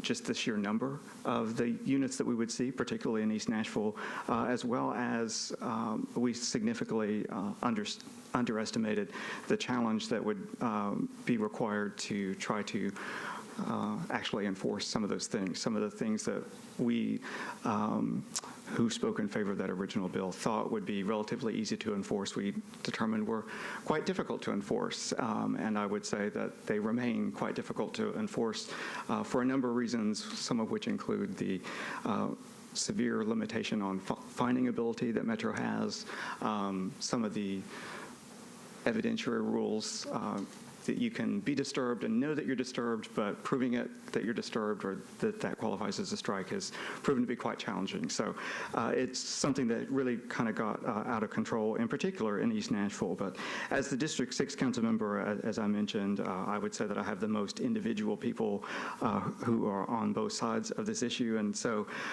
with all due respect to my colleague, Councilman Schulman, who has done a great job chairing the ad hoc committee in terms of this idea of trying to bring people together, that is kind of what every day is like for me. So on this topic and others in District 6. But I won't dwell a whole lot on the ad hoc committee bill because I know that's been explained very well. I do want to discuss 981 and 982. 981, I've decided to bring forward do have a large number of constituents who own type 2 rental properties in the district.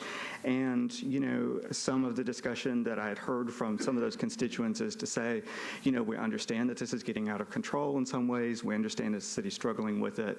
Would you consider that some of the additional regulation that's coming forward would not affect those of us who had already gotten a permit under the previous standards? And so that's my reason for bringing that forward. I have a lot of neighbors who are furious with me for bringing that forward in terms of folks who are owners that potentially would benefit from that. I don't know how they feel yet, but I'm sure that by the end of the night I will. But I do believe that that is a reasonable basis for treating permits. I think that Bill 608, which this body recommended very strongly as being consistent with the general plan, and several commissioners made statements that type 2 short-term rentals were businesses in residential zoning and that was contrary to the community plan and base zoning. So this bill that I've brought forward is basically a version of 608. It's just that the main difference is that rather than requiring that those permits that are already issued and prior to 608 becoming pending legislation, that those permits, rather than being limited to 3 renewals, would have indefinite renewals. However, of course, if the permits are revoked for whatever reason due to poor behavior, if the owners cease to operate and don't renew, if the owners sell or transfer the property, those would be reasons for the permits not continuing, and that would be more of a traditional sort of an attrition model. And I believe that there is a rational basis for treating permits differently based on when they were acted upon, rather than treating different neighborhoods differently. And when you look at that map with the UZO, you'll note that quite a bit of District 6 is in the UZO, but I also have part of District 6 that's not. So I see a little bit of both of that. I can't imagine treating Lachlan Springs differently than Rosebank just because of where they are within the UZO. And frankly, I don't think that that is what the intention of the urban zoning overlay was for anyway. That's about building placement and alleys and connectivity, and it's not about use per se. So I appreciate where my colleagues have come from, but I just don't reach the same conclusion about the appropriateness of using the UZO as a way of treating neighborhoods differently. So 991 doesn't do that. It just says that if you had already obtained a permit under the rules before 608 became pending legislation, that we would not necessarily place a limit on how many times you could renew it. And that is consistent with the comments from the Planning Commission when we were here last time. The other bill that I brought forward is 982, which pertains to duplexes, which we do have a lot of in District 6 because almost our entire district is zoned. We had Councilmember Berkeley Allen and I actually worked on an ordinance a little over a year ago, and one of the things that it took up was day dues and would day dues be treated as owner-occupied or not. I received a lot of constituent feedback that said that folks felt it was appropriate to treat day dues as owner-occupied as long as you live in the main house. So accepting that constituent guidance, what this bill does is it treats duplexes the same way that we do day dues. So in addition to constituents who own day dues, also have constituents who own a duplex, whether it be a traditional side-by-side duplex, or it could be a bungalow with an upstairs apartment or something like that. And some constituents had said to me, if my neighbors can have a day due and have that be a type 1 permit, why can't I take the unit beside or above my house and treat it the same way? I think that's a reasonable argument. And so that's the reason that I brought that one forward. That actually is a proposal that I had discussed with Councilmember Hager when we were all here the last time. And I have filed it as a separate bill. I know the same language is included in the ad hoc committee bill. And my point with that is that the ad hoc committee does have some things that are really good ideas that are incorporated into their bills. I personally have a disagreement with treating neighborhoods differently with the UZO. So it is possible that some of these good ideas that came out of the committee can be adopted a la carte. I don't actually believe myself that the ad hoc committee bill is this one be-all and end-all. I think we'll continue arguing about this topic for the foreseeable future. So I don't know necessarily how all of those components are interrelated. I also don't know how I don't know how codes enforcement regulations actually pertain to zoning, frankly. So again, I appreciate the effort. I look forward to the discussion that y'all have. But as it pertains to the duplexes, that's my reason for bringing that forward. Truly, from a strict housing policy standpoint, I believe that all housing in Nashville needs to be housing. And I agree that 982 is still contrary to that because we're still turning additional housing units into short-term rentals and not housing. But nevertheless, that is based on feedback both from the Planning Commission with regard to 608 as well as feedback from some of my constituents. And as a representative, I have to do my best to try to find ideas that many of us can agree on, if not every detail. So those are my comments on that. I look forward to the public discussion tonight and welcome any questions that you have for me. So thank you. Thank you. The last item was bill number 1005, but I see that Councilman O'Connell has left. So we'll open it up to the other council members if they would like to come. Councilman Swope. And then the others, if you want to speak now or you want to speak after the public hearing, leave it up to you. Thank you, Madam Chair. Commissioners, good evening. Thanks for your service, and thanks for what I know is going to be an amazingly long night for all of you. Having been honored enough to sit on the Vice Mayor's ad hoc committee for the 3.5 months that I believe we had weekly and sometimes bi-weekly meetings that lasted for hours under Councilmember Schulman's excellent leadership, I think we, as a committee, heard from every single stakeholder in this entire argument. Having listened to a lot of them on the business side of this for the last several years, it was very interesting to hear the neighborhood side. I have immense respect for the neighborhoods that don't have HOAs. Most of the people in my district have HOAs that preclude any kind of short-term rental property. A lot of the 3 districts within the UZO, a lot of them don't have that or they're not afforded that luxury. So it presents a unique problem. I am all for not banning or phasing out anything. There are multiple reasons behind that. The first and foremost is which, if we ban them, they will go underground. There are hundreds, if not thousands, of cities in the United States of America right now that have banned them. New York is a prime example. Go to Airbnb. There are 44,000 plus listings for Airbnb rentals in Manhattan alone. And they've been banned for years. This is an issue that no matter what we do, only 80% of the people are going to be happy. That is a fact. As Councilman Schulman so eloquently stated earlier, you're not going to please everybody on this one. There's no black or white answer. It is a very complex issue. And I think what 937 does is attempt a compromise that with following follow-up legislation that gives even more teeth to the enforcement side of this, I think that's the answer we need to follow on this entire subject. The 2 major causes for bad houses are noise and parking. Both of those are enforced by the police under our current codes.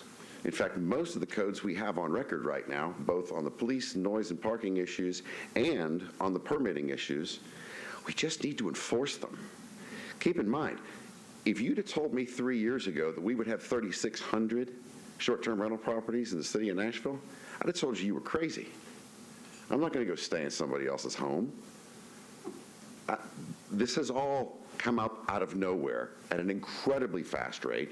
I don't think VRBO, Airbnb, HomeAway, or any other platform out there ever suspected this would happen. I know that no city government or planning commission in the United States of America ever thought it would happen. So as a consequence, not only are we all behind the 8 ball, but we're struggling to figure out where the 8 ball is. So before we throw the baby out with the bathwater, ban them, send them all underground, which they're going to do, what I would rather do, what I would rather see in this city is a reasonable ordinance, such as 937, which enables us to work with the police department, work with the codes department. If we have to, and as a fact, I do know that codes and the police department are in ongoing meetings right now about how to better enforce specifically the 3 major districts within the UZO that have 98% of the problems. And you'll hear a million quotes, a million numbers, a million percentages from hundreds of people tonight. The reality is that probably only about 2 to 5% of the short-term rental properties in this city cause 100% of the problems.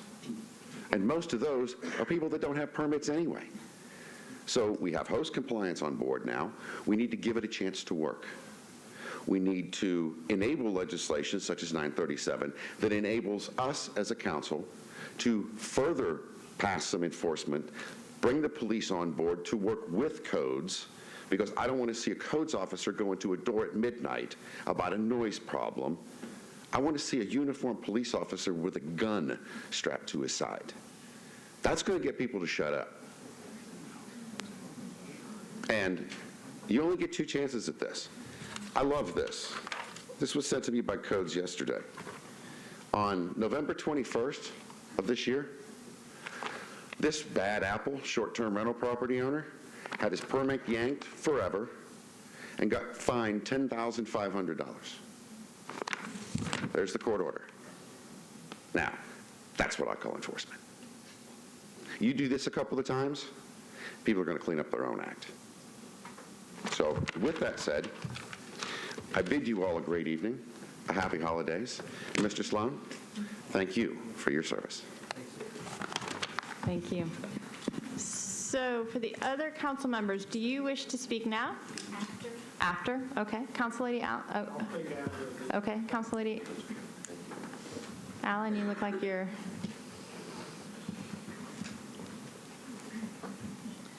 Commissioners, I'm Berkeley Allen, council member for District 18. I live at 3521 Byron Avenue, and I've been dealing with this since 2011. Just to kind of recap some of the background, when I started, there was no law. There were about 200 properties that you could find on the internet that were doing short-term rental, and nobody knew what to do with them or where they fit. Our zoning administrator said that laws in Hamilton County had gone before a court, and they had said, your laws are so ambiguous, you can't tell these people that they can't do this.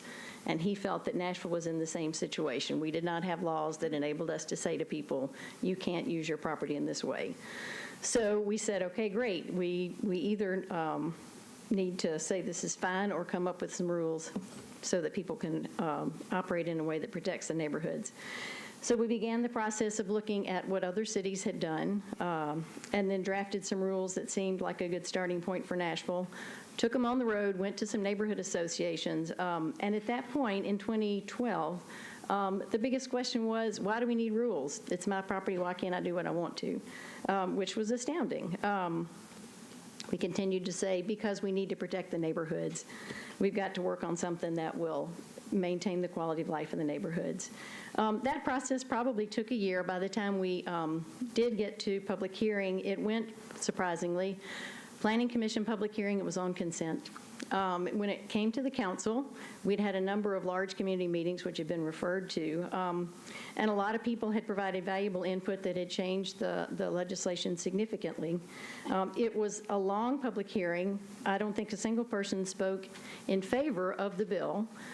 There was one group who said, we don't like this bill because it gives us rules for what we can do with our property, and another group of people who said, we don't like this bill because it allows these to exist. But they all said, but at this point, we feel like this process has been fair, that you've listened to both sides and that you've made changes. And so we passed a bill which, as Logan explained, required a permit, limited size, number, said you had to pay taxes, had rules for revoking permits. And by the time we got to passing that bill, we were probably up to 1,000 or 2,000 properties. And then we went through the implementation, which was an interesting process in itself. Discovered that it did take all of several codes members' times to deal with it. We and now have learned a lot, having rules in place, that they're not perfect. We've made some changes, some of them important, like having to notify your neighbors before you get a permit, having to check with your homeowners association. We're certainly not through with that process, as the fact that we're standing here talking about this indicates. But through that, I think we've seen that there can be some benefits to this. Currently, Nashville still has a hotel shortage. It has allowed people a way to come to Nashville and enjoy our city. It's spread the prosperity of tourism beyond downtown into our neighborhoods and our small commercial districts.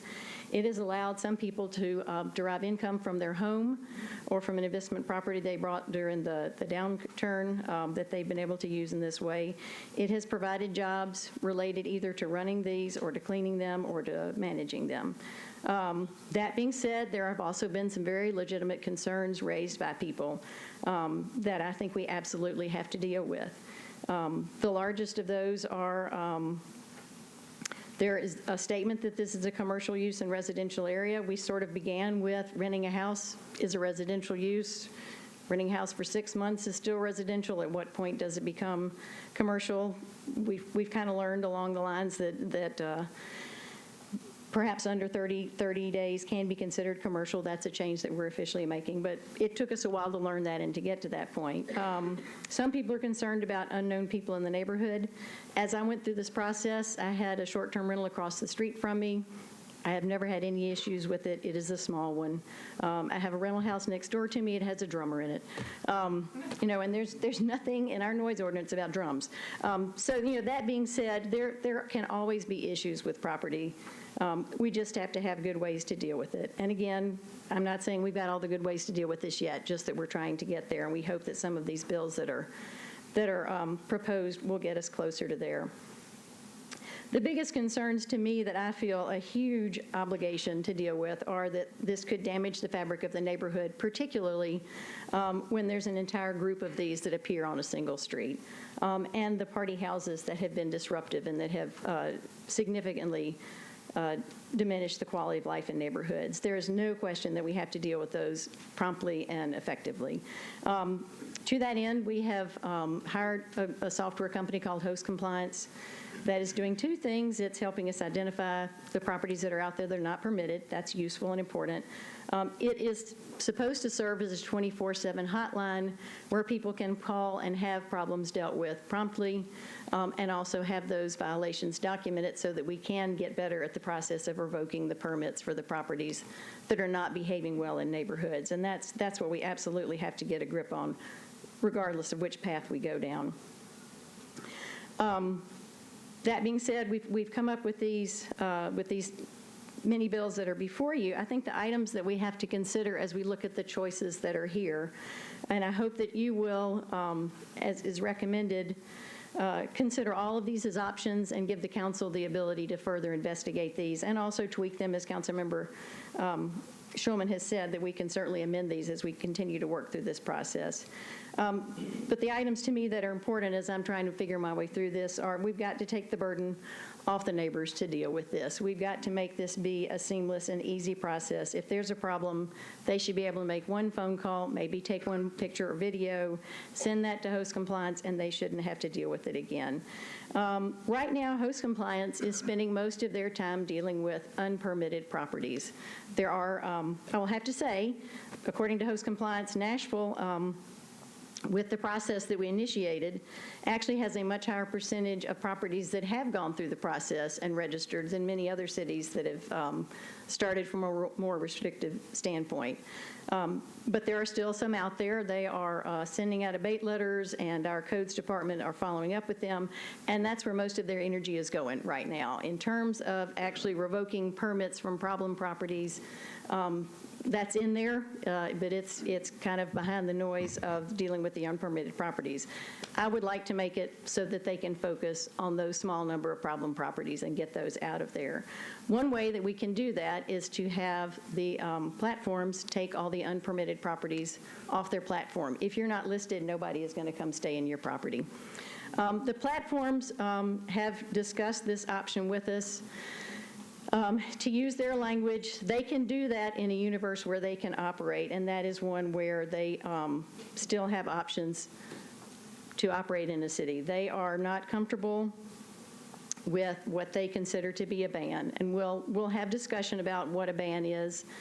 Many people feel that 608, because it is simply phasing them out in only residential areas, should not be considered a ban, and I think that's a great lawyerly way to look at it. I'm not sure I will be able to convince the platforms of that and get their support in taking unpermitted properties off if we pass 608 as our solution. I do think it's very important to have their support in taking those unpermitted properties off. And from the conversations that I've had, I feel that there is a much better chance of making that happen under the framework of 937, where we allow a limited number of amount of growth. As we've said, that is with a lower cap in the outer areas. It's also with an anti-clustering component, which I think is very important, so that within a quarter of a mile there could only be one. I mean, as I've said, I have one on my street. It has not had a huge impact. If there were 5 on my street, I'm sure it would. I don't want that to happen anywhere. I'm very sad that it has happened on several streets. I've had lots of conversations with the people that have lived on those streets, and apologize to them, and will continue to, and to do my best to try to fix those situations. And that's why we've included that anti-clustering portion there. And finally, some questions have come out. Is it fair to us to subject the owners who have obeyed the rules, who have been invisible, who have fit into the fabric of the neighborhoods, who have provided homes for parents of college students to come stay while they're visiting their students, or family reunions, as we were discussing many years ago, or business retreats? I mean, there are people who come and use these in an unobtrusive way. There are also the bachelorette parties, which are a scourge to our existence as far as I'm concerned. And whatever we can do to keep those from happening, I'm committed to doing. I think passing a bill that stands, that is not overridden by the state, is important. To quote Councilmember O'Connell, if we pass a bill that we can't enforce or that we can't uphold because someone else has preempted us, we have not served the people that we are trying to give the neighborhoods back to. Many of the people behind me who will speak asking for support of 608 are people I have worked with on neighborhood issues. I have tremendous respect for them. It is what keeps me up at night, trying to figure out how to give them what they are asking for. And I believe giving them back the fabric of their neighborhood and getting rid of the party houses is the hugest piece of that, and that we can best do that if we continue to allow the discussion on 937 to continue. Finally, I would say that I believe 937 is not inconsistent with Nashville Next. Some of the main general guiding principles: be Nashville. To me, that's being warm and welcoming. It's increasing mixed use for walkability in neighborhoods. I think fostering strong neighborhoods comes from having the rules that make this workable, and having rules that we can enforce and continue to enforce without interference from the power that gives us our zoning authority. Create economic opportunity is a National Next principle. This definitely has offered people the use of their homes for economic opportunity and new jobs for other people in many different parts of town, which I think is important. Again, to echo what Councilman Schulman said, I think the state preemption option is one that is not wise to ignore. They have preempted us on the living wage, on the Uber recommendations, on affordable housing, on immigration. I've had conversations that just make me very nervous. I would love to be able to be a perfectly principled person and say, you know, let's do a bright line, let's make it bright and pure. If I do that and then we have nothing, then I will have let people down. So it's important to me that people know I'm trying my hardest to allow short-term rental to be a benefit for Nashville and not to be a problem to neighborhoods. And I think that we have some possibilities here, and I would ask you to carefully look at what we have before you and to follow the recommendations of the staff. Thank you very much. Thank you. So the remaining council members, you would like to speak at the end? Yes. Okay. So we will go ahead and open up or allow folks to come forward with comments. Just as a quick reminder, you'll have 2 minutes. Please start with your name and address. Similar to the last item that we heard, as you can see, there's a lot of people and a lot of comments. We want to hear everybody's ideas But if you hear your idea said and you think you can allow that to sort of stand on record, please just be considerate of all of our time tonight and try not to be repetitive. So with that, if you can go ahead and start lining up in the aisle. And again, for and against, we're doing them all together. So come forward. Let's get it started. I'm ready to go. Hi, my name is Omid Yamini. I live at 1204 North 2nd Street, Nashville, Tennessee, 37207. I've spoken on short-term rentals so many times that I'm kind of tired of hearing myself talk about it, to be honest with you. So I'm going to actually just read a quote that was from Mayor Berry in the Nashville Scene interview that she did in September of this year. And she said, but my concerns are much more around the neighbors and the neighborhood's reaction of, hey, I moved into a neighborhood and I expected to have neighbors. So how do you manage for that? And that's what I want to see. Nothing, not a single one of those bills up there except for 608 puts neighbors back into neighborhoods. Not a single one of them. And that is the core issue here. It doesn't matter how well you regulate. It doesn't matter how many, the party houses aside, all of that stuff. People moved in. Did anybody sitting up there buy a house because they wanted to live next door to a commercial operation, because they wanted to come home to different people every day of the week? These are questions that I would ask you to ask yourselves. I agree with Councilman Withers that, houses should be used for housing. I'm hearing a lot of fear of the state, preemption, this and that. I spent a lot of time down at the state and listened to them. What they were talking about doing was just keeping what we already have on the books. That's all. So really, it's just a matter of, are we going to just keep having what we have, or can we improve it and take a risk and actually, try and return our neighborhoods to neighbors? And lastly, as far as the STRs going underground, so there's 44,000 illegal STRs in New York City. Instead of being upset at the platforms that are allowing this lawless activity, I hear anger directed at the cities, and to me that's misdirected. I'd ask you to please vote against all of the bills and support 608. Thank you.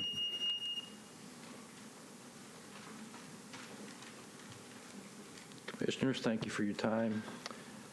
Tim Weeks, Hager's Grove Pass and Hermitage, President, Donaldson Hermitage Neighborhood Association. First of all, I want to refute something the Vice Mayor said to you earlier tonight. He basically said that if 608 passes and 937 doesn't, the state will preempt us.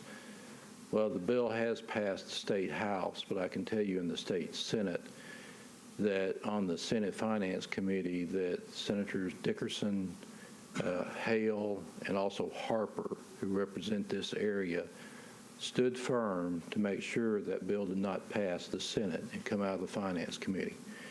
We had a public meeting this fall in Hermitage where Senator Hale and Senator Dickerson were present, and I asked them point blank, if this comes back before the Senate, are you going to stand with neighborhoods, or are you going to stand with the industry, Airbnb? Will you continue to keep the stand that you had this past session? Hale and Dickerson both said, we believe this is a local issue and the state should not get involved.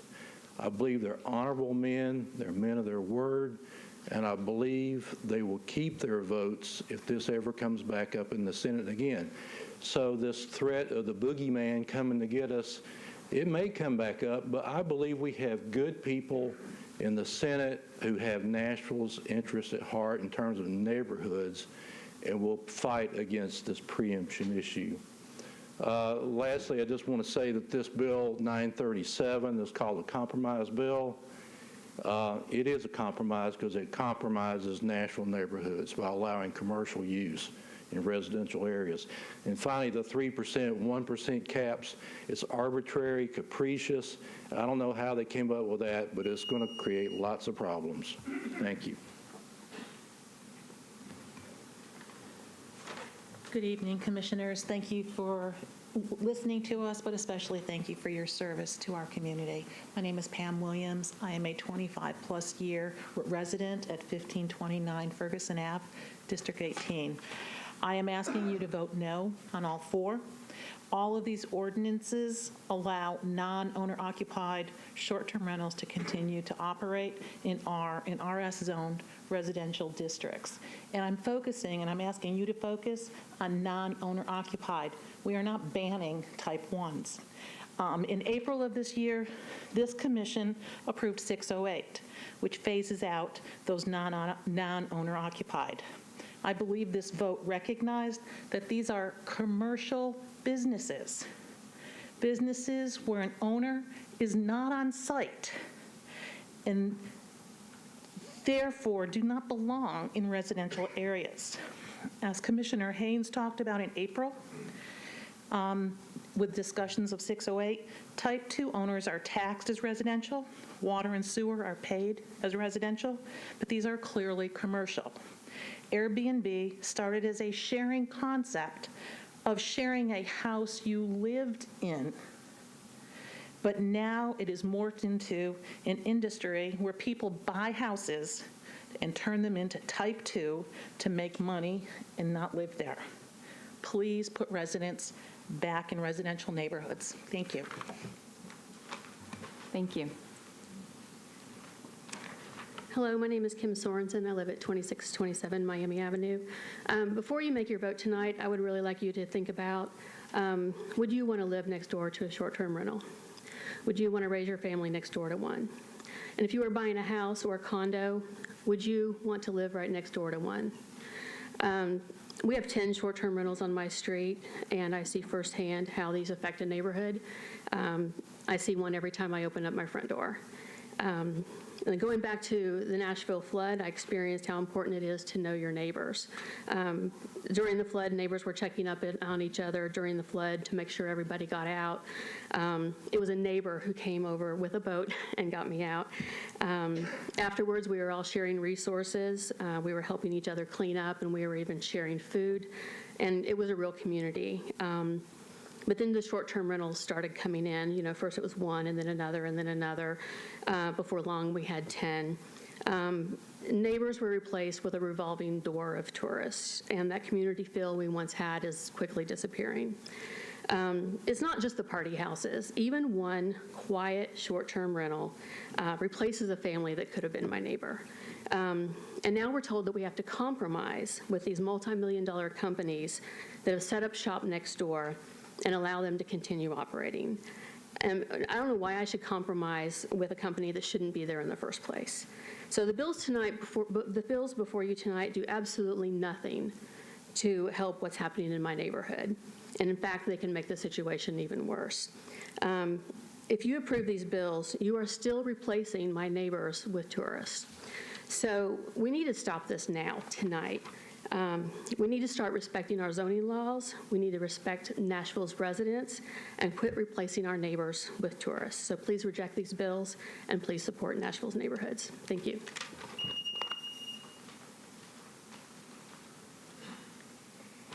Hello, thank you guys. My name is Karen Lovelace, and I live at, our home is in 4707 Nevada Avenue in Sylvan Park. When we first bought this house, it was in January this year. We did not buy it, as you all know, in a downturn. We paid a lot of money for this house. And we did it because I'm 55 years old. My mother is not well. She lives 2 hours away. And I can't work corporate like I used to. So I have to be kind of available for her. So we bought this house to do as a business. And I'll just be honest, that's exactly what we did it for. But with that being said, it has been incredible. I've never once had a complaint. In fact, tonight I have a family from South Africa that have a 9-month-old baby that are here for 2 weeks for Christmas to visit her family who live in Sylvan Park. My neighbors have used the house to bring in their people to come and stay when they have extra people that they can't house. We pay between $400 and $600 a month in occupancy taxes to Metro. So a lot of money is going to revenue, a lot of revenue is going to Metro from all of us who own these Airbnbs. And when we went in to get our permit, we had no idea that 4 months later that this bill would come up that we would lose our permit in a few years. I feel like it's very unfair. I do understand if I lived next door to someone that had parties all the time, I would be miserable. But in our situation, when we got our permit, there was 24 available. We looked for a long time. I didn't want a party house. That's not what we have. We host mostly families, and when I do have girls who come in, the rules are strict, and I don't play. And they know if they come into our house, they better take care of our belongings, and they better not disturb our neighbors. I've never had a complaint. So I definitely agree that those who abuse the rules and run party houses should lose their permits. But, you know, for those of us who have gone by the rules, got our permit, got the insurance, done it all correctly, work hard, I clean it myself. I don't farm that out. I work like a dog in that house. I clean it 2 or 3 times a week, and I love it. So thank you. I hope you'll support it. 937. I appreciate your time. Thank you.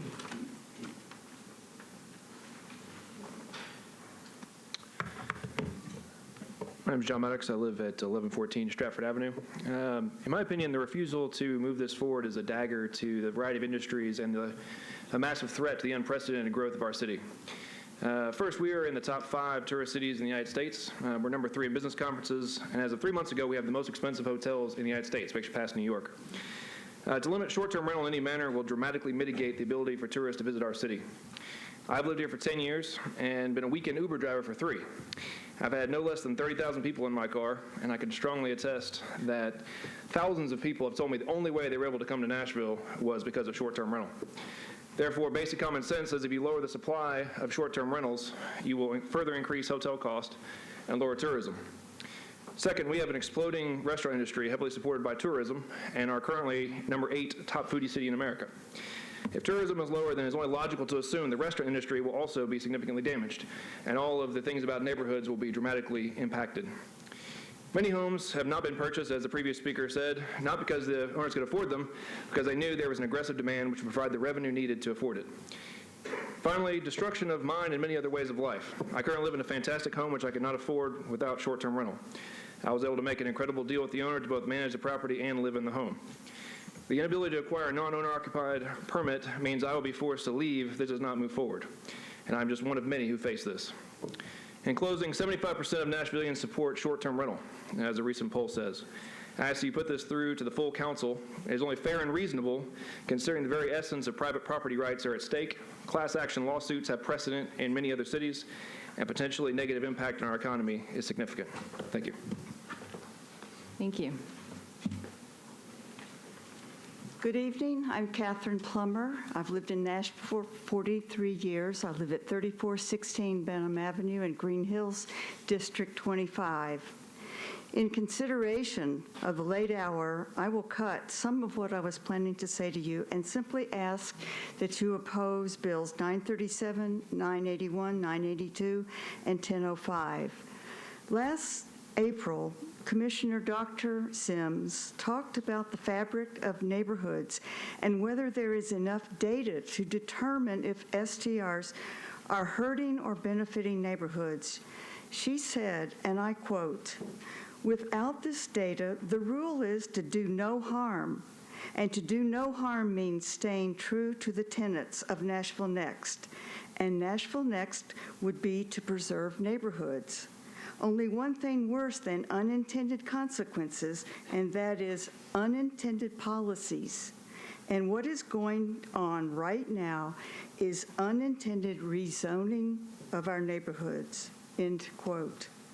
Please preserve our neighborhoods, and I want to thank you all very sincerely for your volunteering on this board. Thank you.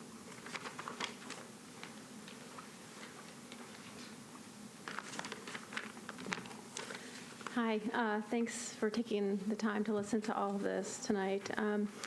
My name is Stephanie Borick. I live next to a non-owner occupied short-term rental at 4515 Beacon Drive in the Tyne-Mead neighborhood of Green Hills.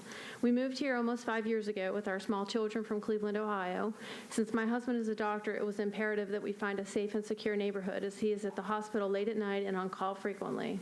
Our top priority was finding a safe and secure neighborhood, so before purchasing our home, we researched neighborhoods, zoning laws, schools, and proximity of sex offenders to prospective homes.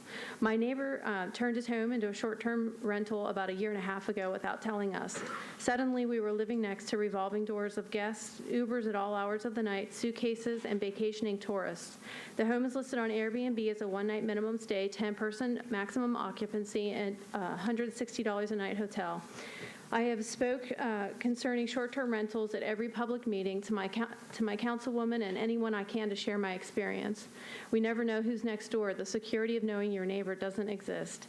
937 clearly calls non-owner occupied STRs commercial businesses and grandfathers in all existing permit holders.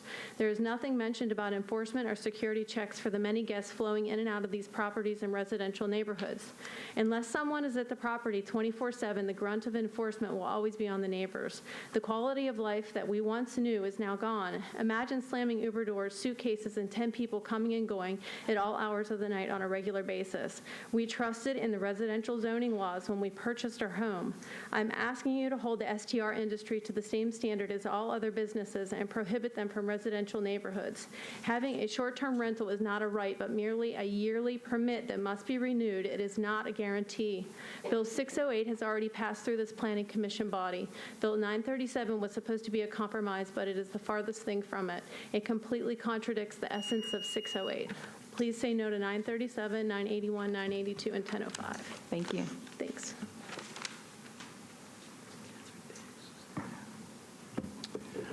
Hi, my name is Scott Troxel. I live at 2912 Oakland Avenue, and I am the current president of Greater Nashville Realtors.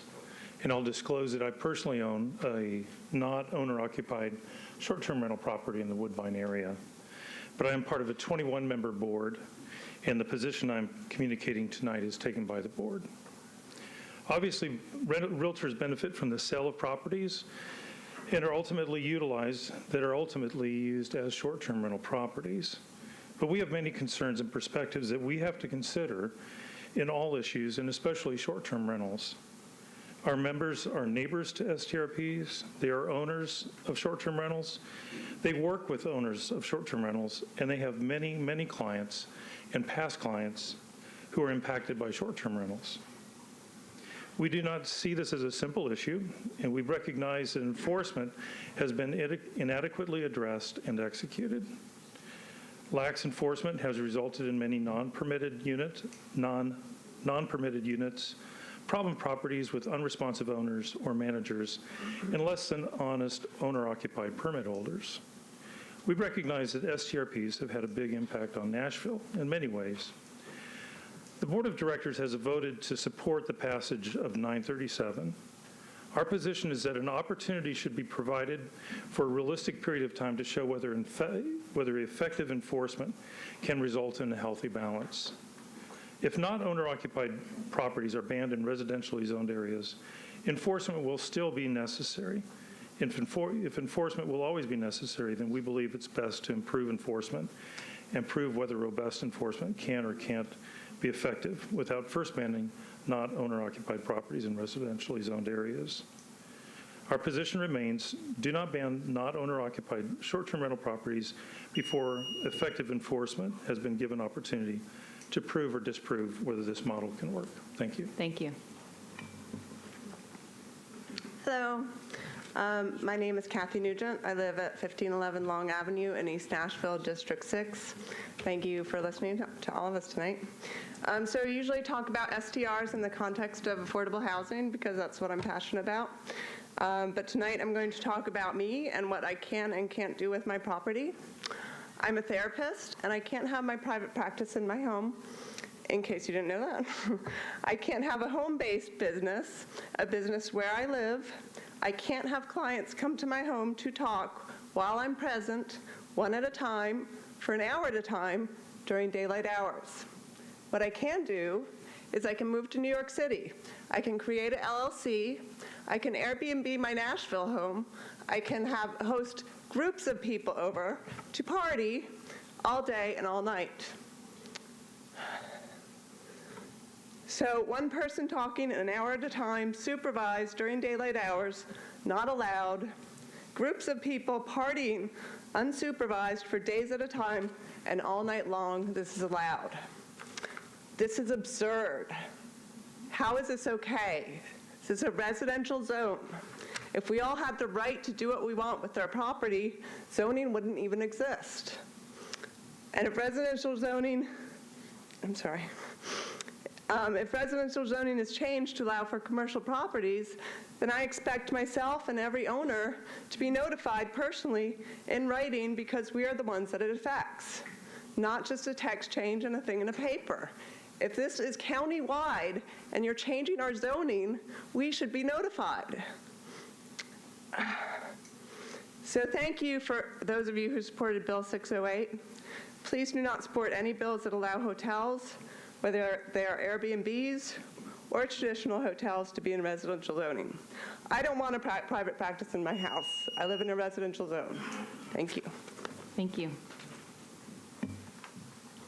Hi, I'm Grace Renshaw, and I live at 220 Mockingbird Road in Cherokee Park. In the 1950s, my house was a boarding house owned by a widow who rented rooms to 3 men and cooked their meals. One former tenant bought the house in 1972 and raised his family there. We bought it from him in 1988. Another former tenant later knocked on our door to share his warm memories of living there. Boarding houses are now illegal in Nashville. That use is considered incompatible with life in residential neighborhoods and a detriment to the value of neighboring properties. Tonight, you are considering 4 bills that will institutionalize a commercial use much worse than boarding houses. I ask that you stand firm against designating non-owner occupied short-term rentals as an acceptable commercial use in residential neighborhoods. Non-owner occupied SDRPs clearly do not meet the definition of home-based businesses that, quote, don't disrupt the character and enjoyment of neighborhoods. According to Nashville's guidelines on our website, home-based businesses must be conducted by an actual occupant of the house who lives there, not serve clients or patrons on the property, not be a source of offensive noise, smoke, or other objectionable effects, and are limited to 1 vehicle. The Type 2 SDR down the street from me recently hosted a group with 7 motorcycles that lacked mufflers. Residential zones were established to create a buffer between commercial areas where heavier traffic 24 hours a day is expected and neighborhoods where people want quiet evenings and nights. Many homeowners, including me, bought our houses with the understanding that residential zoning protected us from commercial intrusions of all types. Please uphold this long-standing tradition and do not approve Bills 937, 981, or 1005. Keep commercial uses out of residential neighborhoods. Good evening. I'm Margot Chambers. I'm at 3803 Princeton Avenue in the Richland West End neighborhood, and I'm asking you to vote no on all the agenda 24 items because enforcement remains a problem, and I was hoping the sponsors would have withdrawn these items to avoid putting you guys in a tough spot.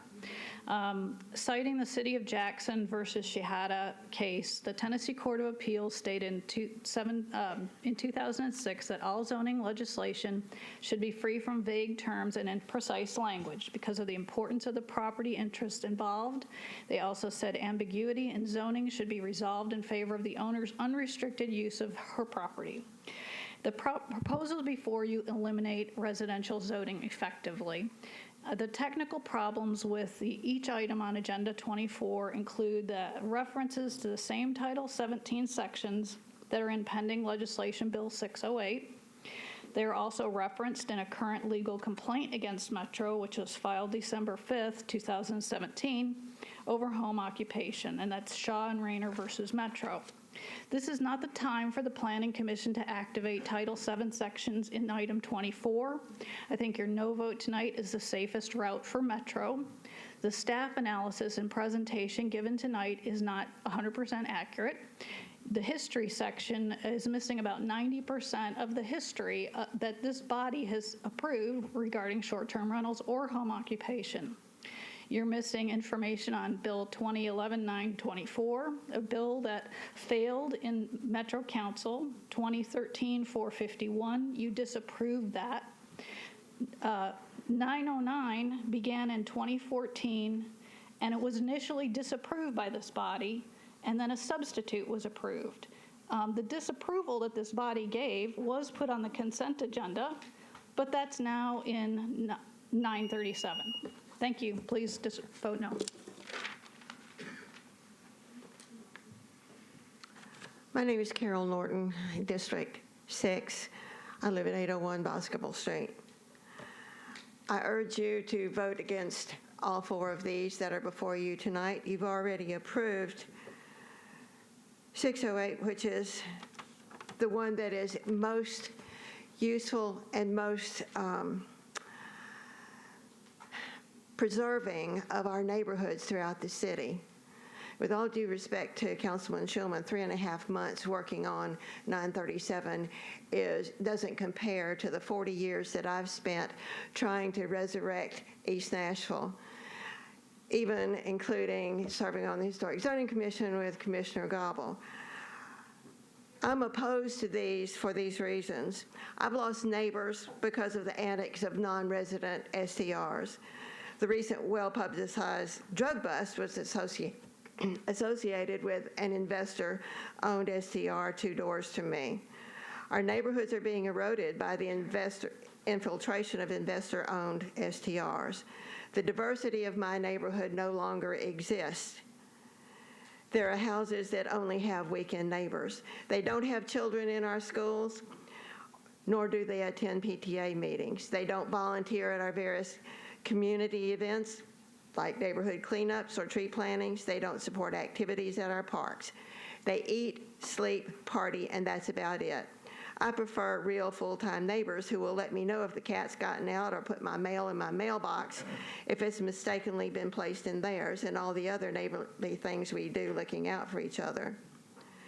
Please vote no on all of these so we can keep neighbors in our neighborhood.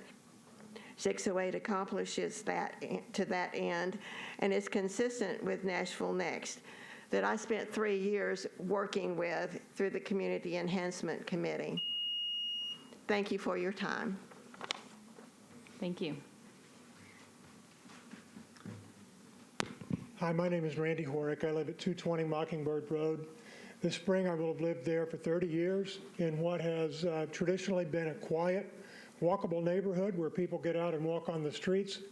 We'd walk on the sidewalks if we had sidewalks, but we walk on the streets. I'm here tonight because I'm concerned about the erosion of our neighborhoods and the repudiation of our zoning laws. I will tell you, I am not here affiliated with any group, anybody wearing T-shirts, anybody wearing buttons. George Soros didn't pay me to be here, but I have followed this issue, and I'm here because I'm very concerned about it as a resident of our neighborhood. I see that your staff is recommending that you disapprove hotels in residential areas. Based on the content of that and the spirit of that, I would ask you to vote against Bill 937, because whatever else they want to call it, type 2s are hotels in our neighborhoods. If you go to a hotel in Nashville, you can get 6 people in a hotel room, 2 double beds and a pull-out sofa. If you go to a non-owner occupied party house in our neighborhoods, you can have 12 people. Up to 12 people, with no on-site management, nobody to control it, nobody to enforce it unless the residents have to call the police. And let's be real about enforcement. The idea that enforcement is going to regularly happen when police have many other priorities besides noise ordinances is a con. And it still puts the burden on the residents to do all the work in the middle of the night and make that happen. These are hotels. They're not home-based businesses. Home-based businesses are regulated, as you've heard, about the amount of traffic that you can have. These are hotels, and the industry is pushing them on the city, holding a gun to our head with the threat of the state. I would really urge you to vote no on 937. Thank you.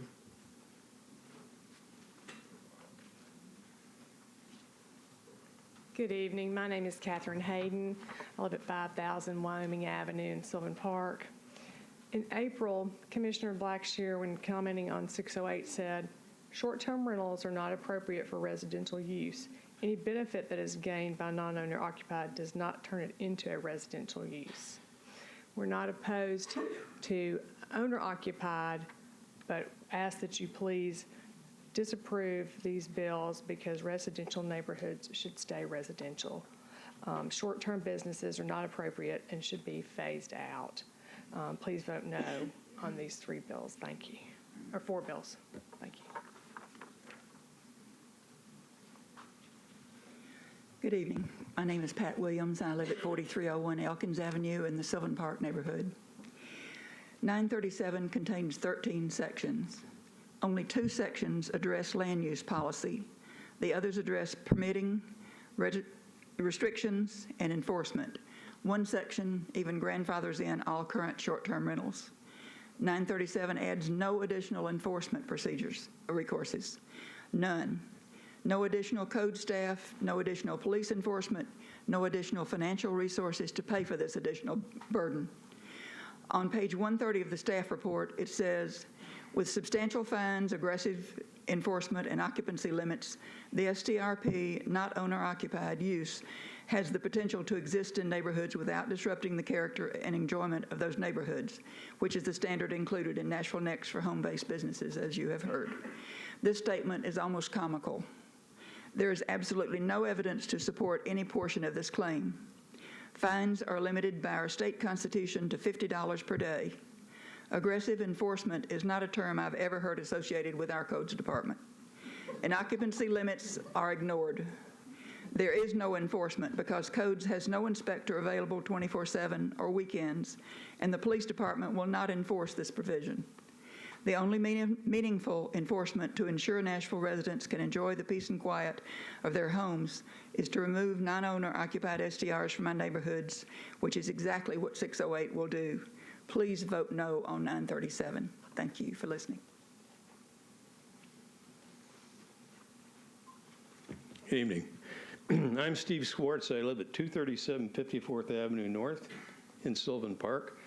I am the current president of the Sylvan Park Neighborhood Association, and we never got invited to any meetings on 937. Probably an oversight. The value of property in West Nashville has continued to increase. Sylvan Park Neighborhood Association has been fighting almost a daily battle to try to preserve our RS 7.5 residential areas against commercial encroachment. And I've got just a couple of thoughts on 937. Putting the word commercial into a residential zoning is like opening Pandora's box. One commercial use could lead to another, and I think it's a terrible mistake and a really bad idea. And another idea is sort of subverting the process that we already have. Anybody that wants to open a hotel in a residential neighborhood can go get the property rezoned commercial.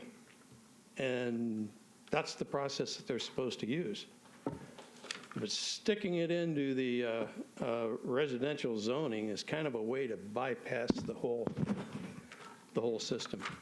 Anyway, thanks for your support for 608, and Sylvan Park Neighborhood Association is opposed to 937, 981, 982, and 1005, but support 608. Thank you.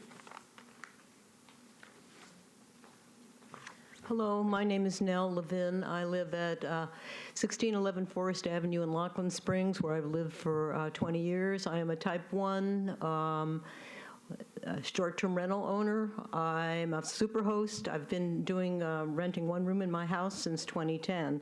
I'm here tonight representing NOAA. We are a coalition of 60 organizations. We probably represent at least 20,000 people in the city. One of our main issues is affordable housing, and I just want to briefly address the issue of affordable housing and the impact that short-term rentals are having on affordable housing. I want to quote Dr. Jim Fraser. He's an expert on housing, a national expert. He was hired by the Airbnb industry to do a report. They have so far not allowed him to release the results of his report, but I just want to quote this from him. He says here, he was in an article that I was also in called Not in My Neighbor's Backyard that was published on The Ringer online, and he was asked about the effect of, could short-term rentals have an effect on affordable housing. He says, if these investor-owned short-term rentals were not in my neighborhood in East Nashville, would these units of housing then be affordable for people with lower moderate incomes? I don't think they would, he says. But if the amount of units for rent for more affluent populations is decreased by short-term rental, then it is possible they're going to go down a rung and start renting units that could be affordable to people at lower income points. Not speaking about Airbnb, but just as a housing person, I think there's going to be a filtering effect. And what I've seen in my neighborhood in Laughlin Springs is a duplex being taken off the market that was formerly Section 8, and housing prices going through the roof so that many families can no longer afford to live in Laughlin Springs. Thank you very much.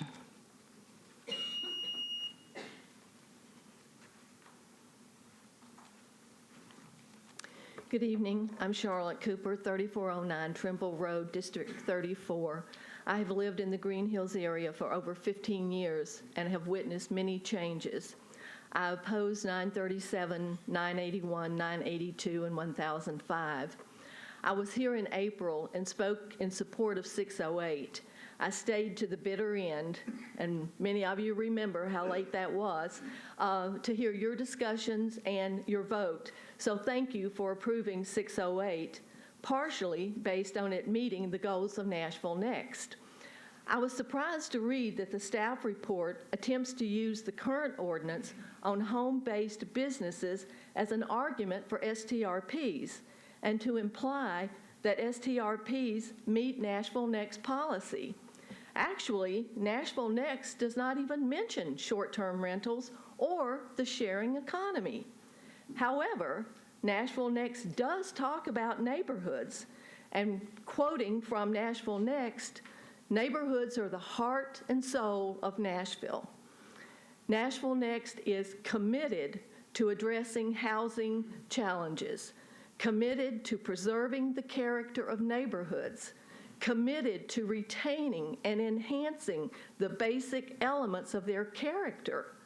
Nashville Next fosters strong neighborhoods because neighborhoods are the building blocks of our community.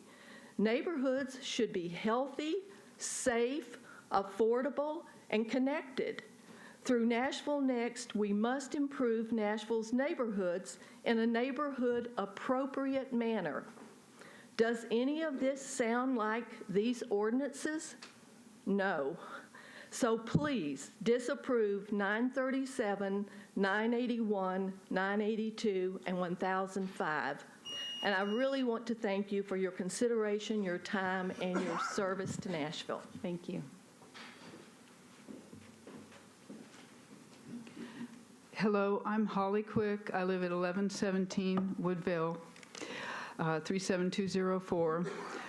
I live in the College Park neighborhood. I've lived there 28 years. And in the last couple of years, several non-owner occupied STRPs have appeared in my neighborhood, one just up the road from my home. The people who live there or visit stay only for 2 to 3 days, maybe 7 days. I knew the owner of the home before. He was, I spoke with him. He was a part of our neighborhood. Obviously, people who come through so quickly don't have a connection to the neighborhood, aren't invested in the neighborhood. I like knowing my neighbors. I liked speaking with them, saying, hey, knowing their concerns. I firmly believe that helps build community. If an owner of a property opens an STRP in it, as far as I'm concerned, that's effectively a B&B. I think it's fine. But if they don't live there, then they're a hotelier, and that's a different matter altogether. It's a commercial enterprise. It doesn't fit with a residential neighborhood like my own. I've said it before, and I'll say it again. I feel from my heart that strong neighborhoods make for a strong Nashville. Thank you very much. Thank you. I'm Joe Hamilton. I live in 305 Mountainside Drive, just south of Green Hills. I've lived in the city of Nashville for more than 50 years, and I can say that I have a great concern that the type 2 STRs in residential neighborhoods are destroying the quality of life in Nashville. Bill 608 is the only bill to eliminate these many hotels in residential neighborhoods and return to our residents the quality of life which they expected to have when they bought homes in residential neighborhoods. Not only quality of life, but the safety of life, and to have neighbors that they could speak, that they knew who they were, and had all of the good advantages that a neighborhood is supposed to bring. Bill 937 will grandfather in the current STRs in residential neighborhoods and even allow more of them in the future. They talk about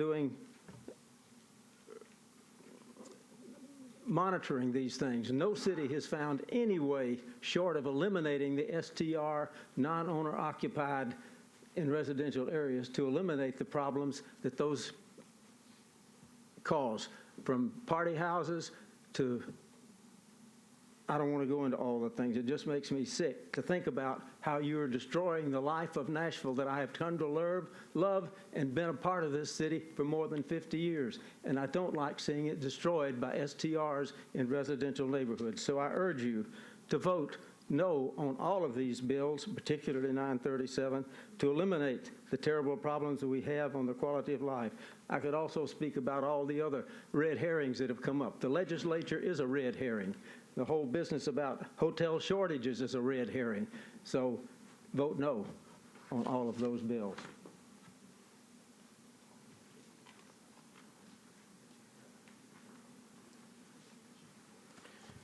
Hello, Sean Alexander. I live at 809 Fatherland Street with my wife Jenny, and I want to tell you about my next door neighbors. The day we moved in 2009, they brought us over a pot of homemade soup. It was bean with ham. They knew we'd be hungry but too tired to cook after a day of moving. They even brought bowls and spoons because they figured our things were still packed in one of the boxes we took out of the truck. Buying a house in a new city is scary, but at that time we knew we were home and amazingly fortunate to be a part of the East Nashville community, to be part of the Edgefield neighborhood, and to live next door to Rita and Russell. And I could tell you stories about Kevin and Laurie, Bob and Alice, Kristen and Karen, Dan and Ian, John and Betty, Frank, Brandon, Steve, Paula, Lee, Angela, and all the other neighbors on our block. But there are two properties that I can't really tell you about because on my block because no one lives there. There are no neighbors in them. They are not homes. They're not someone's residence. Those properties are non-owner-occupied short-term rentals. And I don't see them as accessory to a residential use because there are no residents that live there. They are empty most of the time, but on Friday, a group of 4 to 10 people will come in. They'll ride downtown and back a few times, and then on Sunday they leave. Like the George Strait song, they're not here for a long time. They're here for a good time. And I don't mind the partying, but I wish I had neighbors. If you were, allowing commercial use into an established residential neighborhood threatens the character and quality of life that residential zoning is supposed to protect. I urge you to disapprove 937. I urge you, and I will urge council, not to approve any measure that does not recognize neighborhoods as places for residents first and foremost. Thank you. Hi, my name is Ryan Parrish. Admittedly, I did not prepare a statement, but I thought I'd just speak from the heart, share my experience. My wife and I moved to 4716 Benton Smith Road in District 34 this past September. Purchased a really awesome mid-century ranch up on top of a ridge. But what led us to make that decision was we were 14-year residents of 12 South. We were early adopters in the neighborhood. I stood before you guys in 2015 to help pass a conservation overlay. We renovated a 100-year-old folk Victorian home where we started dating. We got married. We were very passionate about the neighborhood. In 2015, 2 STRs went up across the street from us, and our quality of life immediately diminished for many of the reasons you've heard tonight. I'm not going to go over them. So immediately we started looking for a new home after 14 years of investing in this neighborhood. And the way that we decided that was by looking at the STR map with all the pink dots.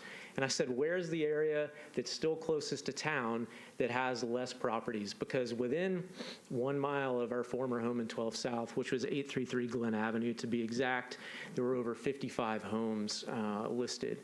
The reason I stand here is I just want to illustrate the impact that these properties have. It's real, so much so that my wife and I would choose to uproot and leave a house that we loved to find a place with a little more peace and quiet. With that being said, I'm very happy to be in District 34 now, Angie Henderson being the councilwoman. But I ask that you oppose these measures tonight so other residents don't have to, pick up and move and sell their homes. Thanks. Hey there, my name is Darby Bolton, and I live at 1707 Tammany Drive. I'm in East Nashville. I've been a Nashville resident for the past 16 years. It has been a glorious 16 years.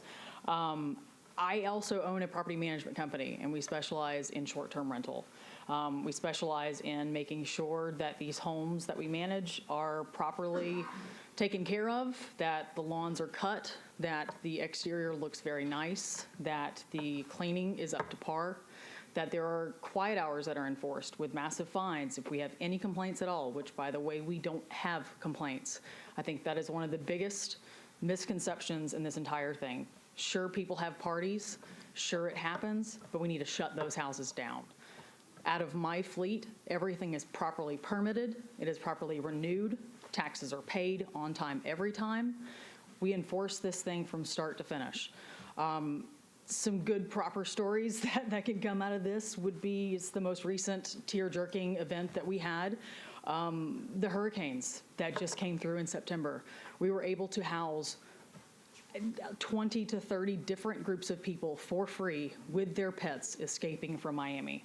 Out of nowhere, we had a massive influx. A hotel would never do that.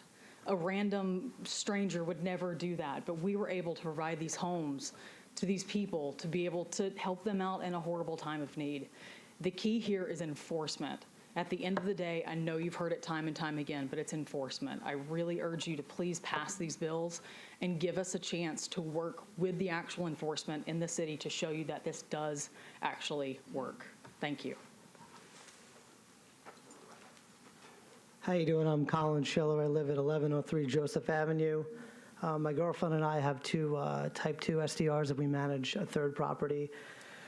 I know you guys are sick and tired of this subject. I'm only up here because I feel like I have to use my voice because there's a lot of people talking against them. I'm kind of sick of talking about it too. And I have to say, I hate hearing the story about the guy who wanted to had to sell his house because there was two properties on the street. That sucks. And I hate hearing the stories about, the horror stories about people's children having to deal with non-childlike stuff, in their front yard. That sucks. I clean toilets, I vacuum, I pick up leaves. I'm not rich, I'm not a corporation, I'm a guy. And the way people talk about tourists at these meetings, you'd think that they were murderers. These are human beings also. And I get it.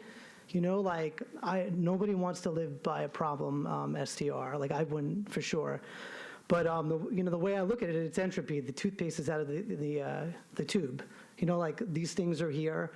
Nobody who's against the STRs is going to be happy with any of these bills. I don't think they're going to be happy. They want 608, and I can't think anybody who's involved with STRs who wants 608. I don't want 608. I'm not happy with everything in this other bill. But the bottom line is that, we need to deal with this. And I think if you don't pass these bills, I don't know what's going to happen with 608. But I don't see how that's going to solve anything. And I hear what people are saying about neighborhoods, but. How many times do you hear horrible stories about people who lived next to you for 15 years and the horrible things that they did and you had no idea they were doing them? And just because somebody's a transient and they're coming into the area to enjoy Nashville doesn't mean they're a horrible person.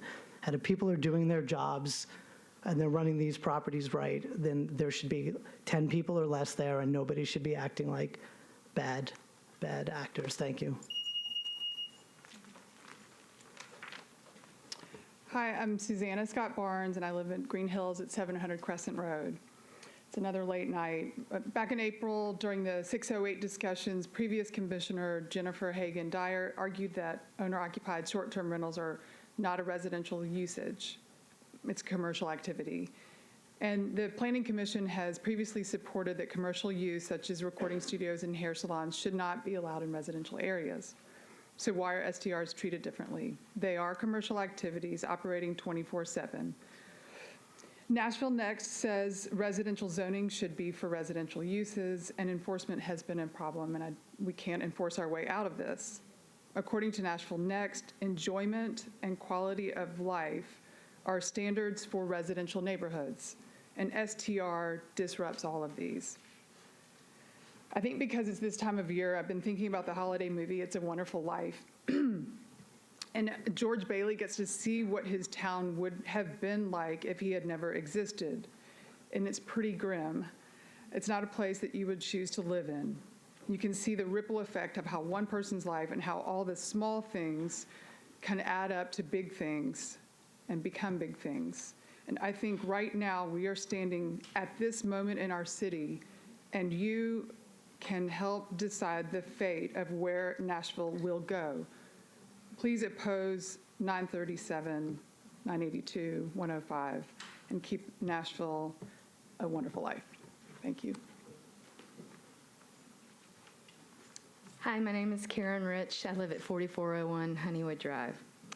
What you're hearing from us over and over again is that hotels do not belong in residential neighborhoods, and neither do non-owner occupied type 2 short-term rentals. For it is now clear that they are undeniably one and the same thing. Bill 937 will continue to take us in the wrong direction, further muddying our zoning waters while also lacking any meaningful specifics for useful regulation and enforcement of the STR industry. We can do a lot better than this. So let's not pass yet another law that cannot be adequately supported by the people, funded, or enforced. It was sloppy legislation in 2014 that got us into this mess, and 937 is simply more sloppy, manipulative, and pro-commercialism legislation. And just to be clear, the SDR industry is already ignoring the few codes and laws that we have in place.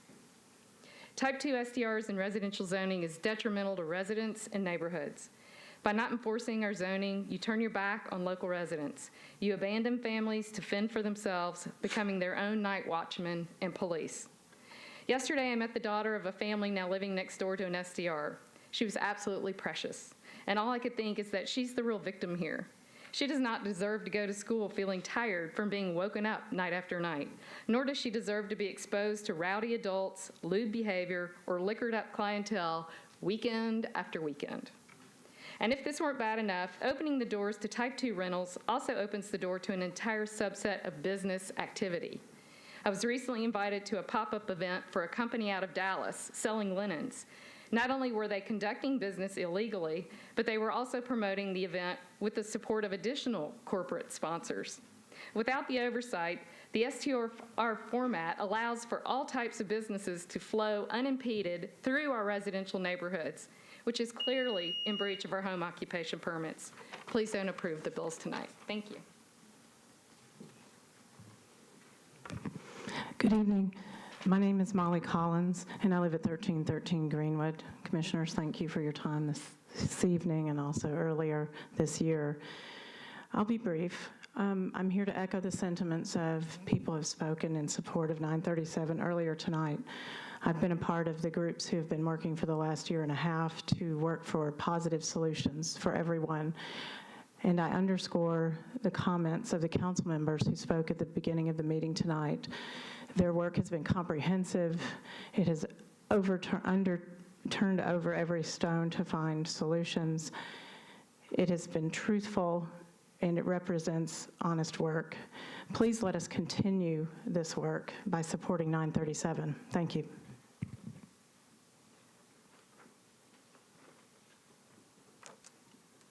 Hi, my name's Jenny Alexander. I live at 809 Fatherland Street.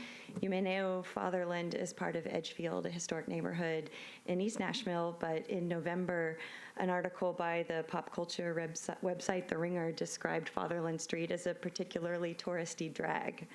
I'm here tonight to ask you to please vote no on Bill 937 and to protect our residential zoning. I have a personal story too.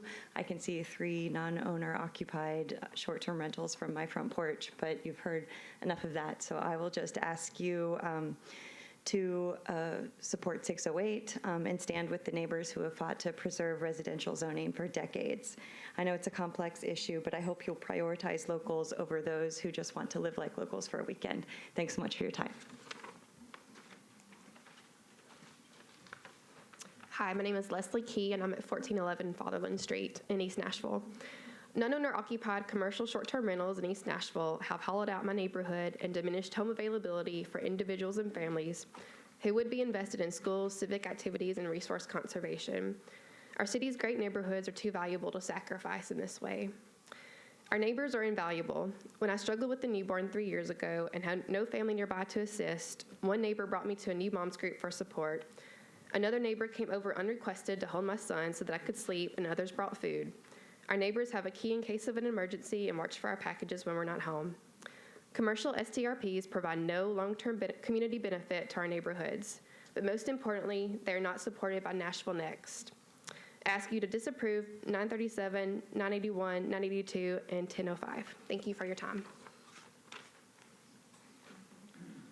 Hey, I'm Tom Cash at 3104 Ackland Avenue. I want to thank you all for taking the time to listen to us, and thanks to all the council members who've been working so hard on this issue. In my view, from a planning standpoint, having commercial businesses in R and RS zones just doesn't make sense. Not only do they not work in the neighborhoods, but they really work better outside of the neighborhoods in other zones like mixed use. While it's an interesting new business model, I will admit, and it's a great economic opportunity for some of our residents, but they're customer-based business, and they belong in zones like commercial and mixed use, which are more likely to be on corridors near public transportation routes, and more likely to be susceptible to, or more likely to be susceptible to noise issues where they will be, where it won't be as much of an issue and as much of a problem, because it's that kind of activity. Commercial businesses come with this kind of activity, and it's not that they're all bad. It's not that they're murderers. Nobody's saying that. It's just that it's a different kind of behavior. They're just different norms, different feeling when you're at a commercial business and how you behave. And that's truly the reason we have land use and zones to begin with, is because we want to divide out some of these behaviors and some of these activities. And so I hope you'll hope you will vote against 937. Thank you.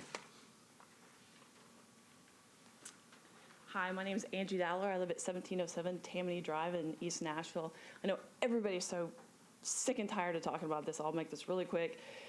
I love my neighbors. My next door neighbor, if I'm working, he'll come let my dogs out, and we just have a great community. But you know what? I have an STR right down the street. I have one behind me, and we all live in harmony. But you know what? The long-term rentals across the street, they play their music loud. They put mattresses in their front yard.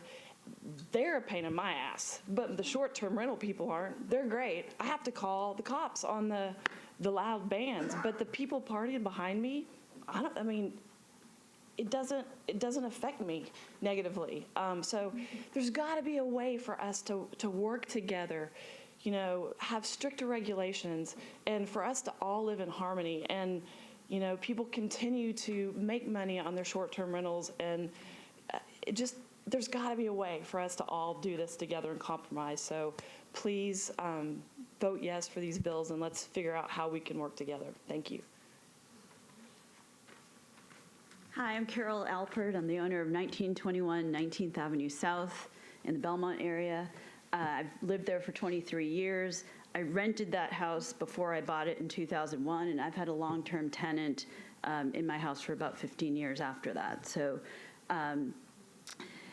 about a month ago, I received a letter in the mail from an Airbnb management company, not even from the actual owner, telling me that they were seeking a permit to open a type 2 short-term rental on my block. I contacted my neighbors because we do know each other, and about 30 of us all were, to a person, shocked to find out that somehow these people could even obtain the permit without any input or feedback from the neighbors who lived on the street, who owned properties there. They simply had no say in that process. We have no say in that process if you allow 937 to go through. We were appalled to learn that there could be a mini motel on our block, and no one, either a mini motel with people coming in and out, or no one there during the week at all. None of us, the property owners in that area, thought that that was even a possibility. There was talk earlier tonight about a shortage of hotels. Anyone who looks at downtown Nashville sees that there are thousands of hotel rooms coming online every day, or about to come online in Nashville.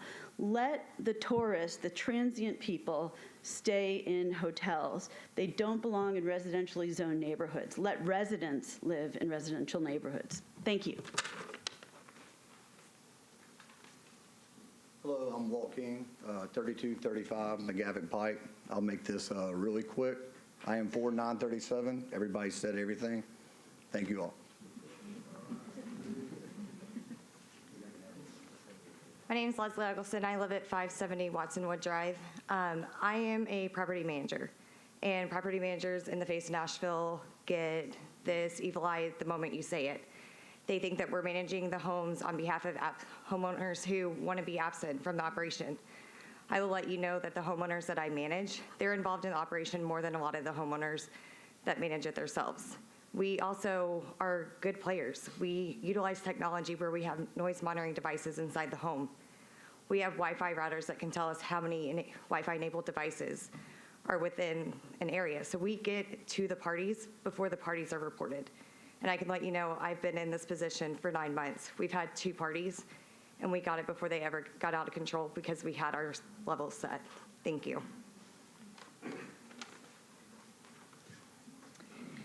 My name is Megan McCrae. I reside at 1006 Southside Place in District 17. I'm speaking on behalf of the Nashville Area Short-Term Rental Association. Out of respect for your time tonight, we asked our members to let us speak on their behalf, so many are watching in the room or on live stream. Members of the Planning Commission, thank you yet again for hearing from us. I would like to start by asking you to please vote to recommend 937, even though we do have some concerns.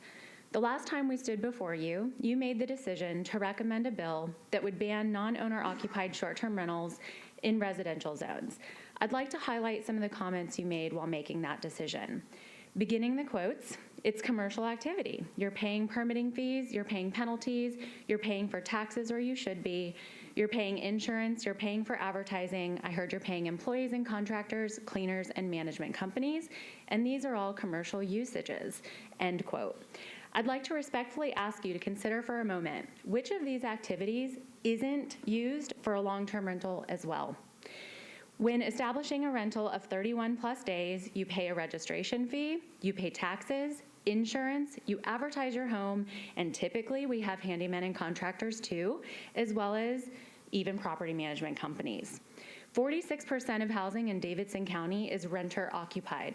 So just to be clear, these are homes that are owned by people who don't live in them but rent them out for income. They do every single one of the activities you used to define short-term rentals as commercial. The only difference is the duration of stay. You, better than anyone, know that the definition of residential says absolutely nothing about a duration of stay. Therefore, legally, the term residential does not get its character as a residence by virtue of how long one stays. As the cost of living has gone up, people are finding ways to earn supplemental income and have a better quality of life. Advertising platforms like Tackle, Uber, and of course, Airbnb and HomeAway have just made it easier for the gig and sharing economies. We're tired of hearing the term investor being said like it's this dirty word, when every property owner in this country could be defined as such. Everyone is entitled to the same property rights as we should be. Increasing economic prosperity and leveraging your right to earn income from your property is not a crime. It's not commercial. It is the American way. Have there been a few bad apples? Sure, but bad apples are not limited to short-term rentals. In fact, I just heard about some houses in the Nations that were built too close together, and I'm pretty sure the city's not going to stop issuing building permits because of it. What you won't hear about are the guests that we welcome, like the mom who's coming with her daughter to pursue her music career, or the guests we welcomed who had stage 4 cancer and his dying request was to sing on stage in Nashville. Those certainly don't make the headlines. You also said last time, when we don't have enough data or even proxies, then the rule is to do no harm. I understand it was not intentional on your part, but you did do harm. If passed by the council, 608 would hurt every short-term rental owner who has come to rely on this income, every Uber driver who picks up people visiting, and every business that has come to rely on tourism beyond Broadway. In the end, it would also hurt Nashville. The ad hoc committee took the time, spending weeks listening to various city entities and residents on both sides. The data is there now, and it repeatedly shows a much different story than any headline would lead you to believe. Less than 1% of all complaints to codes and police are coming from short-term rentals. The bill is not perfect, but it is one that was informed. You have the opportunity to make a decision that could rectify what happened in April. On behalf of our 120 permitted members, I cannot stand before you and say that the bill is perfect. Our concerns are the term commercial used to define short-term rentals, the fact that it would allow strikes not related to the use as an STR and also reduce strikes, reducing the maximum occupancy, forcing owner-occupied permits to be a natural person, and not allowing permits in industrial zones. So like I said, not perfect, but in the spirit of compromise, we do ask you tonight to vote to recommend 937. Thank you. Hi there. I'm very festive today because I'm supposed to be at a holiday party, but this is very important to me. My name is Cynthia Hicks. I live at 1702 Ashwood Avenue. I'm on the steering committee of Belmont Hillsborough Neighbors. I have invested heavily in my neighborhood. I've lived there since 1982. I was fortunate enough to buy the house next door to me, 1700 Ashwood Avenue. It's very close to Belmont University and Vanderbilt University. I used that house, I used it as a long-term rental, but I found that it being a 100-year-old house, it needed to have a lot of maintenance. Short-term rental has worked very well to maintain this house because I'm a preservationist at heart. Okay, I know that you're tired and you really want us to be done with this, so let me cut to the chase here. Support 937. The ad hoc committee has worked really, really hard at trying to come together with something that's going to work very well. I've worked very closely with Berkeley and a lot of folks here who have tried to get legislation put together that's going to take care of this short-term rental thing. We're not the scary people. I am a type 2 short-term rental owner. All of you who are terrified of us, come and talk to me. I'll be happy to talk to you. Now, the hypocrisy that's going on with this is also frightening. There's a person here that continues to come by and say how terrible short-term rentals are, that it's really ruined their neighborhood. They tore down a mid-century home on Beacon Avenue. They built up a 5,000 square foot home that has flooded the next door neighbor. That's my godson's home. They've come and stayed at my short-term rental home many times because of this. Also, the person that's heading this up, when you look at John Summers and Associates, you look that up, that's in the neighborhood. That's in a neighborhood. And I just have to point that out. Thank you very much for your time.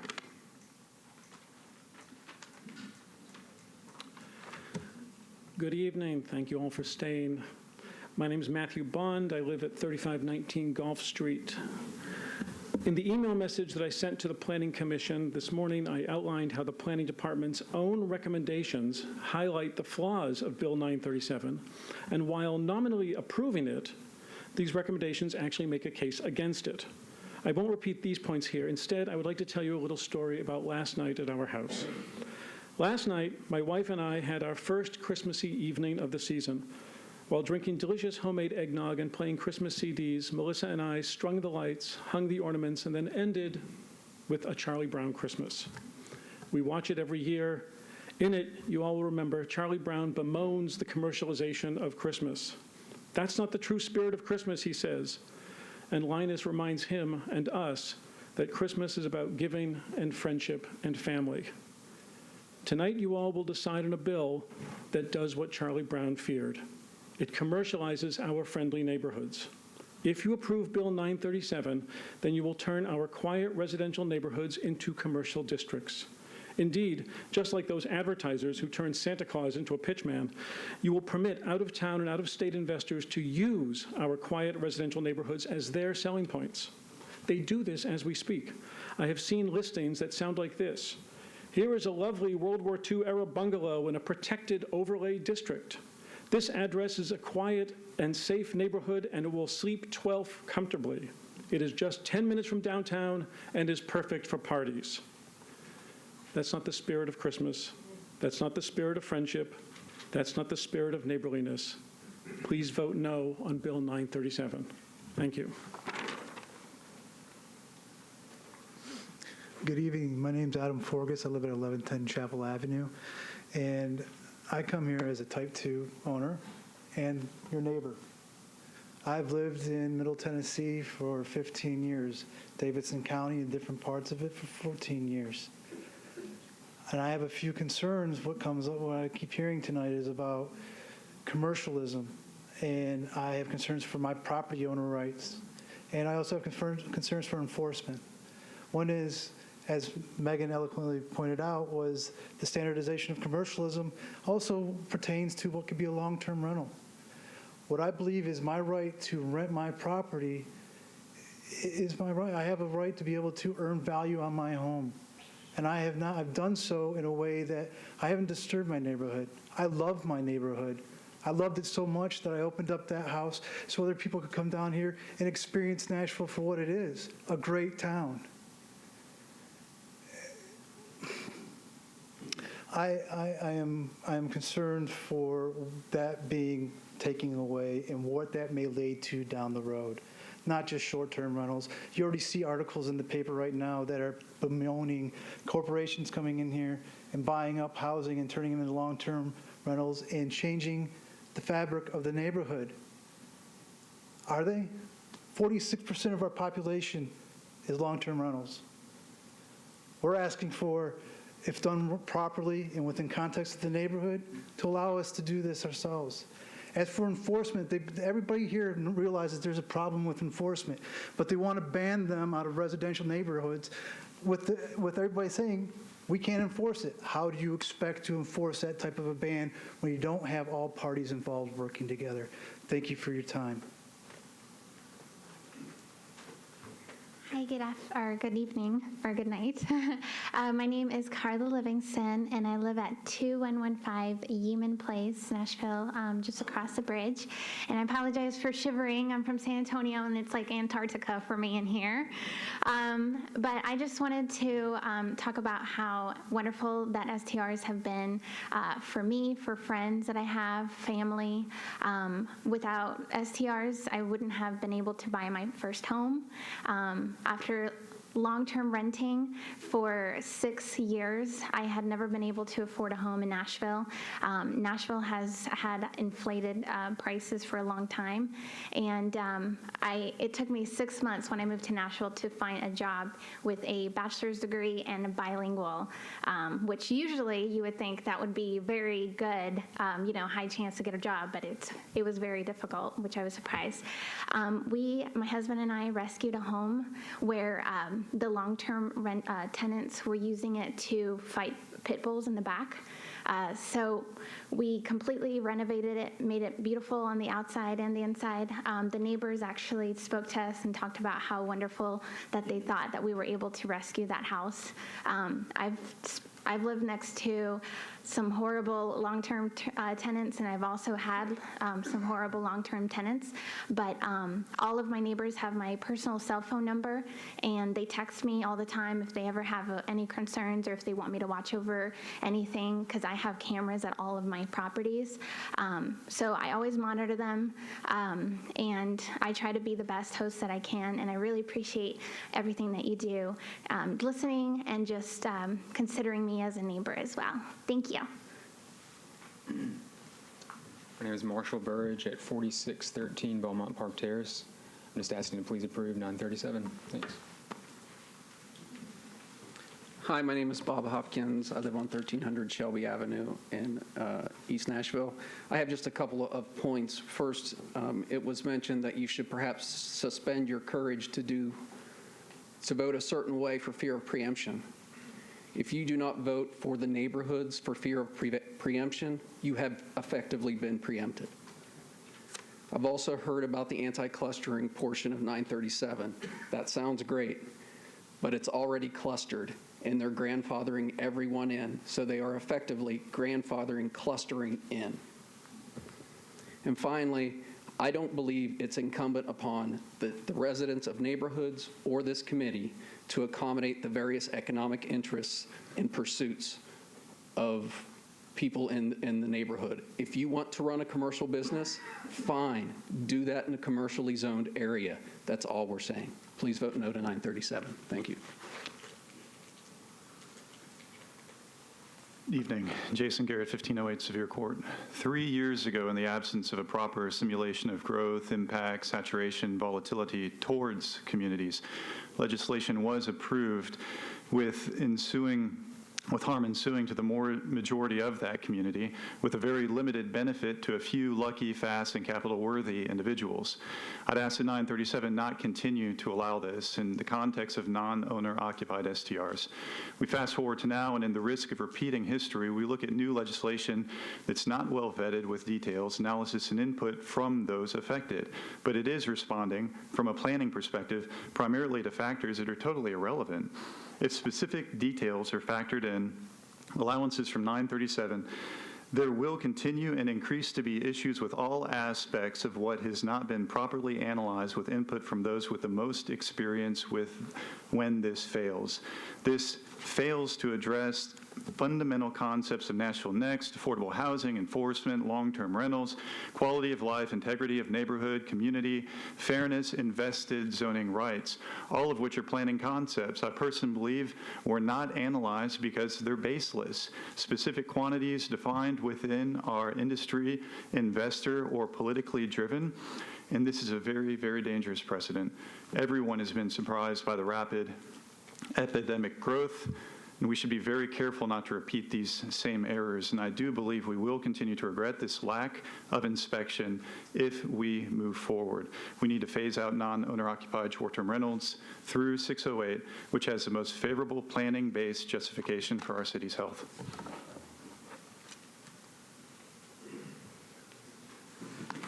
I don't have a lot to add, except that I'm probably older than anybody else here.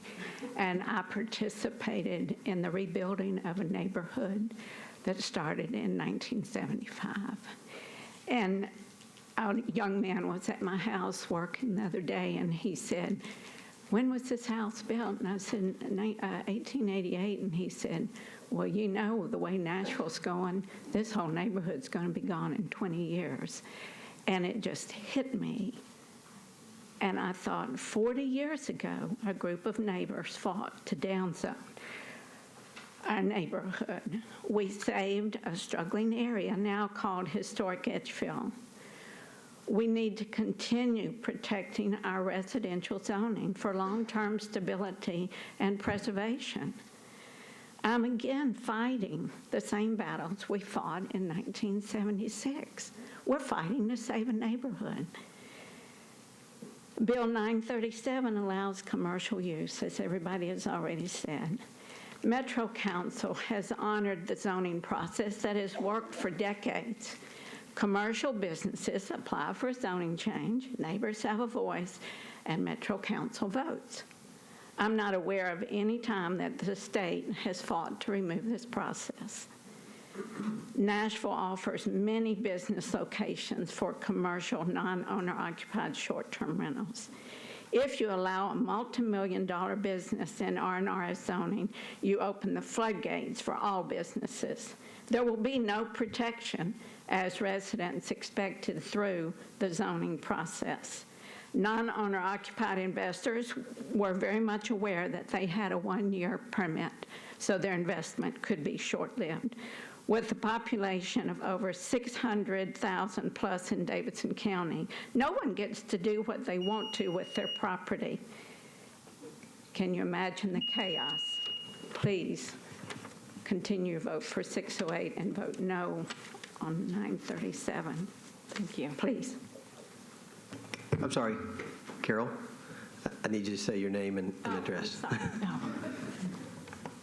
Carol Williams, 800 Russell Street, 37206, District 6, Historic Edgeville, for 42 years. Commissioners, my name is Bill Terry. I live at 4641 Villa Green Drive, just south of Harding Place near Garnier White Pike. Take a little bit different tack here. We've done a little research about what goes on around you and figured out that Nashville is kind of like an island because all the areas around you, cities, are already regulating non-owner occupied STRs. As a matter of fact, most of them are not allowing them at all. Cities like Brentwood, Hendersonville, all the satellite cities,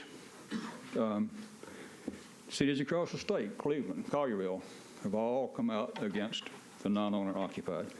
There are 22 on that list, and that's all we've gotten so far.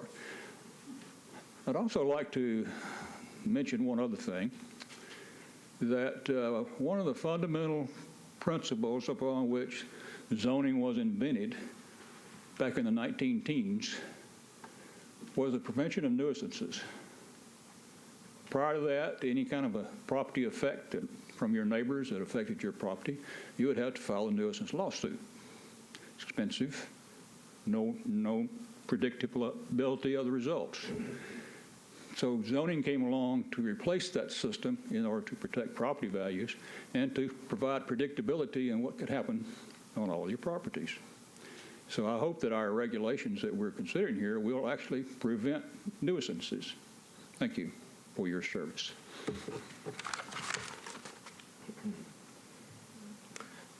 Good evening. My name is Jeff Collins. I'm from 1313 Greenwood Avenue. I'm a Nashville native. I'd like to urge you to approve 937, following your staff recommendations, following the testimony of the council members. We've heard a lot of things tonight. We've heard babies in bathwater, Pandora's box, red herrings. We've heard to preempt and not to preempt. I would urge you to not preempt the council from doing its job. Vote for 937.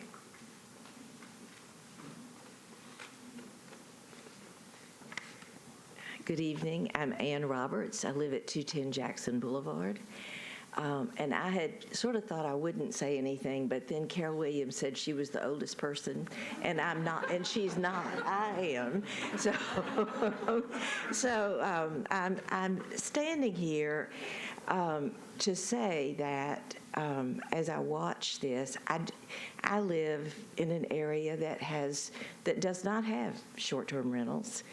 I'm not personally affected by them, but because I worked at the Metro Historical Commission for 33 years, and I was privileged to work with some of the people you've heard from tonight, residents who were determined to make their communities stronger and healthier.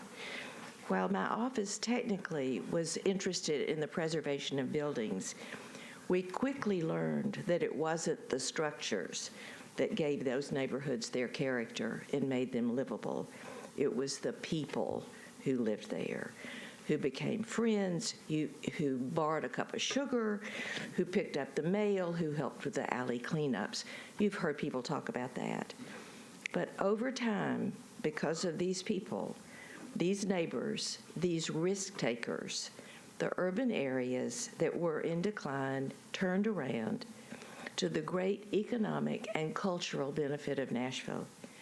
It still amazes me when I drive into Laughlin Springs or East End or Salem Town and see the hundreds of houses which have been rebuilt, really thousands, that have been rehabilitated or newly built.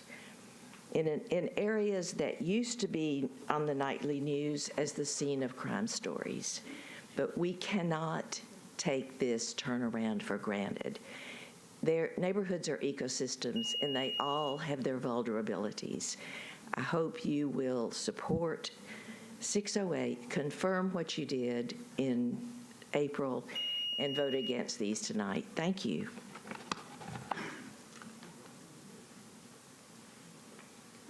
Hello, thank you for staying on this late night. My name's Kathy Chiavala, and I've lived at 4107 Colorado Avenue for 29 years.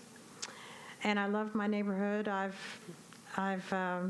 experienced a lot there in 29 years, and it's really a happening place now, and the real estate values have gone up.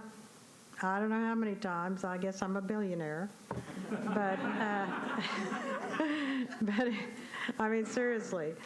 And I live directly across the street from a non-owner occupied short-term rental property. I never see the owner, but the house is kept up beautifully, and I'm sure they pay their taxes, and I'm sure it's clean, and, you know, they mow their yard. But I have no idea who these people are coming and going at all hours of the day and night.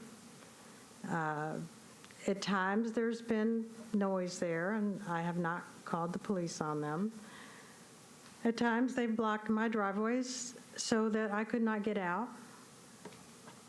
And I did call the police at that time. We couldn't find, nobody was there, so we couldn't get them to move. And I just had to wait until the next day to get my car out. But anyway, I don't know who these people are, but I know who my other neighbors are. And I know I can go borrow an egg, get a ride to the airport. I know, you know what I'm trying to say. Just stay with 608 and this, please, I urge you to vote no on the 937 and the other three numbers I can't remember.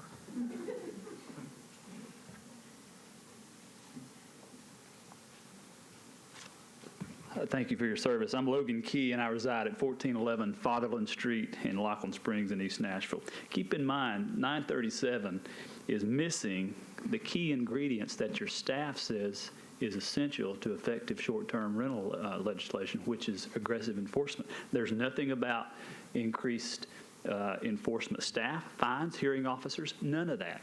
It's missing all that. But here's the most striking thing to me about the short-term rental issue that we've been dealing with for the last several years. We, as a city, have still never had a community-wide planning conversation about how to approach commercial short-term rentals and where they're most appropriate. We've argued back and forth about text changes to the zoning code, but until we have that planning conversation and until you incorporate elements of that conversation into the general plan for the neighborhoods, think about somebody like me. The plan where I live is T4 neighborhood maintenance. It's zoned R6. But I'm looking all across my neighborhood, and I'm seeing whole homes converted into commercial short-term rentals just by purchasing a permit. No signs in the yard announcing a zoning hearing or a prospective land use change. And I'm thinking, where did this come from? Did this come from the general plan? And the answer is no, because the plan says protect the housing stock. And so you passed 608 back in April, which brings the zoning code into closer conformance with what we all know is the general plan. But the final point I want to make is this. If we want commercial businesses in neighborhoods, there are a lot less intense uses than STRs. Recently, the council rejected a recording studio and a beauty salon. Folks, the consumers of STRs are tourists. They're using this for commercial overnight lodging, and that's not appropriate. Consistency is vital to a defensible zoning code. Hi, Leanne Rod, 712 Sutliff Place. I'm going to try and only add new things, but I get nervous, so I have to read. I do want to thank you for listening to us. Like you, I'm not being paid to be here either. I don't have anything to gain financially by talking to you tonight, but I want to ask you to do right by our neighborhoods, by the people who bought under the promise of residential zoning. But I also want to talk on behalf of the people who aren't here tonight because they've been pushed out of this city by commercial real estate speculation. It hasn't been mentioned that Nashville has seen the highest cost of living increase in the United States. I would ask that you oppose all of the short-term rental bills that are before you tonight. We're all in agreement that they're commercial, but I wanted to point out that 50% of the listings on Airbnb last month belong to hosts with 2 or more listings. And 80% of those same listings were for entire homes and apartments. So I want to point that out in connection with these. They're not home sharing and they can't be home-based businesses because you can't live in 2 homes. You certainly can't live in 50. And I wanted to point out also that 100% of the problems that Nashville has with STRs are with existing STRs. So the idea of grandfathering them in is mind-boggling to me. And I want to talk about permitted type 2s, the problems that I emailed you all. These are permitted welcoming groups of 20, separately renting out the rooms to different guests. The permitted properties have the guests passing out on our porches and doing other things in our yards, swearing in front of our kids because they're paying $600 a night. They feel they have the right to do that. And I also wanted to say that I think it's indefensible for this body to support a bill that treats the wealthier districts differently by decreasing the burden on those districts, but leaving the cap high in districts like mine. So I wanted to point that out. And thank you all.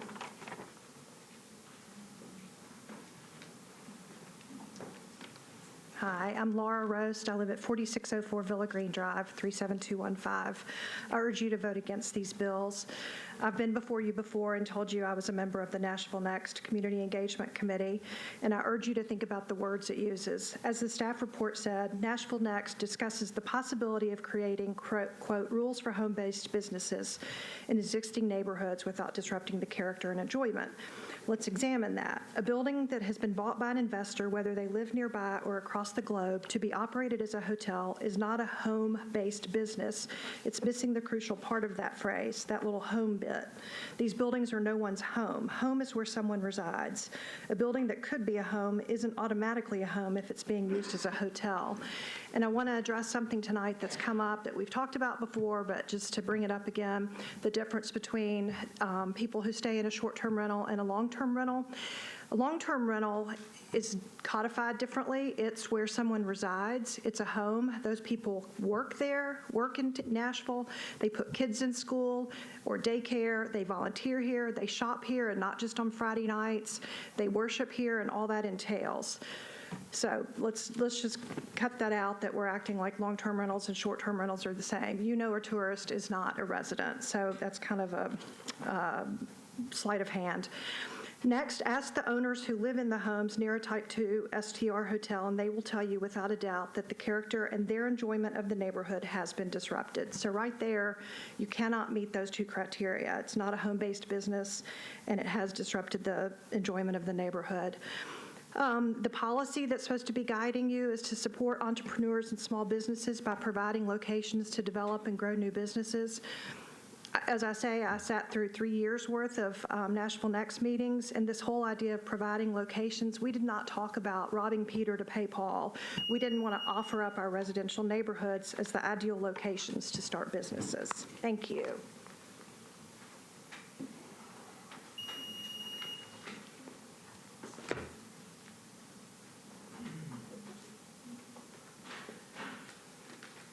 Madam Chair, I'd requested 5 minutes. I'm John Summers. Madam Chair, members of the commission, I live at 5000 Wyoming Avenue. I've lived there for 26 years. I do have a home occupation permit, and I abide by it. I live there, and I have no customers. I served on the Metro Council, and I also served on this commission for 6 years. You're being asked by the proponents of 937 and Councilman Shulman, in all due respect, to make a political decision. That's not your responsibility, as I was always instructed when I served on this commission. Your job is to make a land use policy decision. That's it. Let the politics happen in the council. And I would respectfully say you've already made that decision in April. The choice before you is, where do we put commercial businesses in Nashville? Do we put them in residential neighborhoods? And this commission said unanimously no. And you're being asked tonight to vote in a 180-degree different direction. The council can deal whatever what they want to deal with, but you have a land use policy decision which you've already made that you're now being asked to reverse. I was real surprised when I got the staff's recommendation, since you already have taken a position. I thought they would honor that position. But they've used some language in Nashville Next dealing, that's, and I'll find where I'm at here, that's in the economic and workforce development section of Nashville Next, which doesn't have anything to do with land use policy. So, you know, what you have before you is really not dealing with zoning. There's no reference or specific recommendations in terms of allowing commercial uses in residential neighborhoods, nor is there any mention of short-term rentals. None. So that section really doesn't apply to the decision that you have here, I believe, today. What I have given you is a home-based ordinance, and I won't go into it. I've highlighted it. But this is the law. This is the law of Nashville today. It's still in effect. And it says for home occupation, you have to live there, and you cannot have any on-site customers. That's the law. And the Metro Council has consistently voted against changing that. So what you're being asked in 937 is to take a totally different direction and to designate these commercial uses to be allowed in residential neighborhoods. We don't do that anywhere else. And they want to do it by permit. Everywhere else, you either have to have a special exception, an overlay, or you have to live there. None of those requirements are in this bill. You know, I've said for years before this commission and the council that if we weren't careful about that line between commercial and residential, we were going to get sued. Well, guess what? We got sued last Tuesday. And it's over home occupation. I am an attorney, and I respectfully submit that if you pass 937 tonight, if you recommend approval and the council approves it, then it's going to undermine our defense of our home-based ordinance. And that opens up the whole door for all other commercial activities besides short-term rentals. In all due respect to Councilman Shulman, I sat through every one of those meetings. And we never could get him to discuss land use policy. All he wanted to talk about was enforcement. Unfortunately, there's been too much deference given to the industry. And while you have to respect the legislature, that's not our role here, I don't believe, is to accommodate the industry, which I believe 937 does. You know, I represent people from over 60 neighborhoods. We had Vice Mayor Briley with us and Councilman Shulman with us, and not one accepted their arguments that we should now allow these commercial uses. If our current ordinance was before the council today, it probably wouldn't pass. What we're trying to do is correct a mistake that was made. Most every city in this state doesn't allow it, only Memphis now. Almost every city in this country that's had to deal with this issue has removed these from their neighborhoods. I am the one that said this bill, well, actually our whole group said this bill is anti-neighborhood. I do believe it's the worst neighborhood bill I've seen, anti-neighborhood bill I've seen in 10 years. I respect Councilman Shulman. We just have a fundamental disagreement here. And I spent weeks at the legislature. I do not believe the Senate Finance Committee, they didn't pass it last year. I don't think that they're going to pass it next year. And Vice Mayor Briley has said to me personally, we've talked about it publicly, the bill that they passed in the House is unconstitutional. Let them pass it. We can take it to court. We'll challenge it. We'll win. We ask you to do your jobs, planning commissioners. Support the recommendation you've already made. Let the politics be over in the council. But on a planning basis, on a zoning basis, you should disapprove 937 and other bills. Thank you very much. Thank you. Yes, we'll give the council members who have not spoken a chance to speak, and then those allow the applicants time for rebuttal. Thank you, Commissioners. Angie Henderson, serving District 34. I want to thank all my constituents and really everyone here speaking and continuing to be engaged on this issue. As you can see, people care deeply about this matter and about the quality of life in their neighborhoods. So it's not just the party houses and the bad apples that diminish quality of life in neighborhoods. Type 2 is a commercial use. It is a one-year permitted use. It's not a property right. And in that activity, I think my constituents spoke to it well. I think I've been quoted several times about this, but it's just death to quality of life by 1,000 cuts. It's the people emptying out of the Ubers. It's not knowing the people on the back patio. It's a little bit of language here. It's, you're out in the yard with your children and the people next door are drunk. How do you talk about that? Even if they're not particularly overtly loud. And so, when we talk about, somebody kind of laughed about the red herrings, but there are many of them in this conversation. And enforcement is one of them. And so do we need to do better with enforcement? Of course we do. But as things are now related to parking, extremely loud parties, that kind of thing, that can be handled. Those things are called about, and that is addressed. But it is the smaller things that are diminishing quality of life that nobody ever calls about, nobody ever reports, because they know it will not be elevated to the level of a strike. It's just sort of futile. So the fact that people say, oh, there's no reflection of the negative impact because we don't see this in the reports to host compliance and otherwise, because it's anybody who resides next to one of these, it's just a continual diminishment of their kind of sense of security. You've heard many people speak much more eloquently than I to the character of their street changing as their neighbors move away. And so I think, we spoke to the red herring about the long-term rental. Long-term rental is residential. Those folks, I've had a long-term rental next to me. Young family, their kids played with my kids, they went to school, they contributed to and were a part of our neighborhood. My colleague Councilman Swope spoke earlier to, the specter of if you ban these, they will go underground. But what I would say to you in that regard as it relates to enforcement is almost counterintuitive in that if you do phase out type 2 in residential only zoning, then it becomes very obvious who is violating the law. Okay? So if somebody is a type 1, you know those neighbors. They live there. Maybe they've rented out their home when they've gone off on vacation. Or otherwise, or they have a guest cottage in the back or a room in their home, but those neighbors. And even if they've gone away for a week and rented it out during CMA Fest, they still have to move back and live next to you, for 355 days out of the year or 300 days out of the year. They're your neighbors, so they are held more accountable.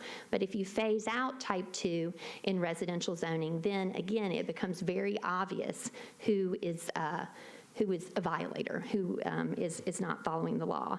And to that same end, I would mention to you that Airbnb, HomeAway, and those platforms, they could address unpermitted users tomorrow. They could address it last year, 2 years ago, 3 years ago, and so on. And so it's the fact that we are engaged in a process to bend ourselves into pretzels to figure out something that the industry will support, so that they won't try to encourage preemption, or that we might have some sort of MOU with them where they could collect our taxes. That is just a non-starter. We, as a city council, are engaged with our constituents. We understand the concerns that they have.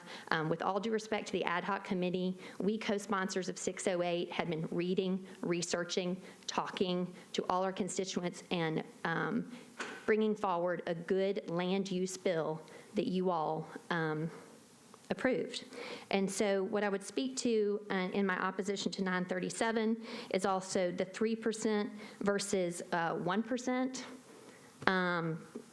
That seems arbitrary and capricious to me in that if you were kind of starting with a clean slate, where would you have the 1% versus the 3%? You would have 1% in the UZO, where homes are more close together, and you'd have 3% out in our suburban areas where you have half acres and acres. It's completely illogical.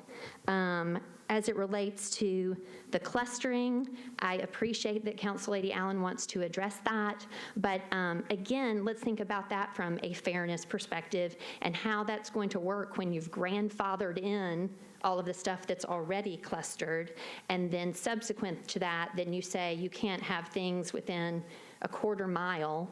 And so, you know, if it's still an allowed use, how is it fair to the person who lives within a third of a mile? Or, you know, so it in an effort to address some issues, again, it just kind of becomes a kitchen sink, with all due respect, kind of hot mess of a bill with grandfathering as well. And so I am opposed to 937.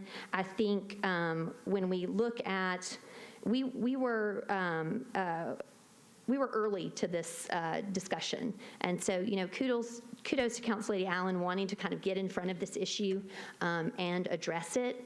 But I think, you know, what she spoke to and what Ms. Logan spoke to is the genesis of this was the home sharing model. Everybody thought it was, you know, sharing your own home, or, you know, when folks go out of town and get a little extra income and they can rent out their house. But this has metastasized. This is an evolving and emerging business model. So, you know, for those folks who have a one-year permit in an evolving and emerging business model, to say that this is, you know, unfair to them, I respect those folks who are doing this well. I don't wish them ill. I know there are plenty of Type 2 owners that are operating nicely, but again, this is a land use issue, and this is an incompatible use with residential-only zoning. 937 does not address that, and I encourage you to not pass 937. Thank you.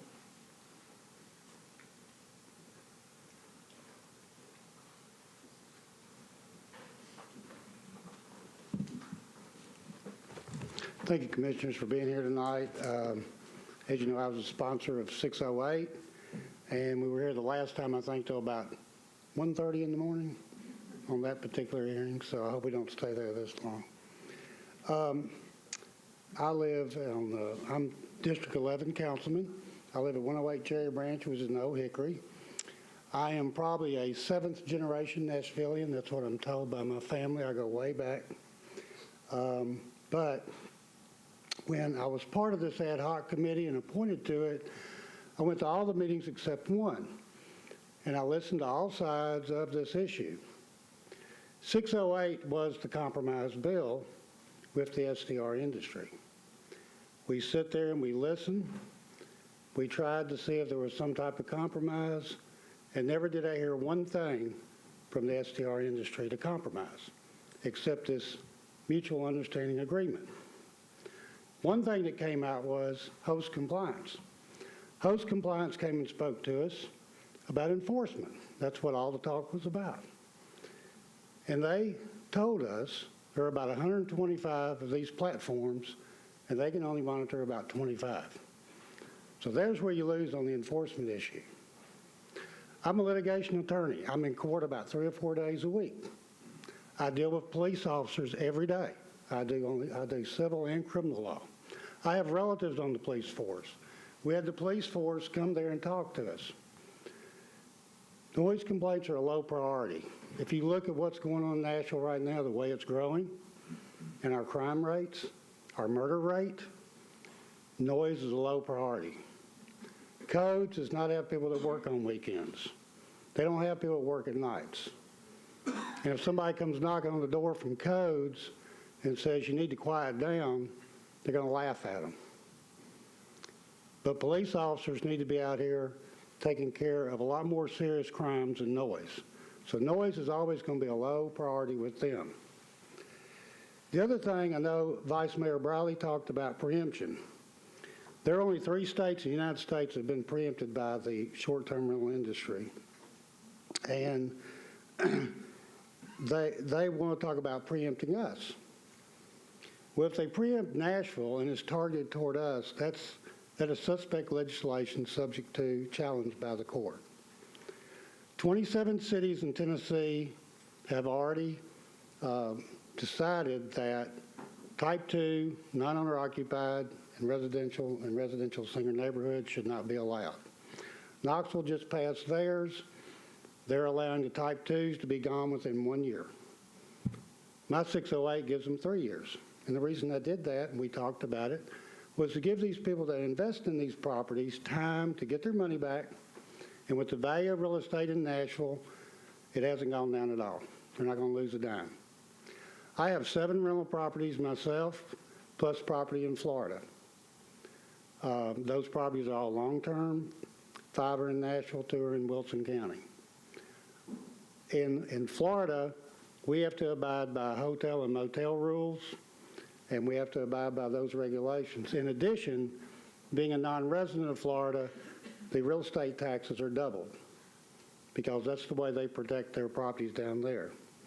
These Type 2 non-owner occupieds are not taxed except at residential rates. When we were here in April, this commission, the first thing they decided was this a commercial business in a residential neighborhood? And unanimously, this commission said yes, and passed my bill 608 to go to the council. 937 was supposed to be a compromise. It was not a compromise by me, even though I was on the ad hoc committee. I was never asked my input about 937. I was never asked to sign as a sponsor of 937, and I wasn't asked about my input on 937. So when they tell you up here this was a bill that came out of the ad hoc committee, it wasn't my bill. I sit there and I listen, and nobody ever came to me and asked me what I thought. It came to me on the internet, and I looked at it, and I said, this is not a compromise bill except for one thing, to allow Type 2 short-term rentals to continue in the residential and residential neighborhoods. I was involved with Nashville Next. I went to several of those meetings while they came out to the area of McGavock High School. And the one thing that we all agree is that Nashville Next says residential neighborhoods stay residential. We don't put commercial businesses in neighborhoods. Every time somebody's tried to come up here and put a barber shop in a neighborhood, a recording studio in a neighborhood, as the commission, you have to say, is this a commercial business in a neighborhood? You've all said, yes, it's a commercial business, and you disapprove all those bills. This is the same thing we're talking about here tonight. 937 would continue that to continue. The other thing that is, if you have a commercial business, you know as well as I do that property taxes are 40% of assessed rate, whereas residential properties assessed at 25%.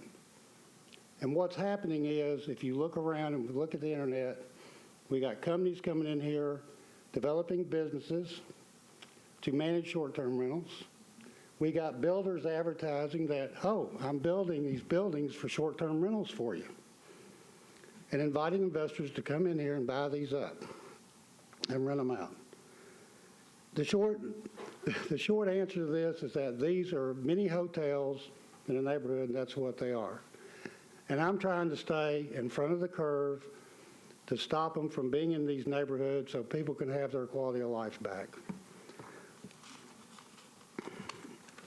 I'm going to be real short and just say this. I was elected by the people in my district that live in neighborhoods. And that's my job, is to represent the people in my neighborhoods because they elected me, and they don't want commercial businesses in the neighborhood. I'd appreciate y'all voting against 937 and these other bills. Thank you. Councilman Withers or Councilman Shulman?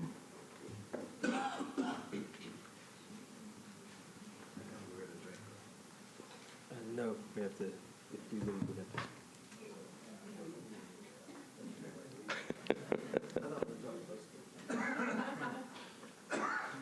first of all, I know I've only got 2 minutes, so thank you all for being here. I really appreciate all the work that you do because you all stay very, very late. As I said before, the Vice Mayor David Briley, when he picked the ad hoc committee, asked me to try to resolve this issue, okay? I'm not going to get into a big political discussion or anything else like that. We put 5 members on the committee. 4 of those people are sponsoring the ad hoc committee bill. And I understand Councilman Hager's position. He's the sponsor of 608. So, but we had 3.5 months worth of meetings. A lot of the people who were behind me came to those meetings. So when people said we didn't discuss things, we open up the discussion for everybody. Again, I'm telling you, I've never been involved in a more transparent process. Everybody had a chance to speak and ask questions, all right? So a couple of other things real quick. Enforcement is the key. I kept hearing that through the discussion, a real problem. I understand that. We had lots of discussions on enforcement at the meetings. We had the police there. We had the codes department there. We are ready to take on that activity. We have to. We have no other choice. I'll say on the record that I think I was concerned about the codes department in terms of enforcement. Yeah, they don't have people there working on weeknights or on weekends when most of these activities are going to happen. So we have to have more enforcement from the codes department. We have to have more effort from the police department. But I don't necessarily want the police, because they will say that noise is a low priority. We've got to figure out how to make this stuff work. But if our hands are tied, if we can't do that anymore, then for the next 2 years, we don't have much effort in terms of enforcement. We're going to get exactly what we have right now. Legislature, again, I'm going to tell you that I've worked with the legislature for 30 years. It's a real factor in this, okay? I mean, people who tell you it's not don't understand the legislative process, okay? That bill that Vice Mayor Briley said that talked about in terms of preempting the city of Nashville from being involved in this business has passed the House of Representatives. It passed last year. It has passed the Senate Commerce Committee 8-0 with 1 person not voting. It is now held up in the Senate Finance Committee, and it's my understanding that it was held up for the purposes of trying to wait to see if we can come up with a resolution. That's what they're waiting for. If you do your due diligence, which I have done and called up there, that's what they said they've been waiting for. We don't send something up, then you can sit there and try to ignore it, but we have a state legislature that has the ability to preempt. I told you preemption is a real thing. Big believer in laying all the facts on the table. I told you that. The consequences of not passing this type of legislation could ultimately tie the hands of the Metro Council in trying to protect the neighborhoods. If you don't understand that, or if the people behind me don't understand it, then they're missing a major part of all this stuff. I will also tell you one other thing. This idea that 3 states have preempted, yeah, that is true. But we just returned from the National League of Cities. Tennessee, according to the national charts that we got, have preempted 5 things already that local entities have done. I'm not making this up. Preemption is a real factor. So what I would encourage you all to do is, again, I would ask that you pass 937 tonight on back to the Metro Council. I would also recommend that you pass Councilman Withers' bills back to the council. We have set up a process, second hearing on the first meeting of the council, January the 2nd, where the bills will be up on public hearings. Everybody else is invited to still come and talk. And then if the bills do get through, then we have set up a process for the entire council to look at all 3 major pieces of legislation and lay it all out. And then eventually we will either vote on one of them, all of them, none of them, whatever, and then eventually we will either have something or not have something. I will close by saying, again, we spent 3.5 months working on this. We listened to anybody who wanted to talk to us. We opened the floor to questions. We let people question other people We let neighbors question the industry through cards. We did whatever we could to get the points across. This is a major issue for this city. Yeah, I understand that other cities in Tennessee have run into this problem, but that bill, if you look at it up in the legislature, is directed right at the city of Nashville. You can argue all the court actions you want, but we're all in this together. Ultimately, it comes down to the Metro Council trying to figure out what to do. And what I'd like the Metro Council to do is have the ability to keep working on this and regulating this. And if we're not careful, we may lose that ability.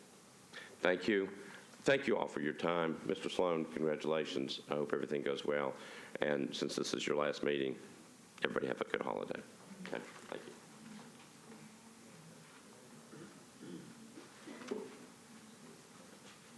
Thank you, Commissioners. I'll be brief, and just for those viewing at home who may not know who I am, I'm District 6 Councilmember Brett Withers. So, I think one thing that Councilmember Berkeley Allen, Councilmember Jim Schulman, and I will all agree on is that trying to find common ground is a thankless task. And we ran for office to take on that challenge, and y'all were appointed. And thank you so much for volunteering to do just that very thing with no thanks. I'm going to speak to the two bills that I presented. The one, which is basically is a version of 608, which again is based upon feedback from this very body. It just simply extends the renewal period for those that are currently permitted.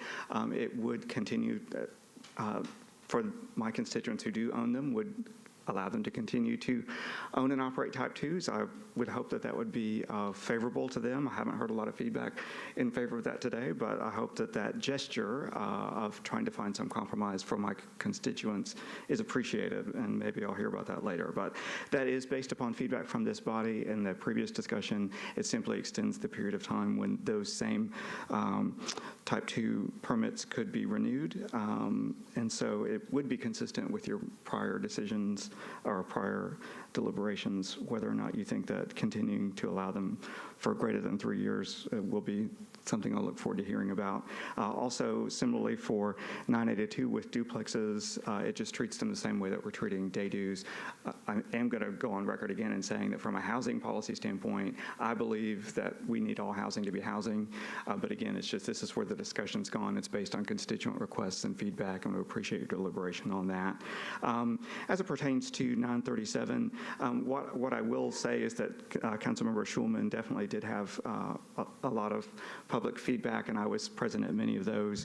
I think that as someone who was at virtually every one of those meetings, it wasn't necessarily clear that there was a consensus that was starting to come together, that there was a path, and really I think that he and the other committee members have tried to put together some things, some of which are based on zoning, many of which are not.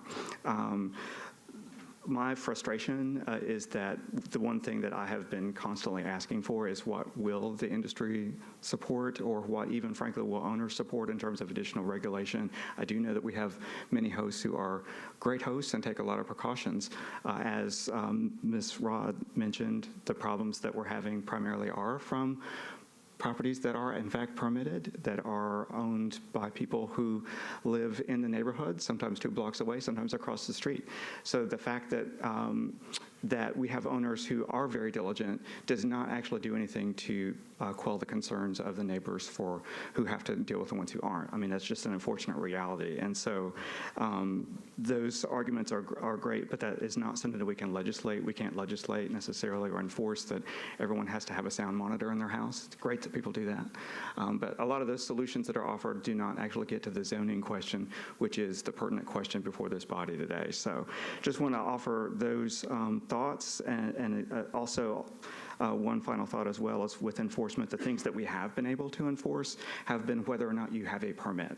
It has not been whether you were advertising for more than 12, which already is in our legislation. It hasn't been for how loud you were. It hasn't been how boorish behavior your guests had and what decorations they put inside or outside the house. None of those things have we been able to enforce today.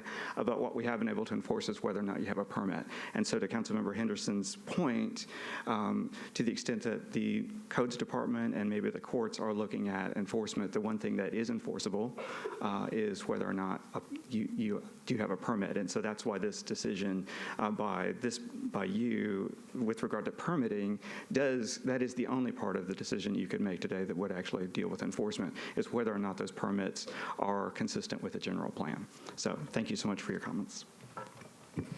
Thank you. I think we will close the public hearing. Commissioners, do you need a 5-minute break before we go to? All right.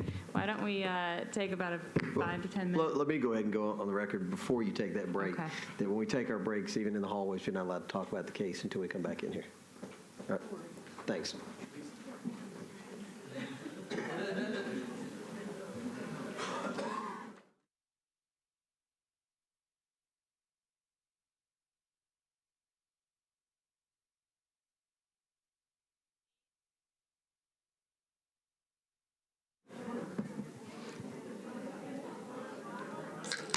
Excuse me.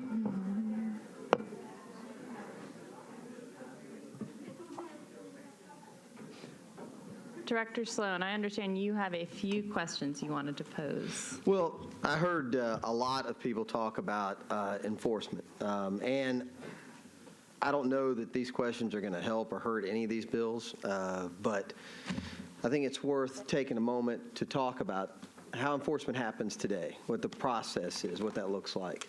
And we are lucky enough that Emily Lamb, the legal department, is also the person that goes to environmental court and has the opportunity to prosecute those cases, the violations. And so I was going to ask her a few questions if the commission would indulge me.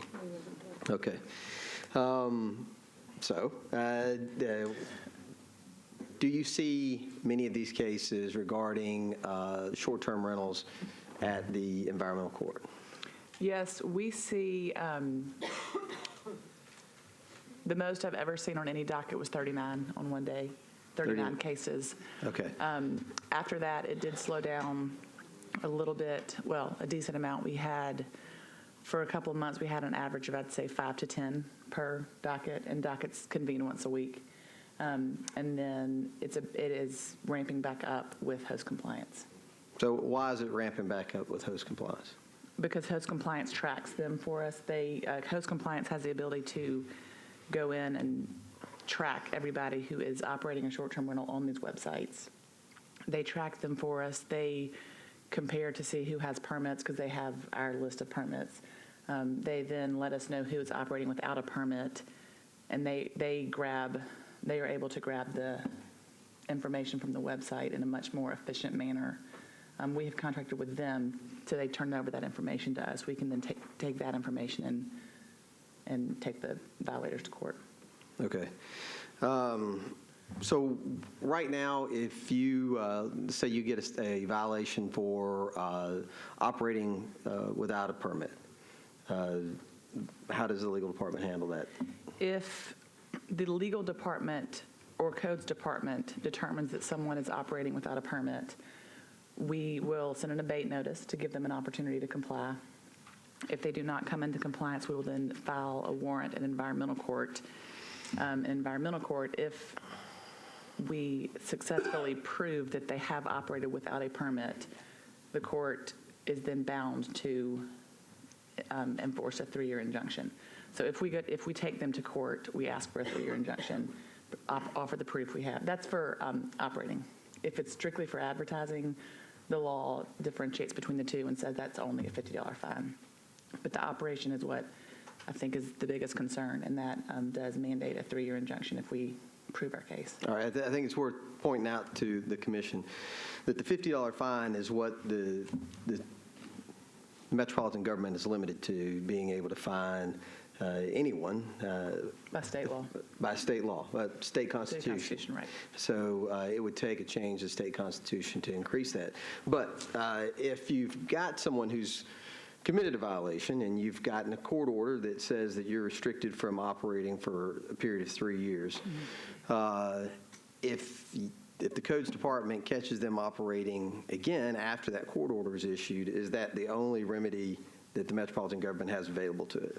No, if a 3-year injunction is put down saying you cannot operate, if codes then determines you are still operating, Metro Legal would then file a motion for contempt for violating that court-ordered injunction, and then we would then go to court on a contempt motion. And at that point, if we can again prove that they have operated without a permit in violation of that court order, we can either ask for jail time or we can ask for a $50 a day fine. Okay. For every day they have continued to violate that court order. All right. I don't know if any of y'all have any more questions, but I know we heard a lot about there not being enforcement, that there not being a mechanism for enforcement. I used to be with the legal department, and I know that there is. I used to work in that courtroom as well. I wasn't clear about how often it happens or to what extent, but I knew Emily could shed some light on that. Thank you. So, Councilman Bedney, I'm going to let you start, just since we've heard from lots of your colleagues.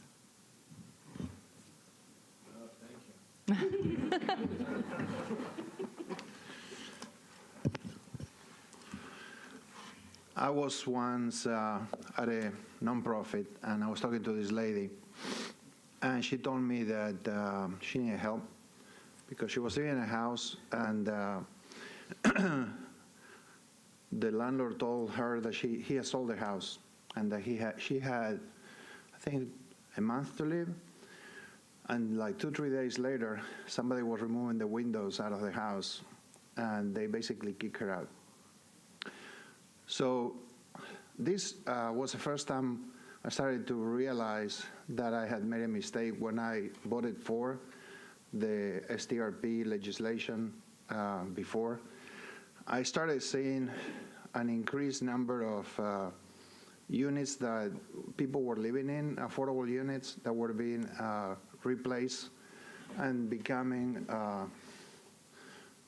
the skinnies, or they were becoming a commodity that they could, more money could be made out of that. So I felt that we had to fix the affordability problem in the city, and that's why I pushed for that affordable housing legislation. But it was very hard to do. So my point is, I don't think we were able to offset the issue of lack of affordability in the city, and the short-term rental just compounded to that problem. So we have units that are being removed from the market. People are being displaced, people that lived in this house. This lady had lived in the house for many years, paying rent regularly, and she was just kicked out when the house was sold. Now, that's the market. I mean, that's the way things are. So it's nobody's fault that somebody's trying to make a living. But many of the people that are at the lowest levels of income in the city, they cannot buy a house and make it into short-term rental. They are just stuck without being able to break on that cycle of poverty, and they're being displaced. We're seeing a big displacement in the city.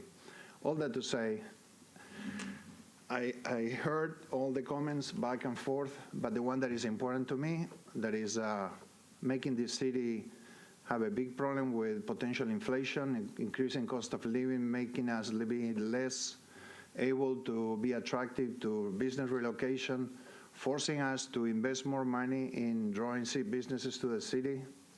So even the revenue that we get in taxes from the short-term rentals doesn't compare to the cost that we have as a city in trying to solve all these problems created for them. So I'm going to vote against all these legislations. I haven't heard anything that told me that this will solve or help facilitate or improve the lack of affordability in the city. I just see it as something that will make it worse. So I appreciate my Councilman Shulman efforts. I know that he tried I went to one of his meetings and everyone was very patient trying to talk to each other. But for me, I'm very narrow-minded. Everybody knows I'm very obsessed about this issue of affordability, and I just unfortunately don't see that this adds anything to it. It just takes away. It just makes it worse. So that's why I'm going to vote against it. Thank you. Commissioner Bichelle?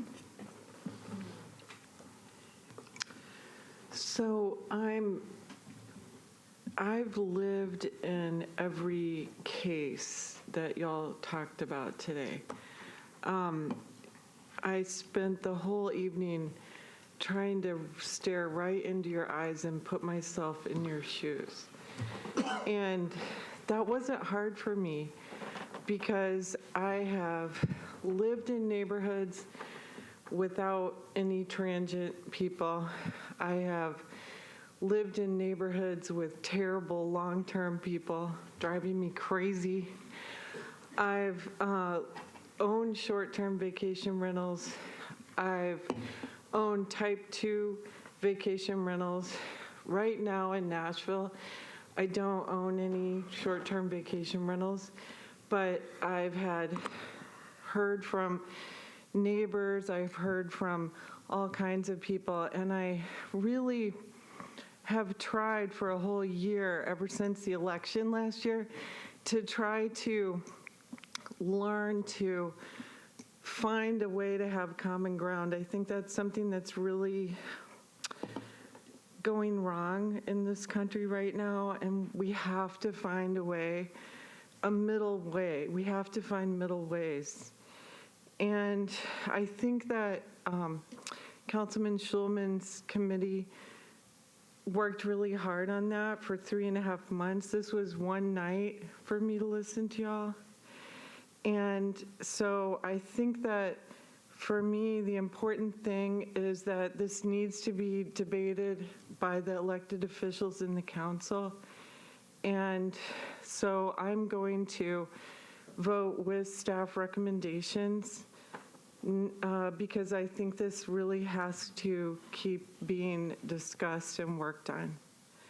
And I really appreciate what every single person said, and I understand that the issues are not just bad actors, which are a big deal, and enforcement's important on that, but also the whole quality of neighborhoods, which I think is something that we really, really have to work on really hard. And I think that's got to be addressed. And the affordability issue is huge. And I don't think this solves this problem, but I do think that it's for the council to decide, not really. And so I'm going to vote with staff recommendations. Commissioner Sims? If my fellow council people, commissioners would allow me to just think out loud with you for a minute, because that's how I need to just process. There's a saying in public policy, Miles' Law, that where you stand depends on where you sit. And I've tried to sit in every different shoe we've had in here tonight. And one of the shoes, of course, is from data. And in April, we didn't have much data. We have a lot of data, not necessarily to Nashville, although it is starting to come forth. We have a lot of data that can be generalized to Nashville that is showing a direct impact of both stock, the housing stock that's available, as well as the cost related directly to STRs. I can't argue against data. Data is what data are. It either tells you a story or it doesn't. The other lens I've looked at is through the lens of business, and no matter how I look at this is a short-term rental industry. The only way to survive is that you're part of that. When you go into any of these platforms, you agree to be part of that business. So then suddenly to say, well, my part of this business isn't a business is illogical. So this is a business sitting in a residential area.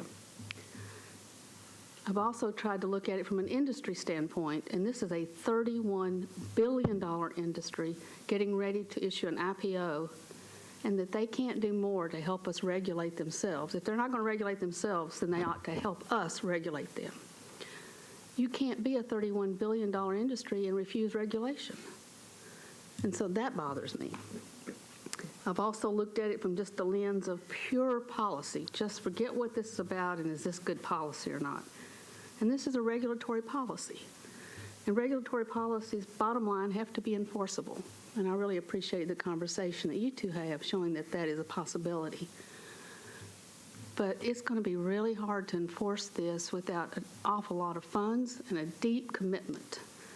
And I've been disappointed in these ordinances all across the board, and I know that Director Sloan is trying to teach me what this commission is really all about, and some of this is not our responsibility, but any good public policy has both a definition of what it means to collect data and what you would do with it once you have it, and how you'd go about enforcing it. That's lacking in this, and it may get added later through the council or through codes or something else, but right now it makes it hard to make a good decision. I also am looking at this through the lens of just being a neighbor in a neighborhood that has been incredibly impacted by short-term rentals. I live on a street that's got about 14 houses, and almost six of them are short-term rentals. I don't have neighbors anymore. And I need neighbors because I'm single. My children are grown, and lots of times I need a good neighbor, and that's starting to be really bad. We also know that as a commission, we're responsible for the health, the safety, the environment, a resilient economy, how we raise and socialize our children, and how we care and give for each other. All that's why we have zoning.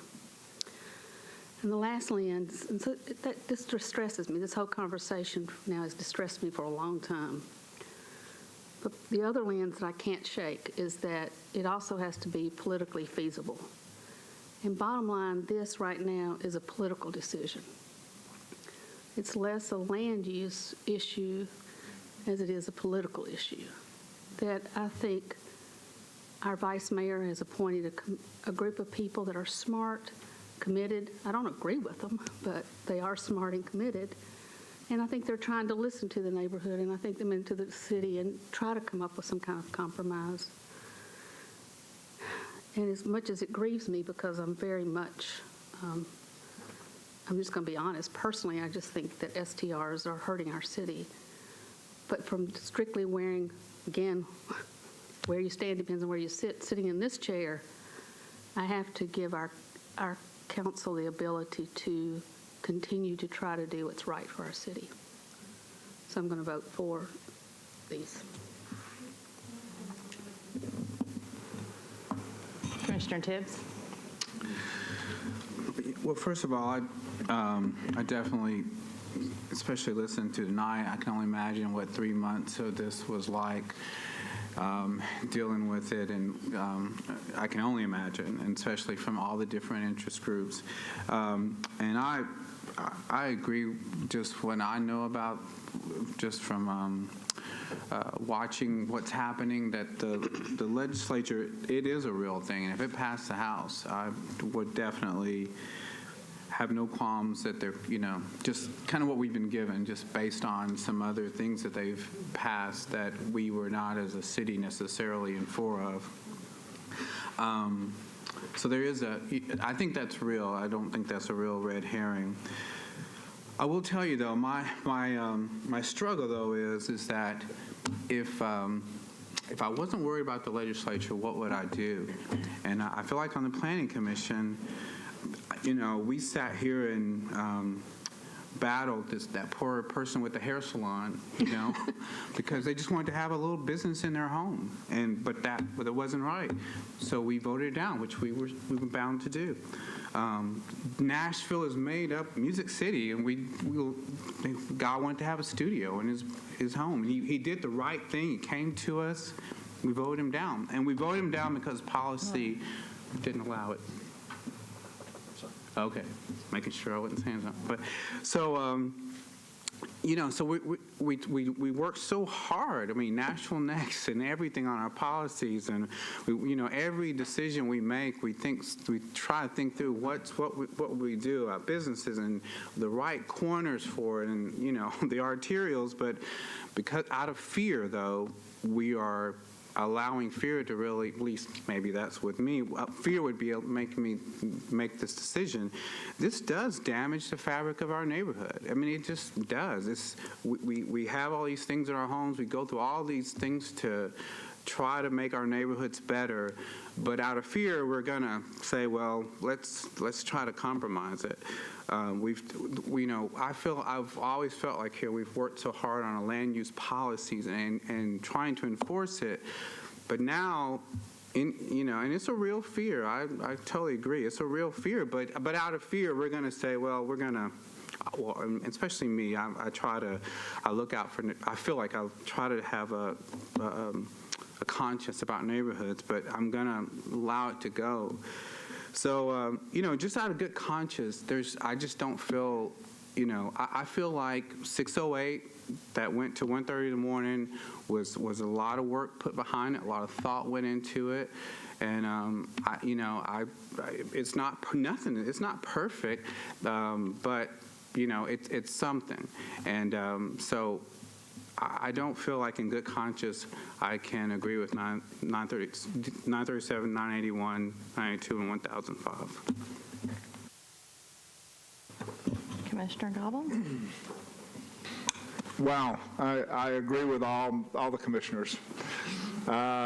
This is a very, very tough thing, and I truly believe that, and it's certainly not just local, that dealing with the shared economy is going to take a new paradigm that none of us know what it's going to look like, and how do you do a policy with that. The 608, I think, was a good program. I think in most residential neighborhoods, the not owner-occupied STR should not be allowed. I think I said at that time, I remember times when we were trying to redevelop neighborhoods, and it may have been applicable at that. But nevertheless, I do think that is I do like what we did with 608. But the state issues, I'm not afraid of the state, but I do think that something negotiated by Councilman Schumer and enforced by all parties is better than nothing. And I think that gets in. I have become a very pragmatic guy over the years. I didn't get gray hair easily. And I do think that those kind of things are the things that we have to take into account. And like Commissioner Sims and Commissioner Michelle, I'm going to vote for it to get the council to deal with it. Commissioner Moore. So I really appreciate everyone's testimony today. I appreciate the council members and their willingness to work with all of the stakeholders on this issue. I definitely understand the neighbors wanting to keep the integrity of neighborhoods. But I also know, being a past member of the legislature, what that means if action is taken there. What I do think, because this is a city and county-wide situation, that I would be more comfortable in approving staff's recommendation just so that it can go to council, and the council members are those that are representing the people of the community. So that's where I stand. Okay. Carrie, I'm sorry. Can I just ask you to put the map up once more of where?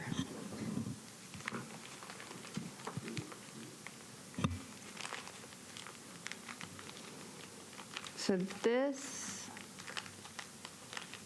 is showing me the non-owner occupied short-term rental permits. That's right. A percentage of the 1 and 2 family parcels with non-owner occupied short-term rental permits by census tract. Okay, and then can you show me the next one, which shows where they will still be allowed? This one.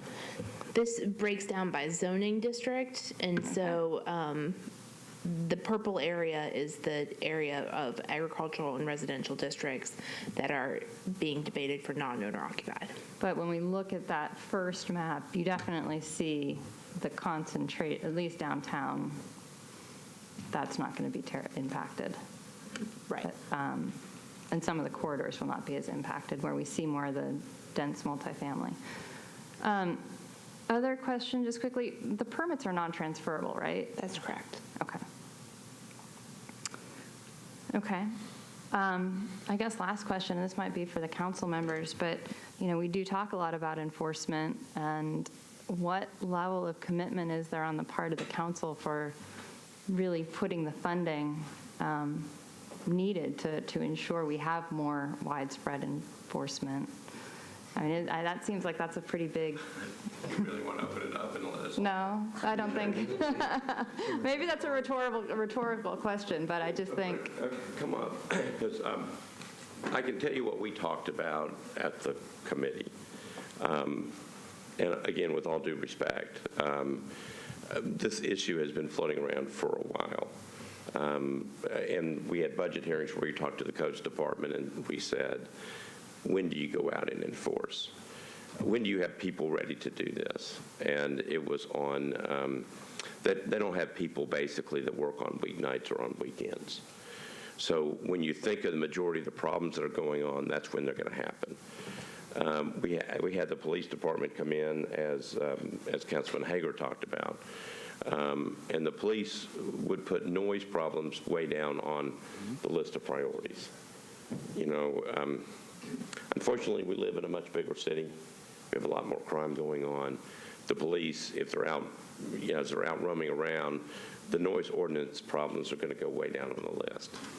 So there was lots of discussion about how we were going to do this. I think we never solved it completely, except the feeling that we were going to have to bring the police chief in, along with the codes department head, and say, we think we need to have people dressed in uniform. There was some talk about having a private division within the police department, where their responsibility would be to go to short-term rental property, but we were concerned about, what happens if there's a major incident? How do you pull people over? And then there was also talk about setting up a special division with off-duty police officers. And, I'll just tell you that, one of the reasons that there was discussion about, particularly if you look at the middle of the map, if you could really define that area as that's where most of them are anyway, if you could get an enforcement unit there. We heard what people said. I don't think it's fair for neighbors to have to police this.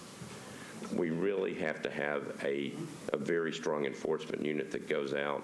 The call is made, whether it goes to host compliance or whether it's made to the special division. I don't want the neighbors to have to go out and take pictures or try to figure out what's going on. We want this division to do it.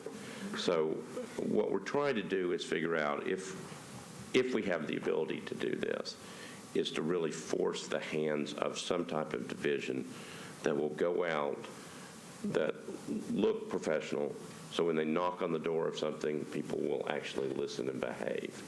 I don't want codes folks going out in just regular clothes because it could be dangerous. I want somebody going out with official gear. And I want people to pay attention to them when they do it. The other two factors I'll say real quick is that if you have a trained enforcement division, they're going to document the strikes. They're going to have the information.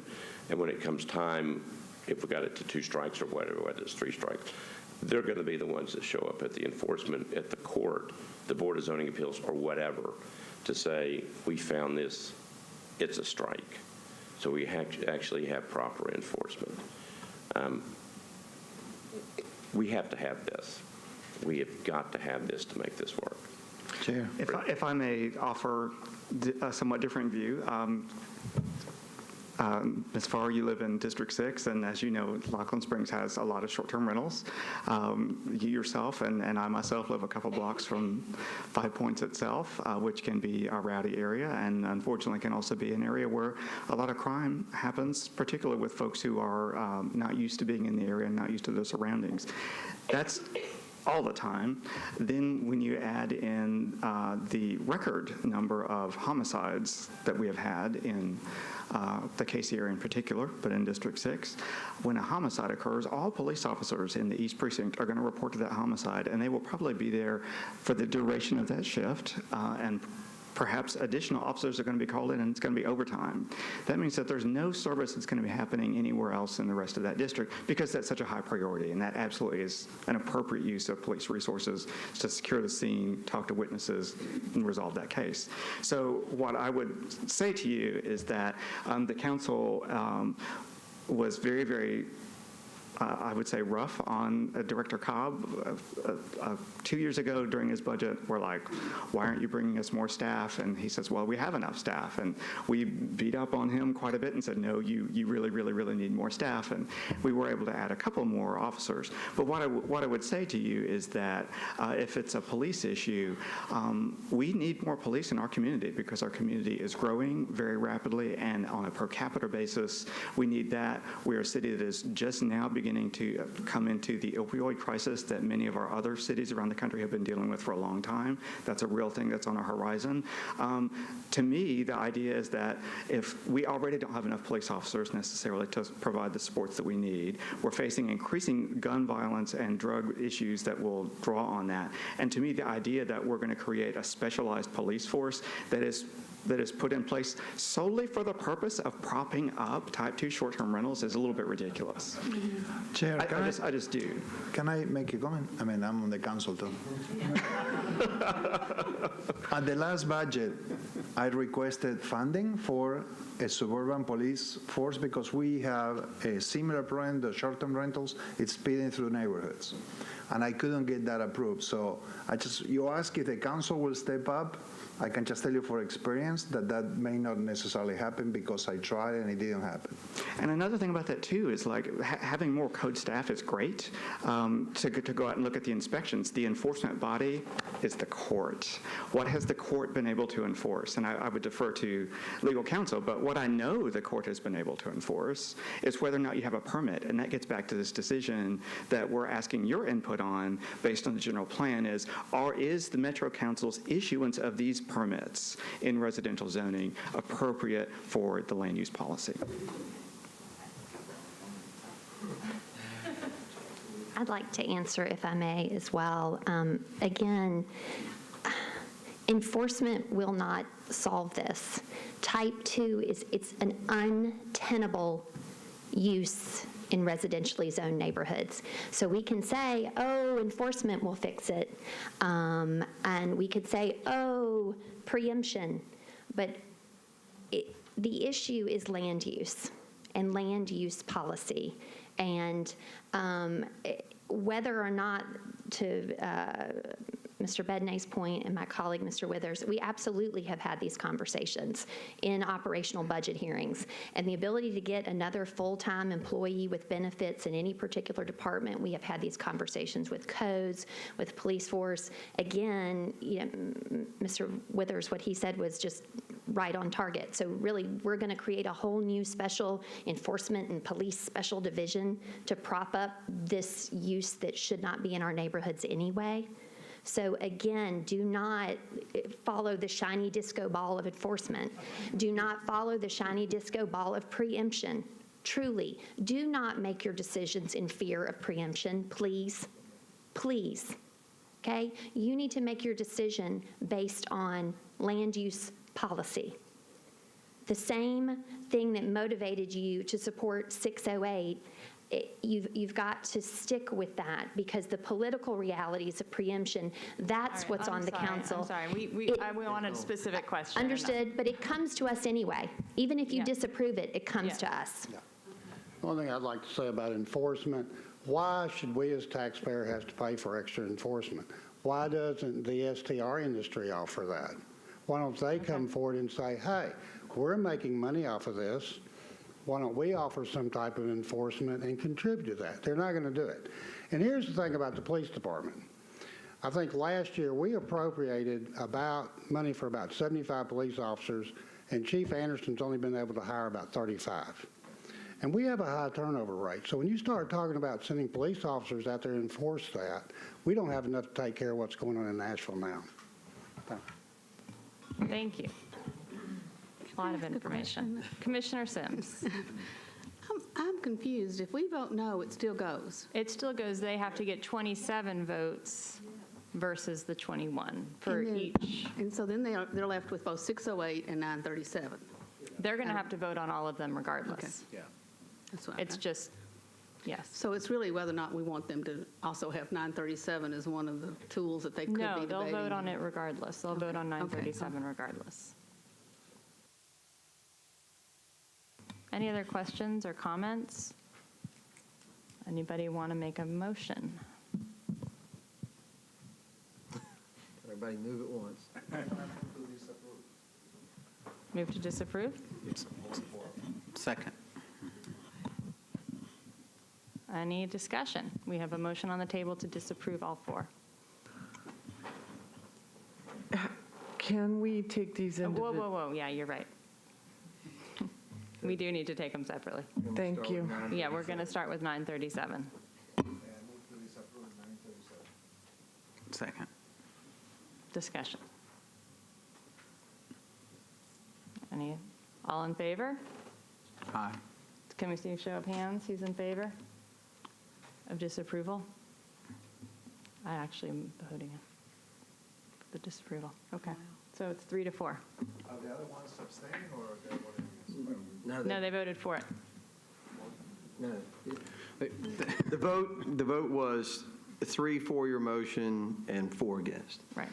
Are we sure or they abstain? They can't abstain. And Go won't let it's them. not this isn't the council. Sorry about that. They actually have to participate. Okay, so the motion was disapproved. So now we need another motion. So we need another motion. The motion failed. Right, that's So we actually, need the a correct second cause is motion. it failed. Another motion on 608. Not 608, 937. I'll jump in. I move approval to go with staff's recommendation on 937. Okay. Motion second. All in favor? Show of hands. So 4 in favor, 3 opposed. Okay?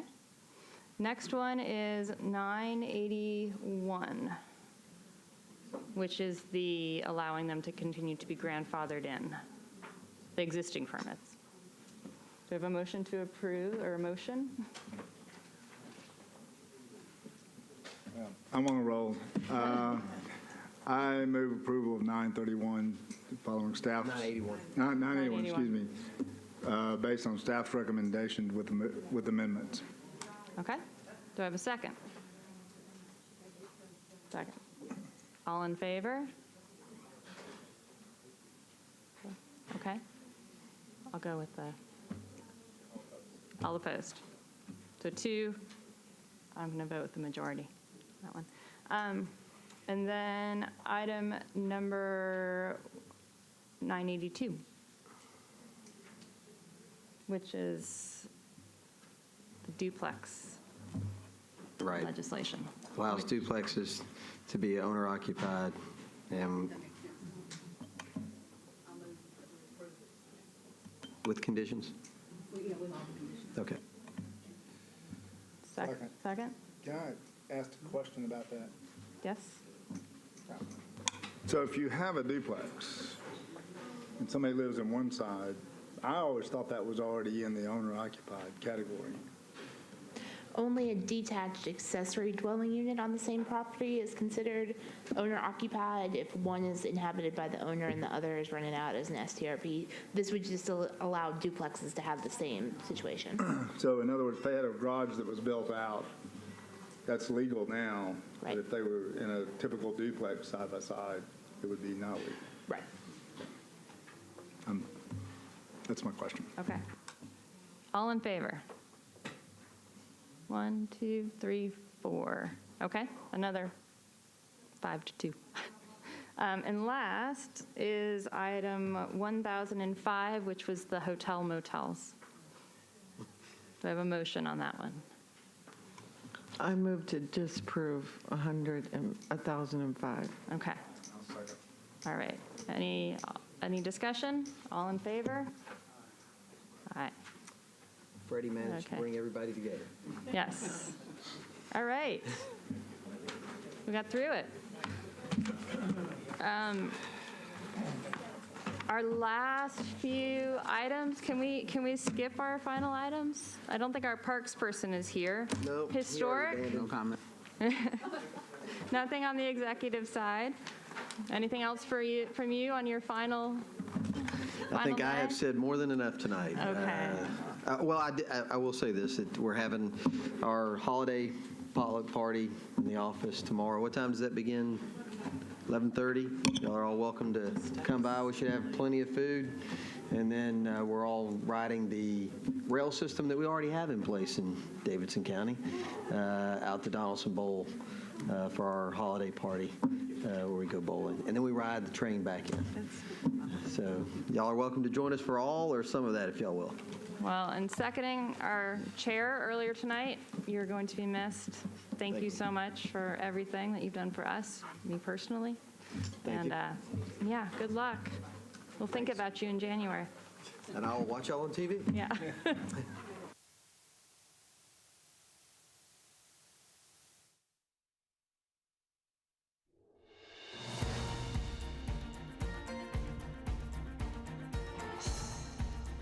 This has been a service of the Metro Nashville Network. If you would like to see this presentation again, or for more information about this and other programs, visit nashville.gov.